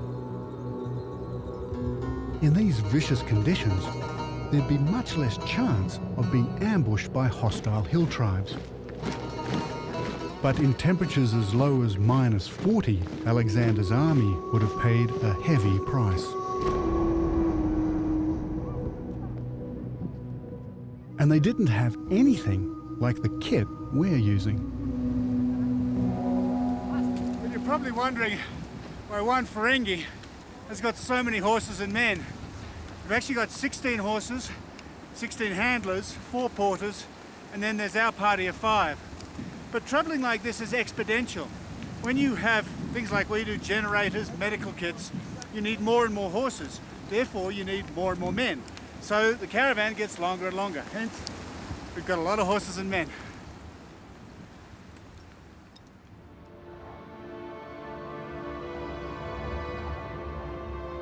Our caravan is nothing compared to Alexander's vast baggage trains.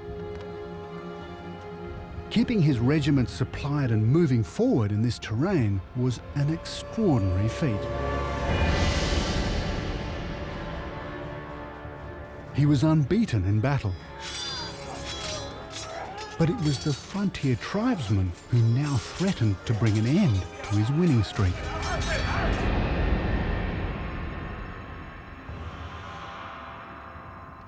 Alexander's army survived the precipitous valleys for 6 bleak and grueling months. Without control of these passes, Alexander could never secure his burgeoning empire. This was a strategic region worth fighting for, and even dying for.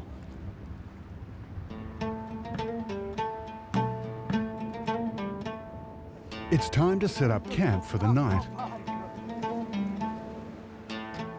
But no tents for the Waki. Unlike me, they're hardened to the elements. Their great-grandfathers very likely accompanied an ambitious Danish explorer who came here just over 100 years ago in 1898. His name was Ole Olafsson, and he was tracking the elusive source of the River Oxus. Olafsson was convinced that its headwaters had given rise to the Waki's ancient ancestors.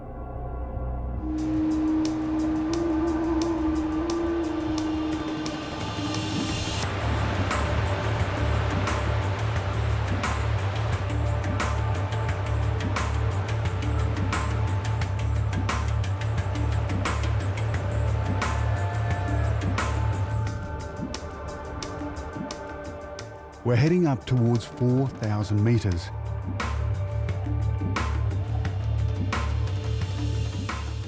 And for me, it's a step-by-step existence.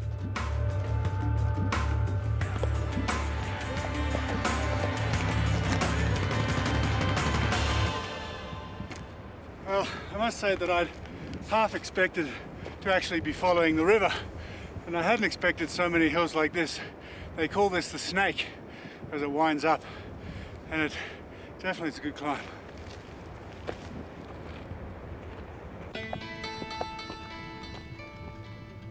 The Waki know every twist and turn. Each year, they bring their sheep to graze in these highlands and trade with nomadic tribes.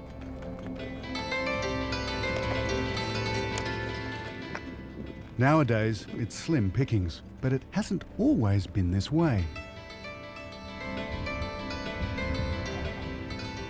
After a couple of days of arduous climbing, we make it to the high plains of Langar.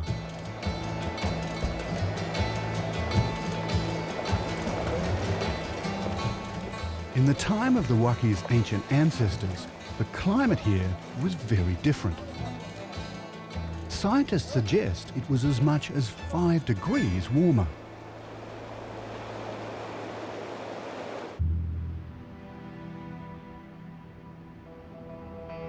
In these ranges, ancient terraced fields and irrigation canals have been found. Judged to be thousands of years old, it's evidence of sustained cultivation. Olafsson believed that people lived here even before the development of the region's oldest religion, Zoroastrianism.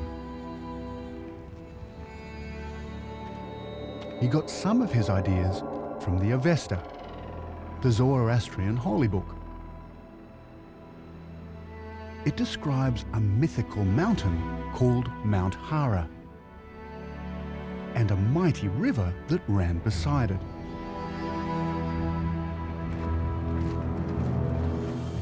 Trekking through here, Olafsson saw the parallels with the Pamir Mountains and the Oxus River Plains. He was in no doubt that this was what the Zoroastrians called the Garden of our First Parents, meaning the Garden of Eden. Seeing this amazing land for the first time, I can't help but think he was onto something. As we climb higher, it's like entering a completely different realm. The Bami Dunya, the roof of the world. There are a series of graves here, but no one knows how old they are.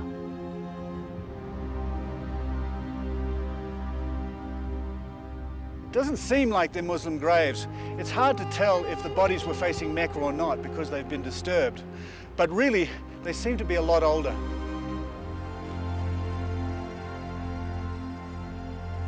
This place is absolutely intriguing. There are a number of things that happened here. The graves, and possibly the shrine, are from one period, maybe Chinese. These flags are Islamic. The horns actually hark back to a much earlier period when people worshipped goats or horned animals.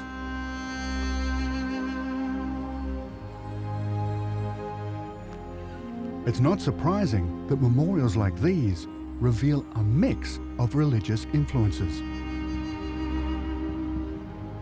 This seems like a remote, wild corner of Afghanistan. But for thousands of years, it was an ancient highway.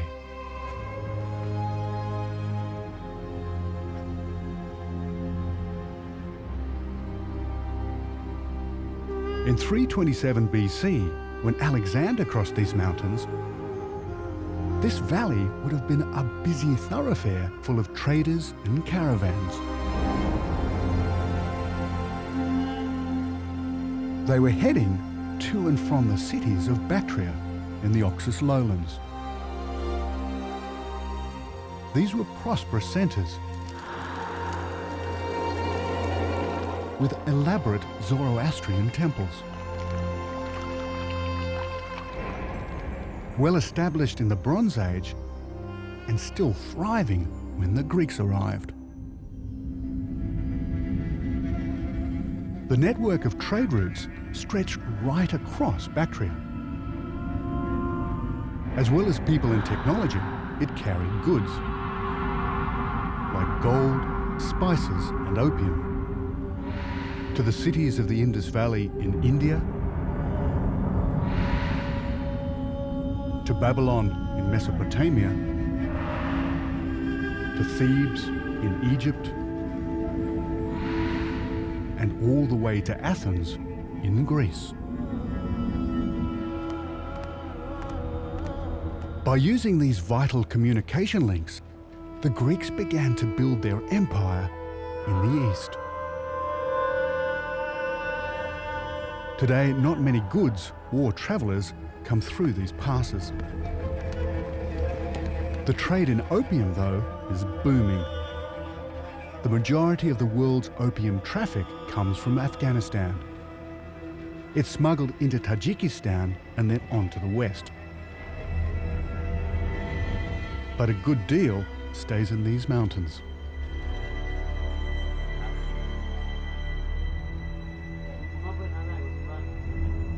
These locals trade over 100 of their sheep every year to feed their opium addiction.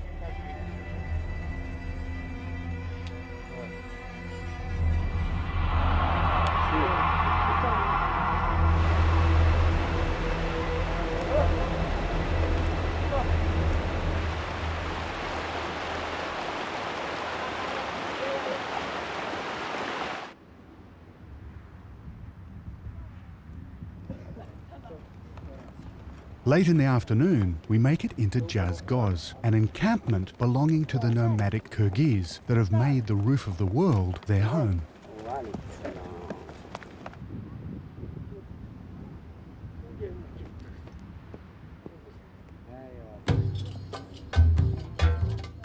This is as far as the Waki can take us.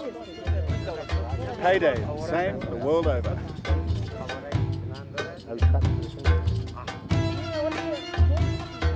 Their earnings are worked out by how heavy the loads were and how many hours are spent away from home. And everyone comes up with his own grand total. Our guide Shafi has to sort it all out and distribute our tips without offending anybody.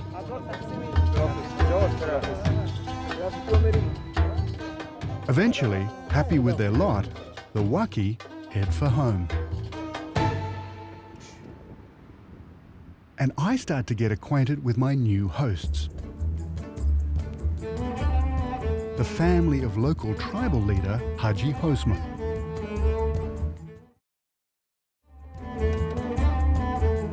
The Kyrgyz migrated along trade routes from the north only 200 years ago. Long after the original settlers left these high pastures. Though they live in a very similar way, in felt yurts, with a few modern tweaks.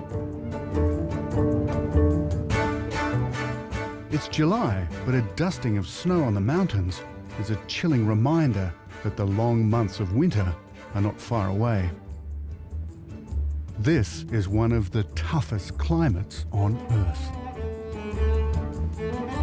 These Kyrgyz families survive by herding and breeding yaks and goats.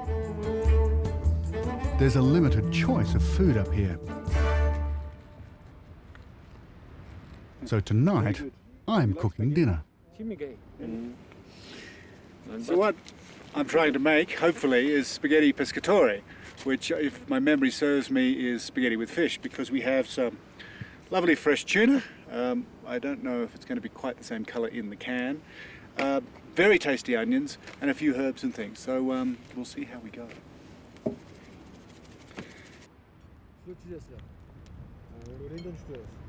I'm betting that this is the first tuna ever to make it up here.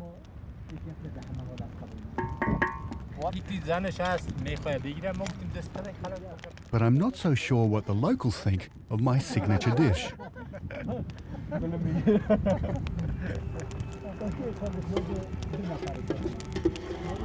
When Alexander and his troops journeyed through mountain passes in winter,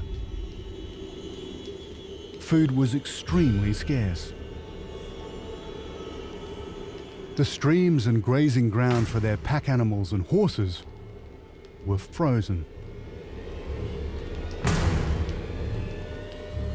Facing starvation and hypothermia, they fended off hit-and-run assaults by hostile local tribes.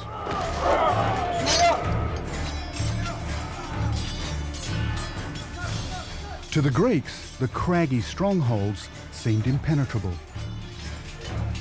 The peaks too sheer for their catapults. Alexander's archers scaled the cliffsides and were repelled time and time again.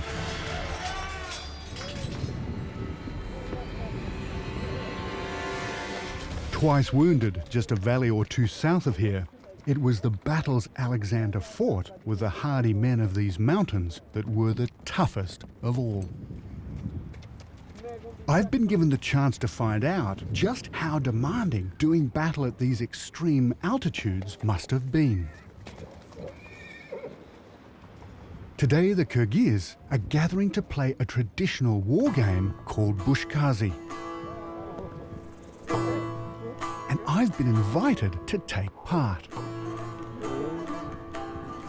This is amazing. There's must be 50, 60 horsemen of just coming in from all different parts of the valley. They've come across the passes from Tajikistan and Pakistan to celebrate a marriage.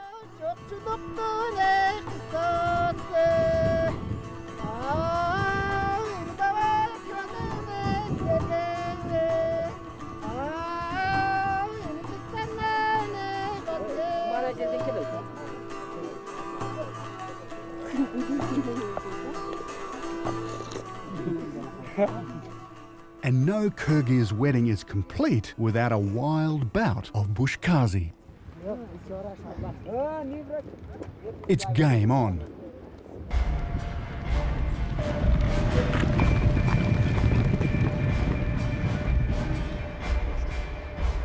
This is as close as I will ever get to taking part in an ancient battle.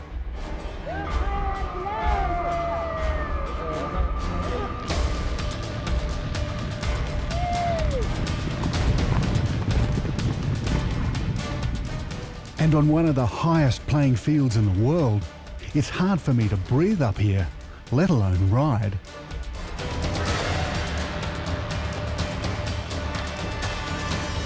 We're in a frenzied tug of war with the carcass of a goat. Riders charge as fast as they can around a peg and back to the centre of the pitch.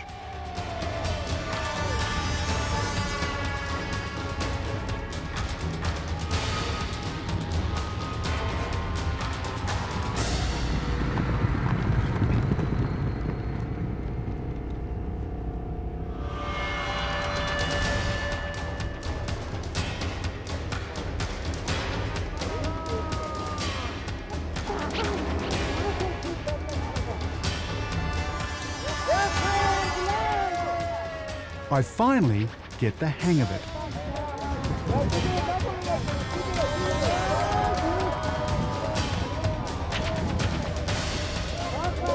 It's a high adrenaline game.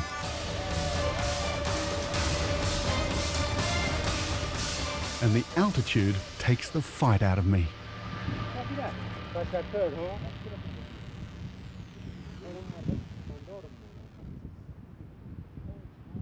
As I retire exhausted, Haji gives me the champion's coat.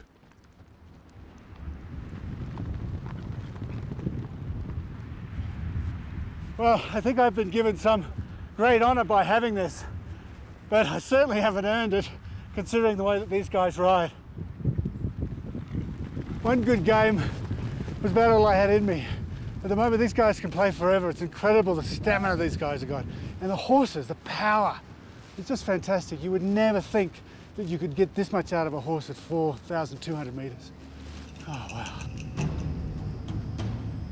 These Kyrgyz horses give me an idea of just what Alexander's cavalry endured. After months of battle, Alexander eventually subdued the mountain tribes. He had seized tenuous control of some of the most ancient human highways on Earth. And the prize still lay ahead. Now Alexander marched to the plains of India.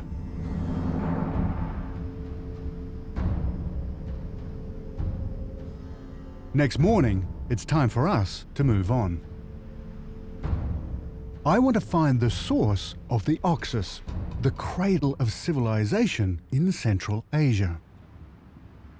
To find the river's source, I have to find its longest tributary. Haji has been riding these passes for 40 years. He knows every stream and valley. Are they equal, or is this river smaller?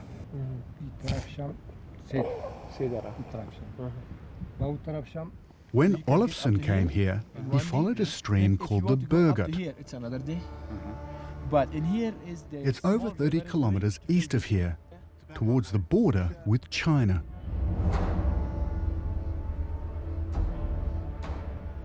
Over 1,200 years ago, these borderlands were part of the Tibetan Empire.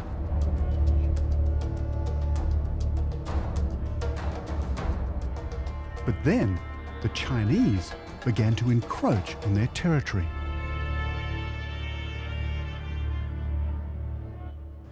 And this little shrine is a terrific example. The locals round here consider this an Islamic site.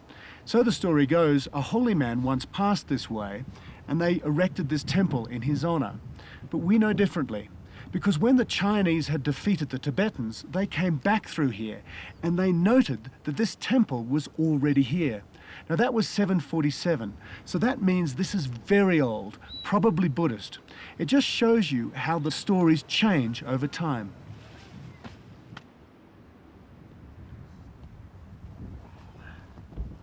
There's so little recorded history about these isolated ranges, it's hard to separate the hearsay and the folklore from the facts.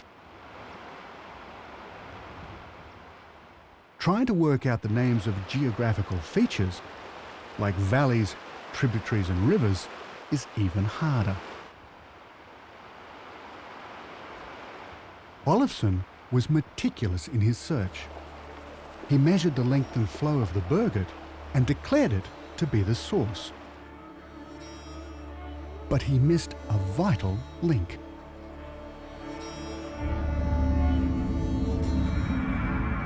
The Bergut runs down from the mountains, joins the Wakhan River, and flows into the Oxus. Olafsson noted another river east of the Bergut, and it flowed into Lake Chakmatine. But he didn't explore it. It's called the River Chalab today, and it's far more important than Olafsson realized. One of its branches flows into the lake, then runs in a great arc to the north and eventually joins the Oxus. Remarkably, these rivers all come from the same source, the Chalab.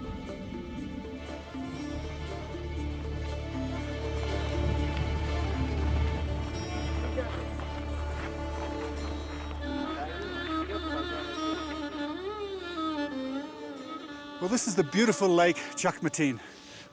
Now, the local Kyrgyz also call it Chalab Lake, the same as the river.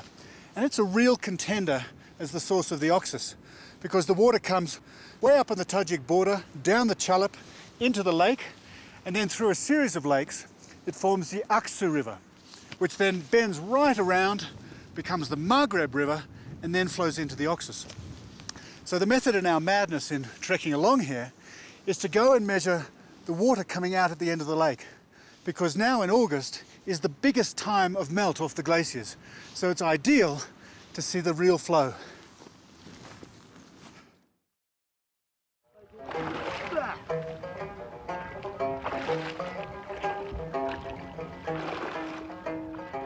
I'm measuring the outflow from the lake to determine whether it's strong enough to be the source of the Oxus.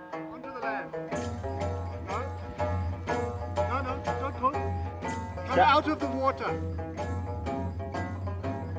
I know this looks pretty basic, but actually it's quite scientific. Go back to the end. Go back. Okay. Now, in case you're wondering what I'm trying to achieve here, I'm trying to measure the velocity of this river. And I'm going to drop this bottle and then time how long it takes to cover the distance. And that will give me the velocity of the river. And hopefully I'm faster than the bottle. So here we go.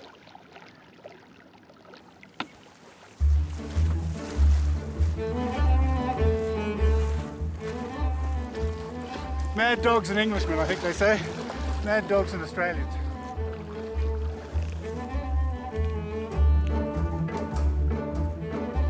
Okay. So that took 48.37 seconds.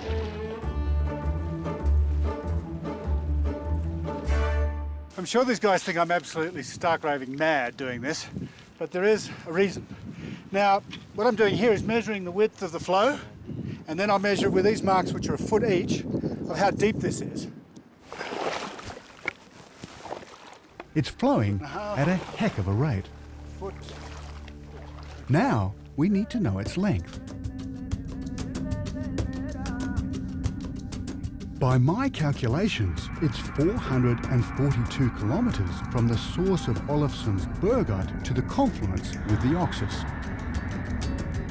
But the Chalep is 534 kilometres from its source to the confluence. It seems that Olofsson got it wrong. It's not the Bergut, but this river, the Chalep, that is the longest. The problem is, in 1911, an earthquake measuring 8 or 9 on the Richter scale caused a landslide that completely dammed its route. That means the Chalep was the source of the Oxus in ancient times. But today, there has to be a new source. There's only one alternative.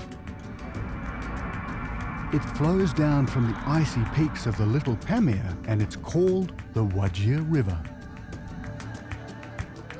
Well, I think I've got my figures right, but they actually don't mean much until we get up into the Wajir and actually compare the two systems. And that's 4 days away.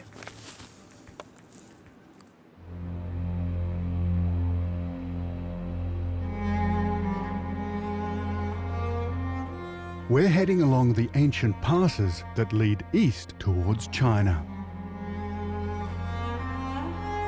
This is one of the last great wildernesses in the world. Nothing has changed in this breathtaking landscape for thousands of years. It has remained a strategic buffer zone since the time of Alexander.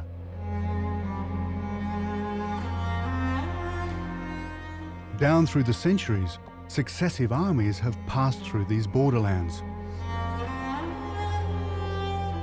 And there are signs here of the most recent incursion.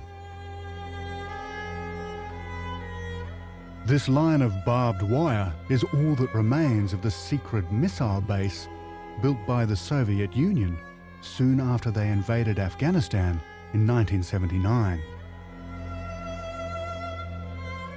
Soviet interest in controlling Central Asian territory and trade routes had been building for a century or more. And no one was more aware of the Soviet threat in these parts than celebrated British explorer George Curzon.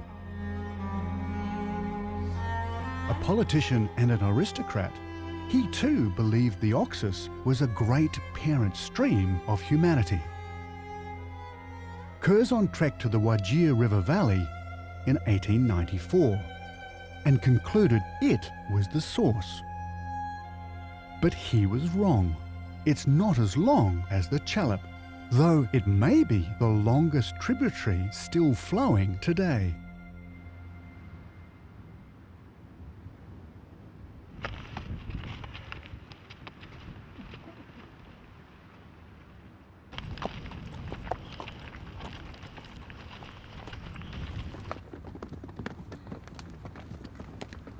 In their winter coat, yaks are like badly designed carpets. These really are the most marvellous animals. This is the hornless variety of yak. And I'm just wondering if you can see that sort of family resemblance here. What do you think? Do you think they're from the same family? Hello, Kaz. Good boy.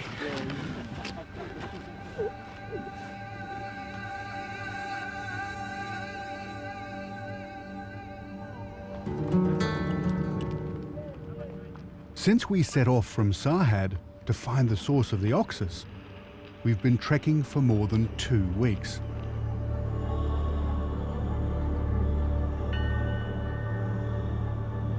Under the rain and sleet, the temperature's dropping. The going is getting tough, and we've had to leave the rest of the caravan behind in the valley.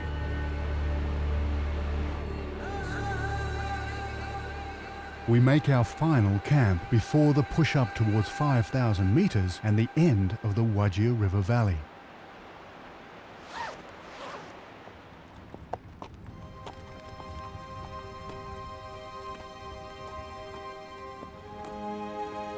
We're now just 2 kilometres away from the border with China. There's not a soul to be seen. But there is a haven in this freezing terrain.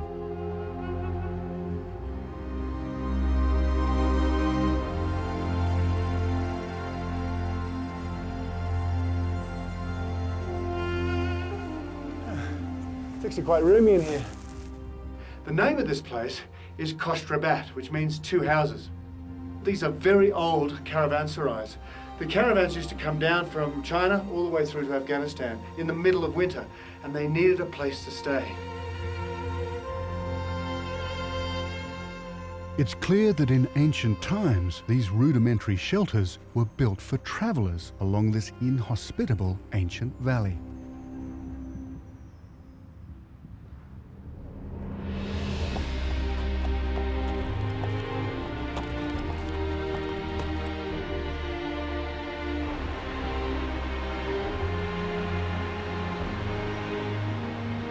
Finally, our destination is within reach. The source of the Wajir flows from somewhere up ahead beneath a massive glacier.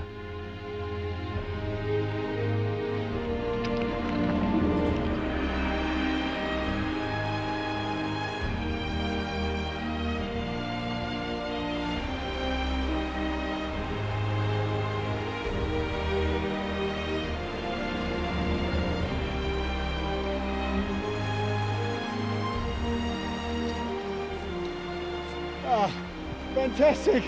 Isn't it amazing? Thank you. Oh. Well, this is it.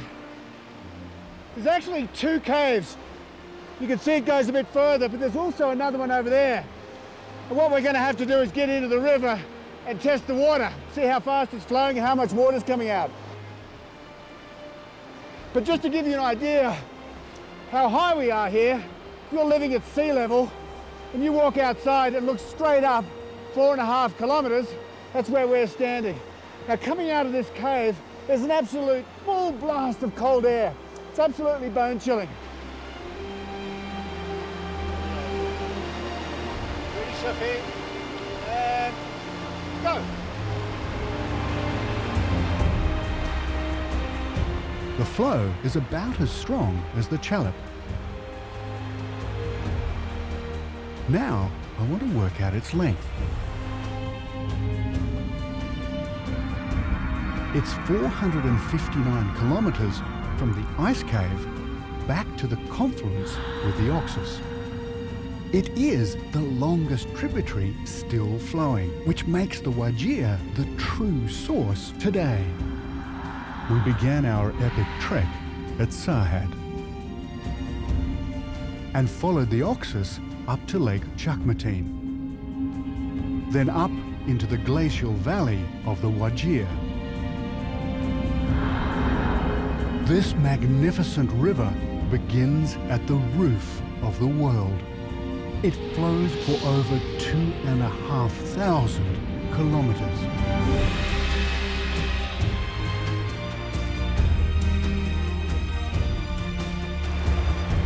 I followed in the footsteps of some of the most formidable explorers in history to solve the mystery of this ancient waterway.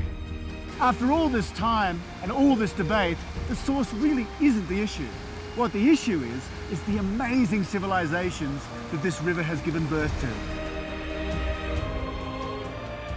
For thousands of years, the Oxus has carried people and ideas through Central Asia and onwards to both the east and the west.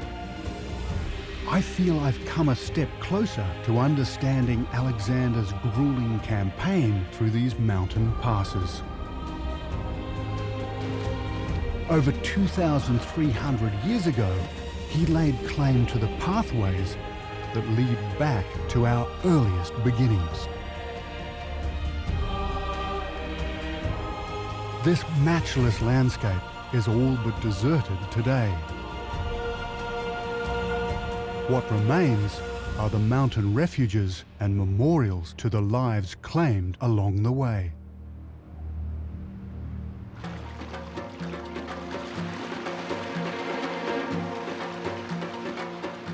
It's the end of my 6-month journey. I began as Alexander did in Greece, and I've travelled almost 7,000 kilometres to the eastern borders of Afghanistan. Alexander would fail in his final conquest. Unlike the victorious god Dionysus, the vastness of India defeated him. Over time, much of the world he conquered has been lost to climate change and war. But today, intriguing traces of ruined fortresses and age-old temples still survive. Evidence of these spectacular cities and trading posts that flourished along the River Oxus in the Bronze Age. Alexander's achievements made him a legend. But his greatest legacy is his discovery of the extraordinary civilization that once thrived in this forsaken land. It formed a decisive part of our history and shaped the world we know today.